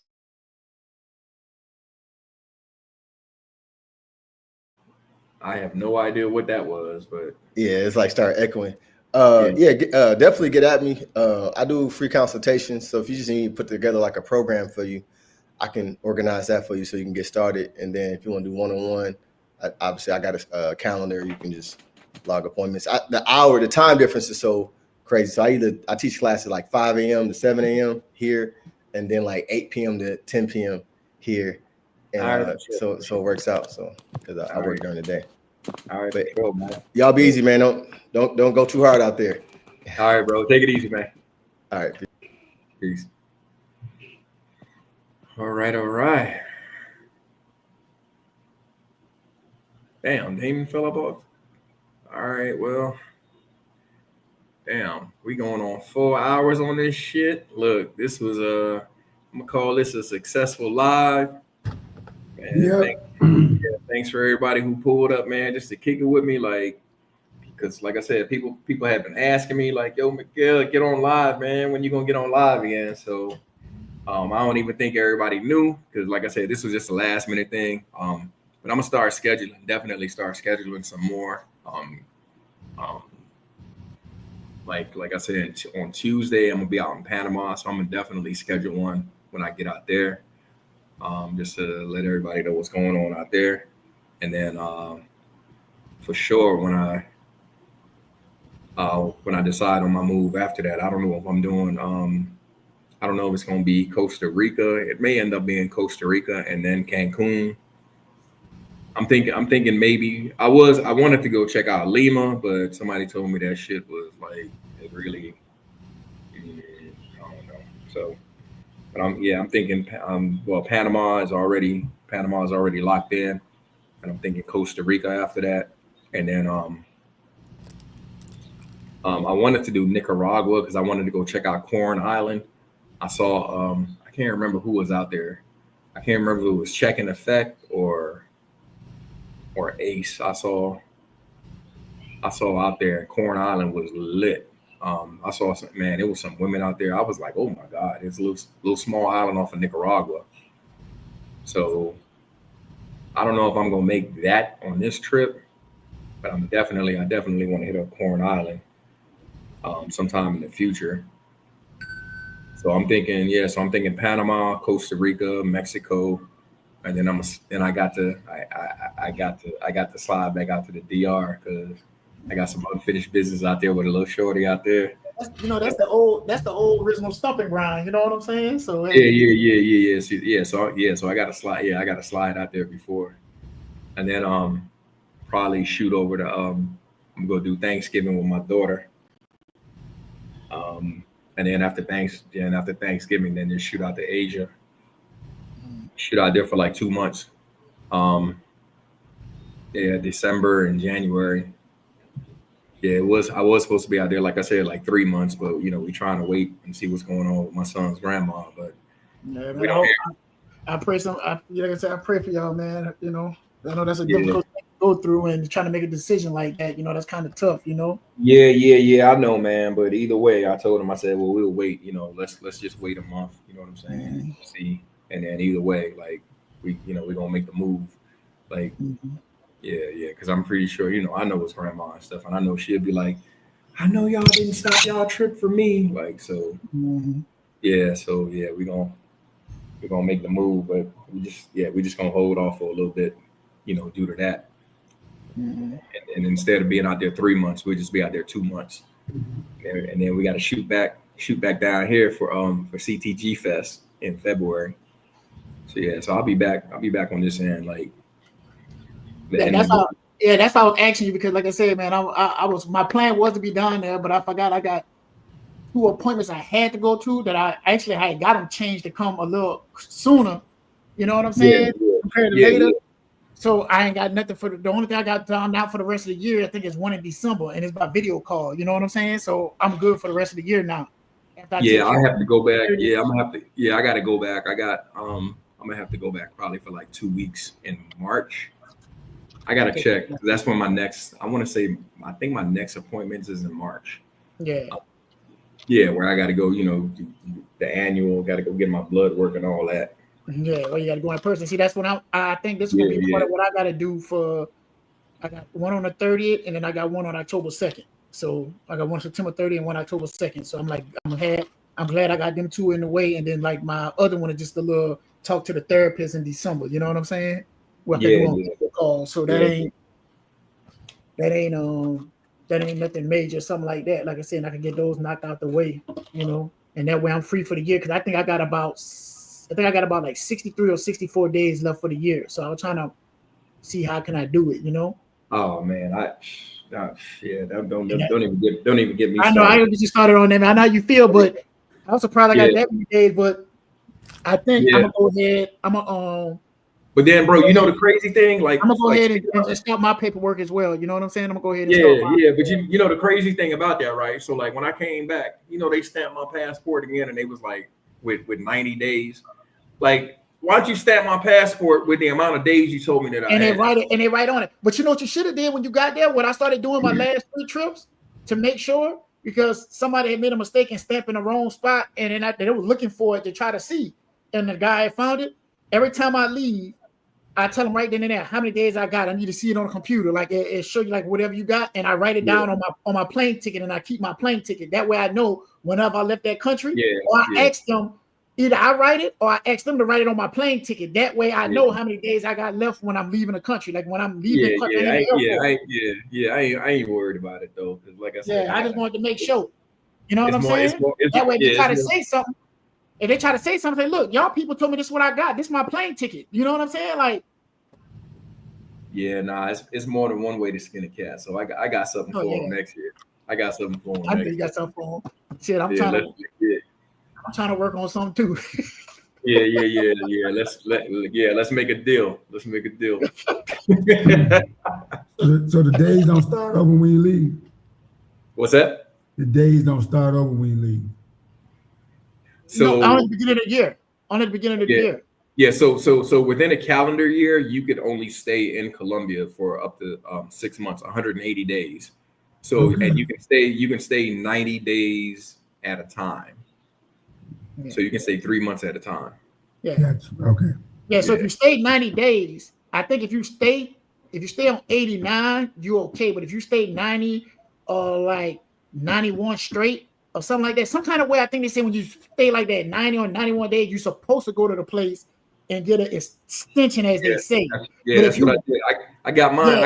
I got an extension like it was like 2 weeks. But if you break it up 2 weeks before, yeah, and then that's why I was like, that's why when I left, and then I left, after I got the extension, I left like 2 weeks after that. And then so my extension was supposed to be up until September 26th, right? And so when I left, I'm counting the days. I'm like, all right, well, September 26th, I got like 50 something days left. You know what I mean? So if you, like you said, you left, so that means you still got extra days, bro. So then when me and my son, we had shot back down here for like 5 days. I remember. You remember I was down there when you came. Yeah. And then when I was leaving, buddy was like, "Oh, you got 12." I said, "How I got 12 days?" So then I'm reading it. I'm reading where it says, okay. So I showed him. I said, all right. So the stuff that they gave me, the stuff from immigration, it says if you leave before this extension is up. I said, look, you're not even following your own rules. I said, I can see if you tell me that I don't have no time left, because right here, I didn't even read this. I didn't even see this or pay attention to it when they gave me the information. It says if you leave before September 26th, they can make this null and void if they want to, if they choose to. So I said, I can see if you tell me I'm just done for the year. I said, but where you just come up with this arbitrary number of 12 from? I said, because I left. I said, and if you count the days when I should have it was like, at the time, I think it was like 55 days. I said, I should have like 55 days. Where are you getting this 12 from? I said, get a supervisor, man. Get your supervisor. Motherfucking supervisor came over there. This nigga doing like this. I said, "Oh my God, he counting on him."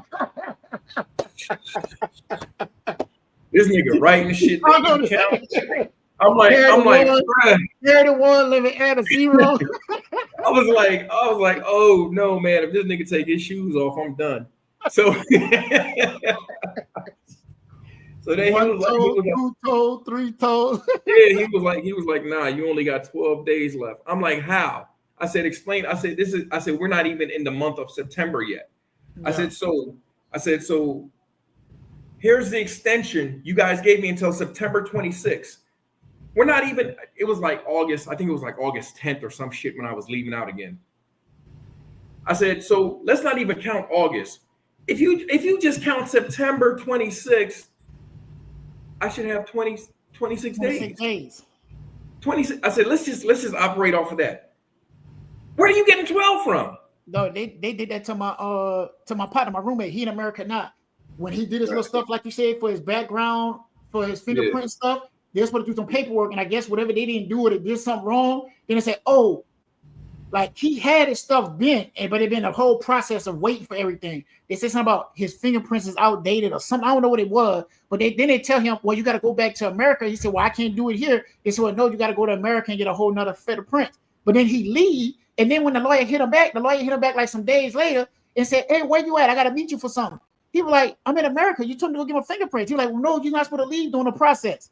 He said, you just send me an email saying to leave to go get it. They said, I have it right here so I can show the people there that I need some more fingerprints. So then they trying to fix that. So now they're saying he could come back. Now he could come back now. And then also, hit up Coop.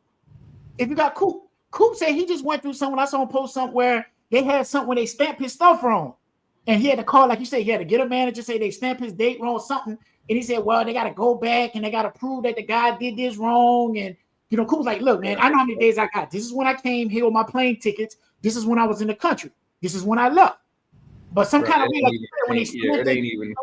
So he said now he had to go to the place. They got to prove it. And now it's investigation. And now they're telling them, first they tell him he might have to pay a fine or he don't, or he might have to pay a small fee. But then they saying that he don't have to leave yet, and all. You know, it's crazy, man. Like they sound like they just want more money. That's all it is. Yeah. They don't have to worry about me because like if you know, like whatever. So now the only thing I'm waiting on now is when I leave on Tuesday, when I get to that airport, if they tell me some bullshit like, oh, you overstayed, I'm gonna be like, all right, peace. You got to pay some money. Yeah. I'm gonna turn, because just like you say, I'm gonna turn the fuck around. Because if you're gonna make me pay money, I might as well turn the fuck right around and stay here. 30 days. I'm gonna stay for my 30 days. Yeah, I'm the 29 or 28. Yeah. Make sure you don't stay past that. Like whatever they say, like whatever it is, 1 to 30 days, don't even stay 30. 27 or 20, 27 or 28 days to make sure they don't get their ass no chance. Yeah, so it's crazy though. It's crazy, but it'll be all right, man. So what happens if you stay too long? They fine you. Yeah. Okay, I ain't gonna mention no names, but I know y'all got a partner. What if you stay like 6 months after that? You got to pay that money. You got to pay that money. You don't lock them up or nothing, do they? As long as you pay that money and he ain't did nothing wrong. Yeah, you just got to pay. Yeah, you just got to pay. And then once he got to pay because he overstayed that long, and then tell him no reason. If you overstay that long, you don't have no reason for staying over that long. Two things got to happen. Either you got to turn yourself in, meaning that you got to call them and to go meet them, or if you just leave to go to the airport, that's not turning yourself in. What's going to happen is when it's time for you to do, when you decide you want to get your paperwork, your visa and everything else, that's going to show up in the system. Mm-hmm. And most of the time, whenever you leave, you can't come back until, like if he leave this year and he already overstayed, his new time will start January 1st. So that means from now to January 1st, he will not be able to come back into Colombia for no reason at all. Damn. Yeah. That's he why I can't say come back for no reason at all. Even if he got a kid or whatever else, Yeah, I won't be able to come. I won't be right now. I won't be able to come back. But like I said, I got something for that. I know you got something. like, let's make a deal. Let's make a deal. So it's gonna be it's gonna be all right. Damn, I didn't know that. I ain't worried about it too much because like I want to be able to come and go I'm still gonna be traveling, but I just don't want somebody telling me like you can't do this, you can't do that, and especially like with me being invested here in Colombia, I ain't trying to hear none of that. I'm not trying to hear none of that mess. Like I mean, I'm invested down here. I'm making money down here. So you're not gonna sit up here and tell me I can only be here 6 months out of the year. That's crazy. I'm gonna be here as long as I want to. So like I said, I got to do what I got to do in order to make that happen. So it's gonna happen. It's definitely gonna happen next year. Somebody. I'm trying to see if I can find it. Yeah. Somebody gonna be running around here like somebody gonna be running around here. The new Mrs. Miguel. on paper. All right. So here we go right here. I don't know if you could see this. I don't know if I could do it where you can see it real good. Let me see. Nah. Just read it. You can't see it? That's American. Oh yes. Oh, I tried to maximize. Let me see. What is it? 1 to 30 days. It said what? $1,400. I think that's no. 1 to 30 days. 1.4 million is. Oh, okay. Yeah, 1 to 30 days.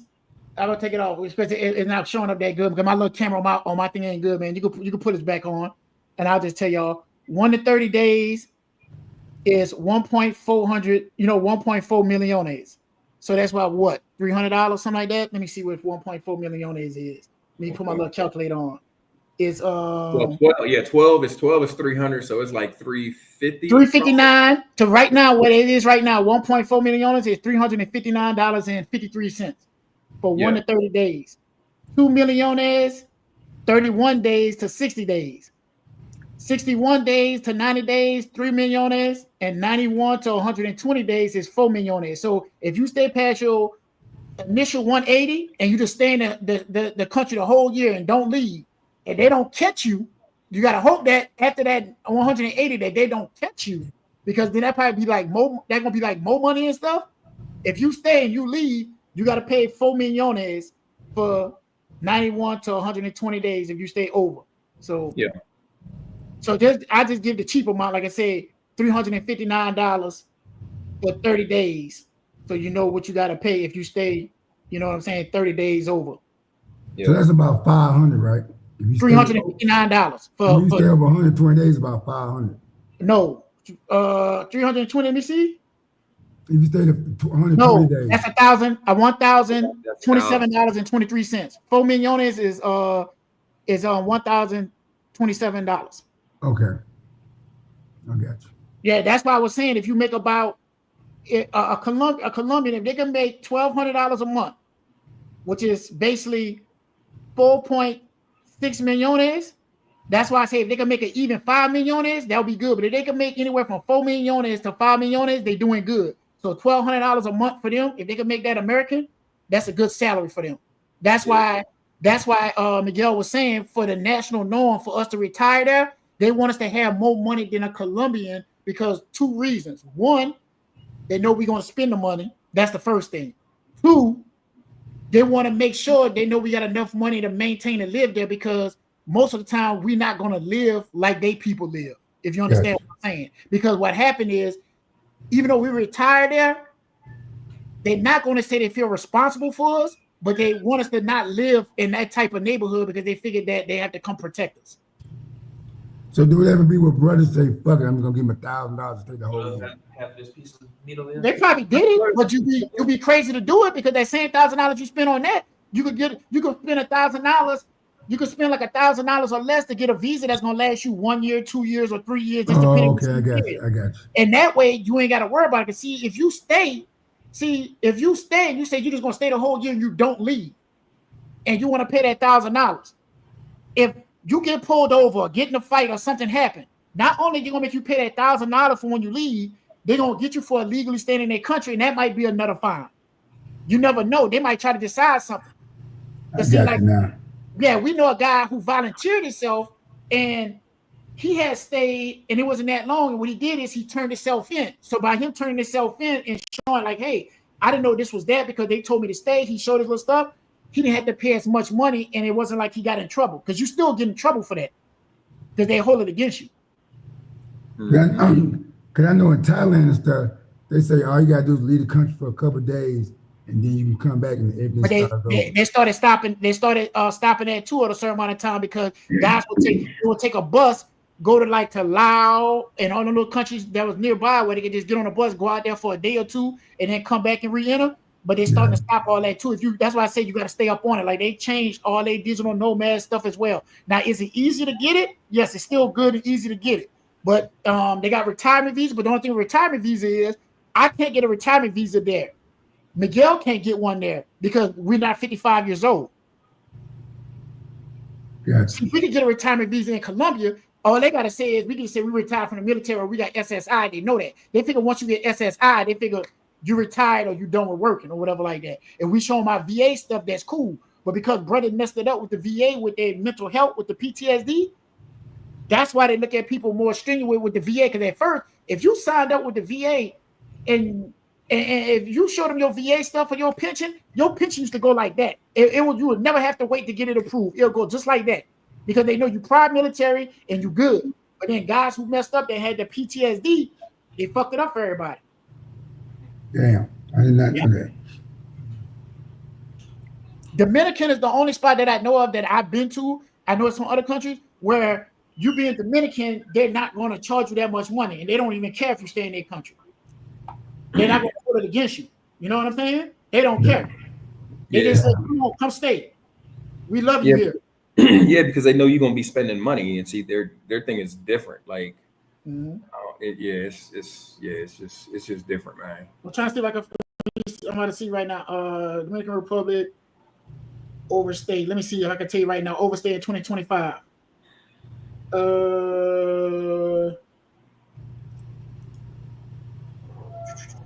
me see. I think this is it. Dominican Republic. I'm trying to see if I can find it. I thought I had it somewhere. Okay, stays from 30 days is good. I think it's okay. Dominican Republic, because you get a 30-day visa, but you always can file for extension right past 30 days.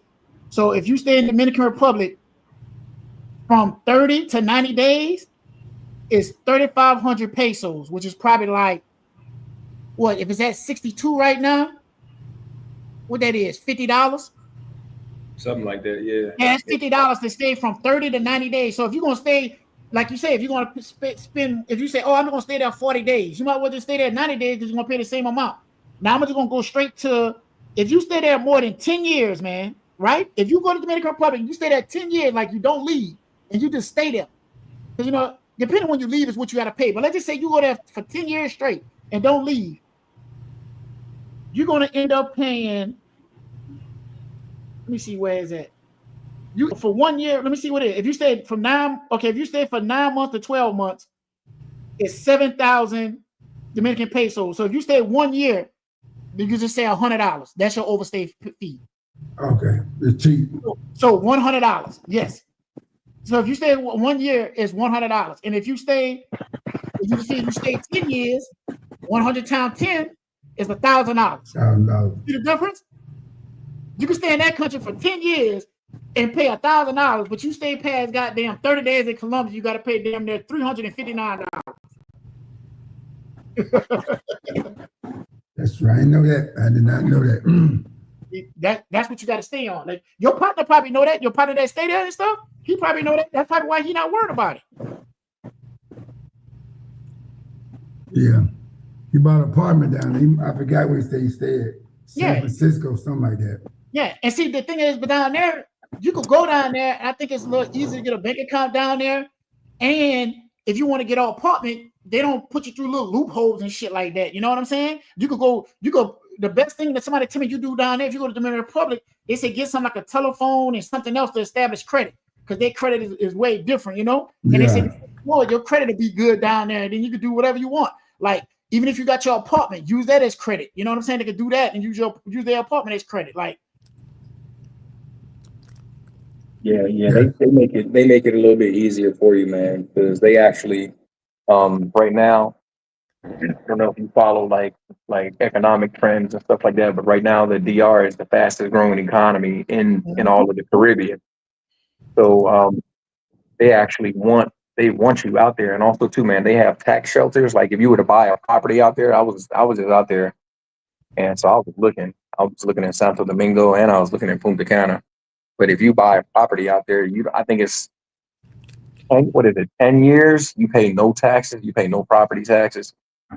Yeah, and even when you start to pay property taxes, it's so you got it's so 5 damn years. You got 5 years left on the loan. Yeah, I can say, because I think they do like 15-year loan. You want a 15-year loan, they don't do nothing past 15 years.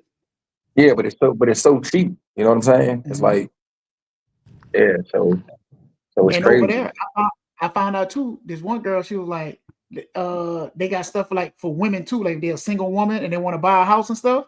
They got stuff for them too. You know what I'm saying? I don't know about that, but like I was looking at I forget what they call it. Damn, I forget how they pronounce it. But it's basically foreclosed properties that the banks repoed and they foreclosed on. You can get listings, man. So I've been checking out a couple listings for bank foreclosures. They got some nice stuff, man. There's some nice stuff. So yeah. So like the DR is definitely my next. I think my next my next investment spot. When I say, I mean major investment spot, like buying property. Yeah, so I'm gonna buy me an apartment over there, and then after that, my next major, probably like 2 years from now, my next major thing is I'm gonna buy me a building somewhere in the United States. I'm gonna take this GI loan.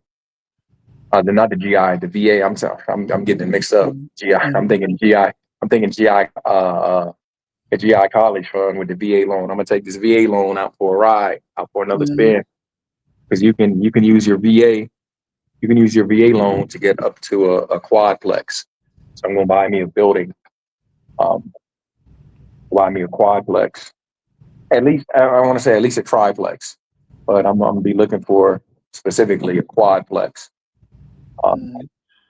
Yeah, and just and then that's gonna be my, that's gonna be my quote unquote my residence. You know what I'm saying? So to get the VA, to get the VA loan, to get them to approve that on, you gotta say you want to live in one of the apartments, and then you can just rent Rent out.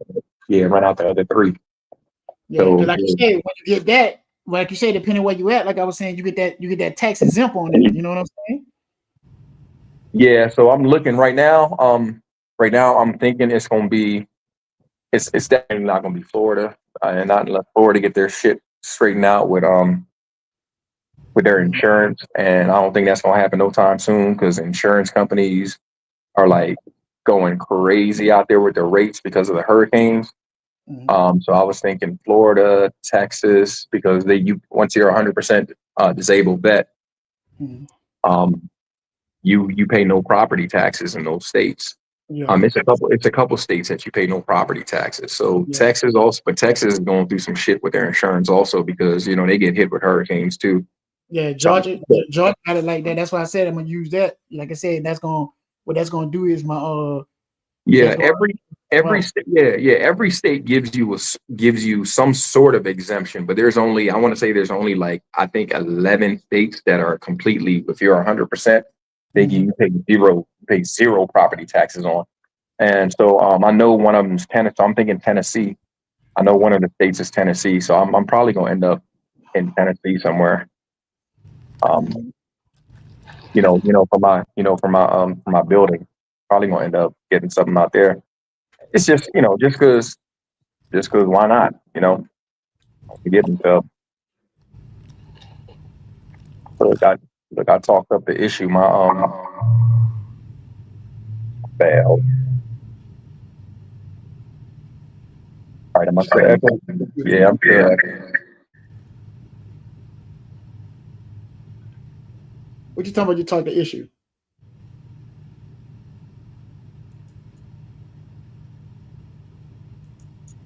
You heard me? Oh, okay.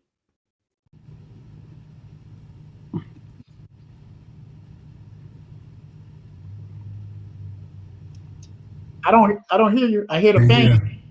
I hear the fan. I don't hear you.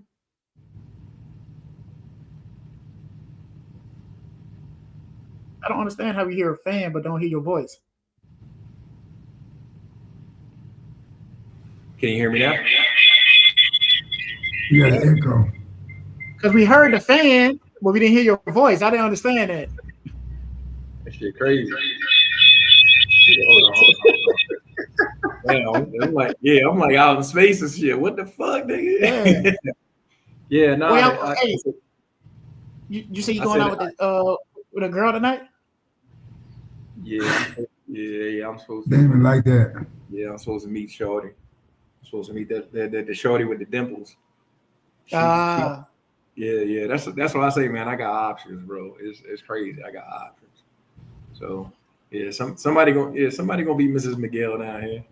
So what your son gonna do? He get accustomed to Cartagena where he could go by himself, or you? He he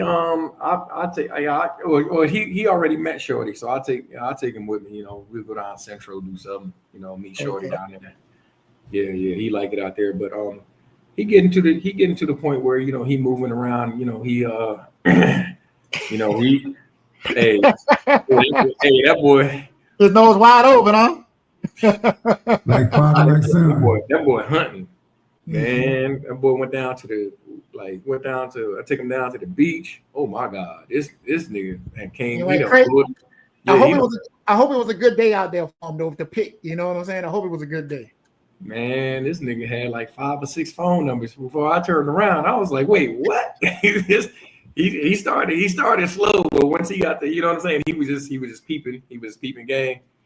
But once he got on it, and then when we went out last night, he was on it. He was on okay, let me ask you this. That was his first time down there the last time when y'all was down there for 5 days, right?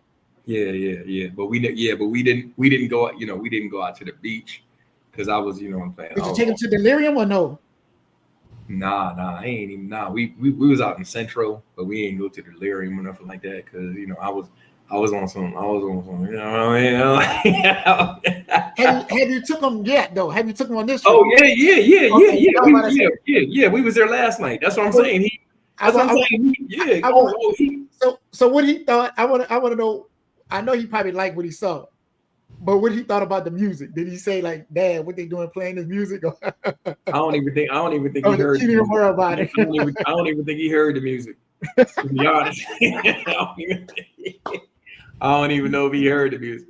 So yeah, He was zoned out. Yeah. I took him out there last week, and then we went last night. So, but like I said, I don't even think he heard the music. But he he know what it is now. You know what I'm saying? He getting the feel for it. So he good, man. Just like we was walking through Central, I turned around like, where this nigga? Oh, he back there talking to. I'm like, he didn't left it.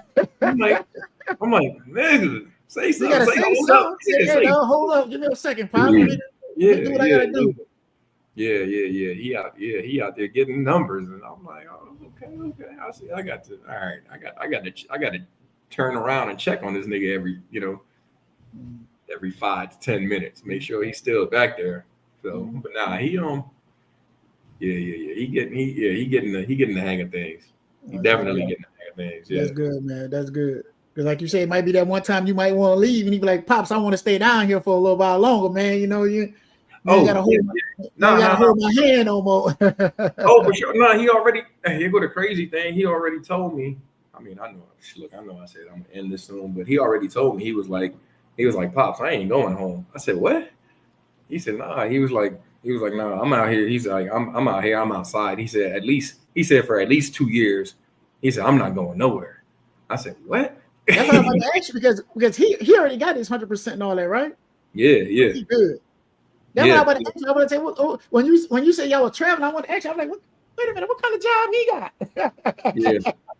Nah, and that's exactly what I was saying earlier. I don't give a damn about your political affiliations, what you think, what you this and that. It ain't that opportunity to do. That ain't got shit. Yeah, sometimes you gotta do what you don't want to do in order to do what you want to do. And he got no kids. No kids, 0. Oh, 0. Oh boy, he about to have a ball. This Negro is untethered. He ain't got no responsibility. Nope. Young. How they used to say it? Young, dumb, and full of cum. Mm-hmm. Yeah. I just look. I don't know. I look. Like I said, we going to all the usual spots. So I don't know. We'll see what happens when we hit Thailand. Who knows? This nigga might be like, shit, I ain't going back home. Who knows, man? Hey, that might be the spot that's gonna keep him. I'm telling you, bro. Thailand, the Philippines, you never know, man. You get a nice little blazing out there, and the way they treat you out there is crazy. Yeah, that's the one difference. Like just like my man was saying, the difference is, is some of the, some like per capita, there may be more beautiful women out in Colombia. With the shapely bodies, but the treatment that you get out in Asia, and I've never been out there, but this was something that everybody's told me. And that's why I asked him that question when we had him on. He was the perfect guy because I remember him how he lived in Colombia for many years, but he's been in Asia, and that's why I said he was perfect to say it to debunk what everybody was saying. Oh no, they don't have that there. Okay, whatever. Yeah. because you too, because you've been out, you've been out to Asia, it's different, man. They just treat you different. It's crazy. So yes, I don't know. Man. I might, look. I might come back one man down. You never know. Who knows? Well, dog, you're gonna be Colombia down for life, dog. You might go somewhere else, but Colombia gonna be your home. You know what I'm saying? Oh, I'm locked in, man. I'm locked in. Like I said, we got the We all locked in. Not even with me, because you always say that too. You're like, damn, man, I think you still want to go to DR. I'm like, man, I do. I mean, and the crazy thing is, I don't know nobody down there. Like, no guys. The only guys I know is the building I go chill with. The guys who work in the building I normally stay at for my Airbnb. Every time I usually stay at the same building for the first 3 to 5 days. Even though when I normally go there, I stay there 7, 14, or 20 days. The first couple of days, I got to go to my original building, talk to my partners, get myself accustomed, and then I'll move around like that. Like when I move around the country and stuff like that. And like I said, I don't know nobody, like maybe like 2 females I talked to, you know, one I had dealing with and one I didn't, that are really my friends, where I could call them and they could be like, hey, what you need? You know what I'm saying? Yeah. But like everything else, man, and be honest with you, I'm more alone in DR than anything, bro. Cause I be out sightseeing, I be out doing stuff, you know? Yeah. No, I like that's what I like doing too, man. That's what even like, you know, even here in Colombia, like, you know, like Craig and them, they like if you ask them, they would tell you, man, I would be out. Like I'll tell them niggas, man, I'm going here, and they'd be like, what? Say, you know, I know that. Then they don't want to come with us, but then he want a video. He want to always call me and you on the phone. What y'all doing? Let me see. Like, come on, man. Yeah. Come on, man. I would slide out to Medi, or I would slide out to Barranquilla, Santa Marta, San Andreas. Man, I'm outside, bro. I'm just not here just all about fucking Playa Hollywood and other bullshit, nigga. No, you walk from LA. You wake up. You might eat something. You walk from that spot to El Ejido. You stay in El Ejido. You walk to Playa Hollywood. Leave Playa Hollywood. Hopefully you bring something back or you call something back. Finish that. Take a nap. Wake up. Maybe grab something to eat. Go to the center. Just basically walk through the center. Don't stop nowhere. Just keep walking. Maybe catch something. Then go straight to Delirium and then go right back to the apartment, and that's it. Every day. Yeah. Every day. You in Delirium every single night. That's Groundhog Day, bro. I ain't with that shit. I'm not with that. Yeah, Groundhog Day. For real. Wake up. Wash ranks. He do the same thing every day. He do not change, bro. Yeah. Like I said, man, I've been. How much we try to take him somewhere? That's all he do the same day. Yeah. No, like I said, I've been out to Barranquilla solo. Been out to Cali solo. Been out to. I mean, I finally got him to go out to Medellin, but he can. I don't like it. It ain't no beach. Like I had to tell him, I'm like, nigga, you ain't even been in the. You ain't even. What are you talking about? It's not like you go in the water. You don't go in the water. You don't get on the jet ski. Now I understand if you just like the beach scenery. I like the beach scenery and relax, but at least I'm gonna get in the water every now and then. I don't even like they get on my nerves. Like, so as far as like the beach where I like to go to Playa Baru or Playa Blanca. You know what I'm saying? To get away from. I mean, they still have vendors out there, not as much as the vendors on Playa Hollywood or like. And they're not as bad. Yeah. You know, I mean, people still, but not like you said, it's not as bad, and I can deal with it. But I do not relax out at Hollywood. I can't relax out there because, like, I'll say something to a nigga. Next thing I know, 15, 20 minutes later, the same nigga trying to send me. Hey, didn't I tell you I don't want that shit? Like, come on, man. I cannot relax out there. That shit is not relaxing to me. So I mean, like. When people come down and they want to link and they want to go out there, all right, cool. I'll go out there and I'll link with people or whatever, you know, just to link on some shit. But I'm not fucking comfortable out there, man. Like one shorty told me, she was like, this shorty right here, she was like, I'm afraid of you. I'm like, you afraid of me? Like, what the fuck? She was like, yeah. She was like, you always look so stern and you always, I was like, huh? She was like, yeah, you're intimidating. I'm like, how the fuck am I? She said, you never smile. I said, I never smile because them motherfuckers on the beach won't leave you alone. I said, they get on my fucking nerve. I'm like, I come out here to relax. I said, people touching on me. like I'm not asking nobody, you know, they're massage. No, motherfucker, don't touch me. I don't want no massage, man. I don't know where your hands been. Don't fucking touch me. Mhm. Like, yeah, so she was just like, oh, let me show you this shorty. So when y'all go to the beach, y'all see the same chicks over and over and over. Not, but I'll say 50-50 chance. That's what I'll say. In my opinion, it's 50-50 chance.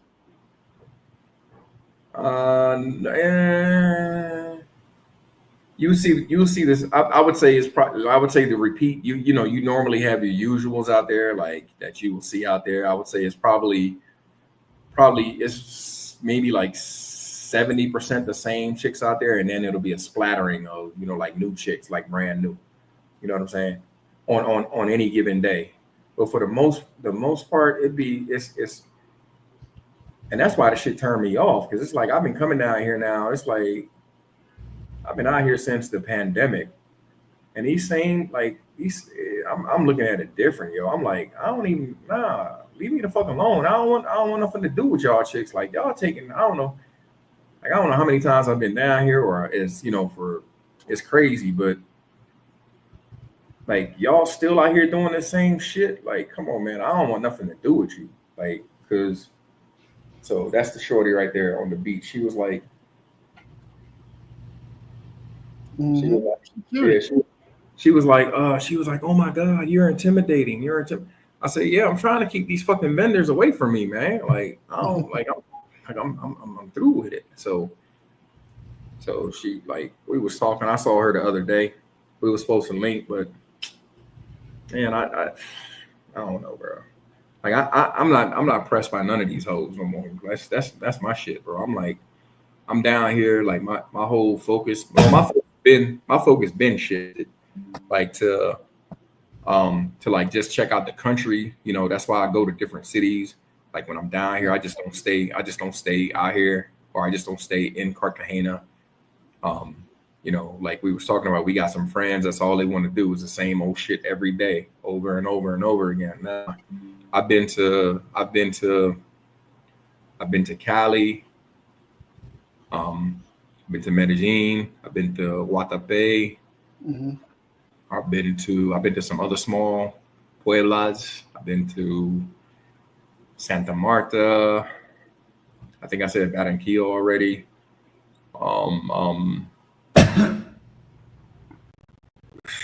San Andreas. Where else have I been? Pereira. Bogota. And I've been all over the place, man. But I like traveling, you know what I'm saying? And traveling within Colombia, as long as I do research before I go anywhere, because they do have some spots that's like some hot spots out here. You don't really want to, you don't really want to be messing around because they have like cartel activity or like guerrilla. They still got guerrillas fighting against the government and shit. So. They have different factions. So I'm not gonna say that it ain't all sweet out here, but it's just like other places, man. Mm-hmm. Like to me, this shit is similar to Chicago. You will never catch my ass back in Chicago. I don't need to go to Chicago. I don't want to go to Chicago. I don't want to go to LA. I'm tired. I've been out there. Been out to Chicago. My last time out to Chicago. This shit froze. That's that Colombian internet. I wonder if you know he froze. I don't know what the hell happened. Yeah, he done froze. You froze too? No, I ain't froze, Yeah, it's him froze. Like he's switching over now. All right, can y'all hear me? Yeah. Yeah, my damn internet done fucked up again on the laptop. But like I was saying, my last time out to Chicago was when I went to go pick up my daughter. There were like three people got murdered, like right outside her apartment. And niggas was out there shooting, they was out there busting, and around she stayed on the third floor? I think third or fourth floor, but one of the rounds came through and shot the rocking chair where like my grandson, he was still a baby, but where they would sit in the rocking chair, and like if she would have been sitting in the chair, she would have got shot, or or my grandson's father, if he was sitting in the chair, he would have got shot holding my grandson. You know what I mean? My grandson possibly could have got hit, and I told her, I was like, nah, You gotta go. Or me me and her mom hadn't spoke for probably like 20 years, and we agreed on that shit. Her mom called me, she told me what was up. I was like, all right, bet. I was like, I'm on my way. And we rode up to Chicago and we packed up her shit. We was like, nah. We said, you either going with your mom or you coming with me. You're not staying up here. I don't give a damn. You are not staying here. Fuck that. Like, we got up there, it was still blood on the sidewalk and shit from where these niggas got shot at. Like the glass in the building, it was like like where the mailbox was, that shit was all shot out and broken. They hadn't I was like, nah, fuck that. So to me, the violence that there is violence here in Colombia, but it's just like anywhere else, man.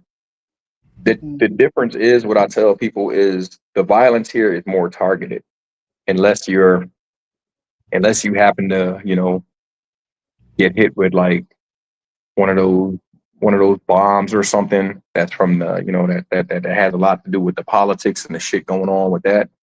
I don't know if y'all caught the news, but after they shot that dude who was running for president, when they shot him in the head, them niggas had bombs and shit go off in Cali the next, I think it was like the next 2 days. Yeah, they was out there blowing shit up. Like they was cutting up out there. That's when they had them bombs going off and shit a lot. Yeah, they get active, and what I noticed out here is, like, whenever some shit jumps off, it's either Bogota or Cali. When I say they get active out there, they get active. Like, they don't like some shit, them niggas, I don't know who's doing it, I don't know whatever, but yeah, they get active. So I mean, Cali is real nice. Bogota is I would say, when I think of Bogota, I think of, well, Bogota is larger. Bogota is about a third larger than New York City as far as land mass, but they have almost like a similar population. But the only thing that I don't like about Bogota is the weather. It's a little bit cool, because it's up in a higher elevation, so it's cooler. Yeah, it's a lot cooler. So that ain't for us, So that's the only complaint I would have about Bogota. But other than that, it's a cool city. Yeah, I'd rather, like, my favorite spots out here is Cartagena, Medellin. I like Barranquilla.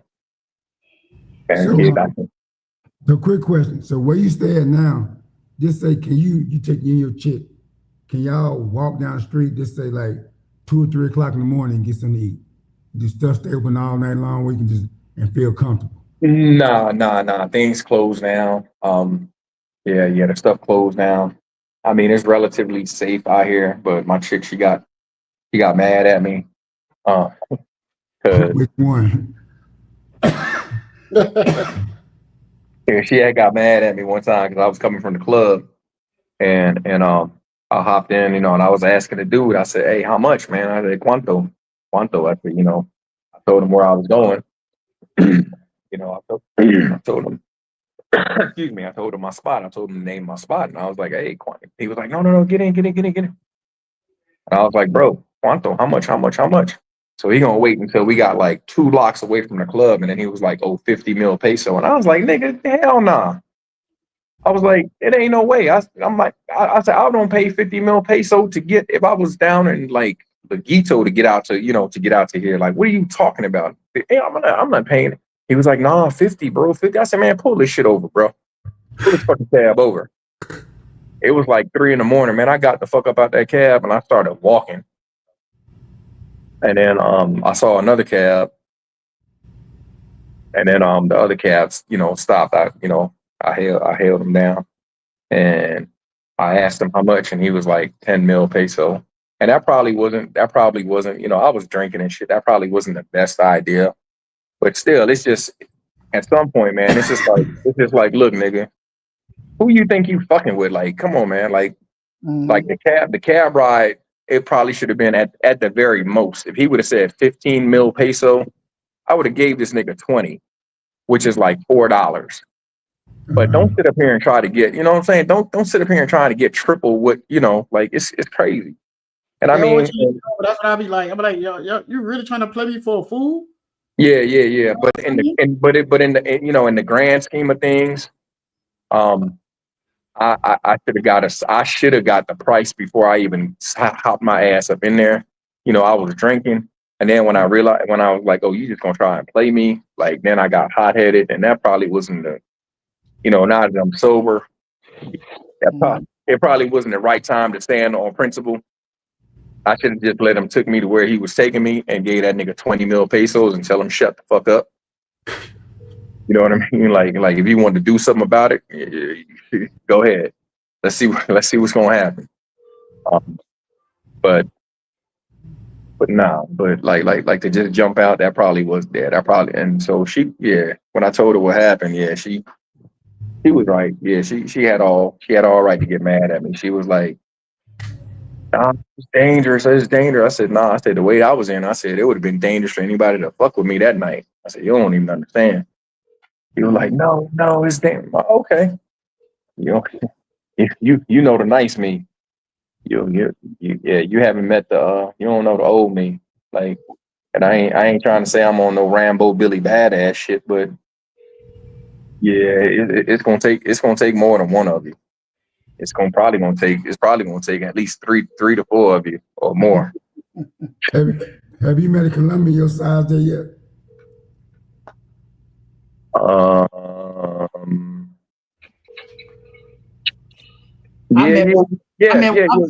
I met one his size. The girl I dated. Now I met one his size. Now the girl I dated, her brother's about as tall and as big as him. Like it's funny. Like everybody in the family short except for him. He tall. You know what I'm saying? Yeah. He never saw him. I mean, I don't have a picture. Like I seen the pictures and stuff like that. I used to have a picture with him and stuff like that, but I deleted everything. You know what I'm saying? But he about the same height as Miguel, probably the same build and everything. Yeah. It's definitely it'll definitely be a problem. Like I say, I ain't trying to say that I'm Rambo or nothing like that, but it's just it ain't no easy win over here. Damn. Yeah. I gotta get up out of here, man. I got some things I gotta go ahead and knock out. Yeah, me too, man. I gotta hold on. One last question. What did it say? Barranquilla and Santa Marta. Which one do I prefer and why? So all right, so Christopher, or like, all right, for different reasons. So like if I'm just chilling out with a shorty, I would rather go to Santa Marta because it's like Santa Marta is chill. It's a lot quiet. It's a lot quieter place. They still have clubs and things you can go out to, but like the beaches are so much better. You got a national park out there. I forget the name of it, but it is so beautiful, man. And then you can also go up into the mountains, and some of the Airbnb spots they got out there, it's incredible, man. So, as far as like if you want some like on like a romantic type thing, to take a shorty out there, I would definitely recommend Santa Marta. But Barranquilla gets live too. Barranquilla gets live on the weekends. Pretty much during the week, because a lot of people work there. But Friday, they crank it up. Friday and Saturday, it gets live out there. But I would definitely, it all depends on what you're looking for. But for me, when I'm chilling with a shorty, I would take her out to Santa Marta versus Barranquilla. Yeah, that's what I heard. Yeah, that spot in San Andreas. They say bring sand to the beach. Yeah, Yeah. Yeah, man. So, but anyway, let's end this, man. Thanks everybody. Damn. Thanks for putting up with all the technical difficulties with my crazy ass internet out here, man. This been good, man. I haven't done one of these in ages. I'm gonna get back on a regular schedule, man. Doing one of these, at least talking to y'all brothers, man. At least like once a week. You know what I'm saying? Letting everybody know what's going on, and keeping everybody informed of my travels. You know what I'm saying? I'm out here like Gulliver, traveling all over the place. So, yeah. But everybody take it easy, man. And thanks for watching. Thanks for those of you that stayed the whole time, or for those of you that's gonna watch this whole presentation, whenever you do it. Thanks everybody. Hit the like button for me, and if you're not subscribed to the channel, please do so, man. And we definitely gonna get some more content up there for everybody. So thanks again, and y'all take it easy. Take it easy, brothers. All All right, right, y'all be brother. easy, brother. Peace. All right, man. I was just bullshitting. And you know this, man.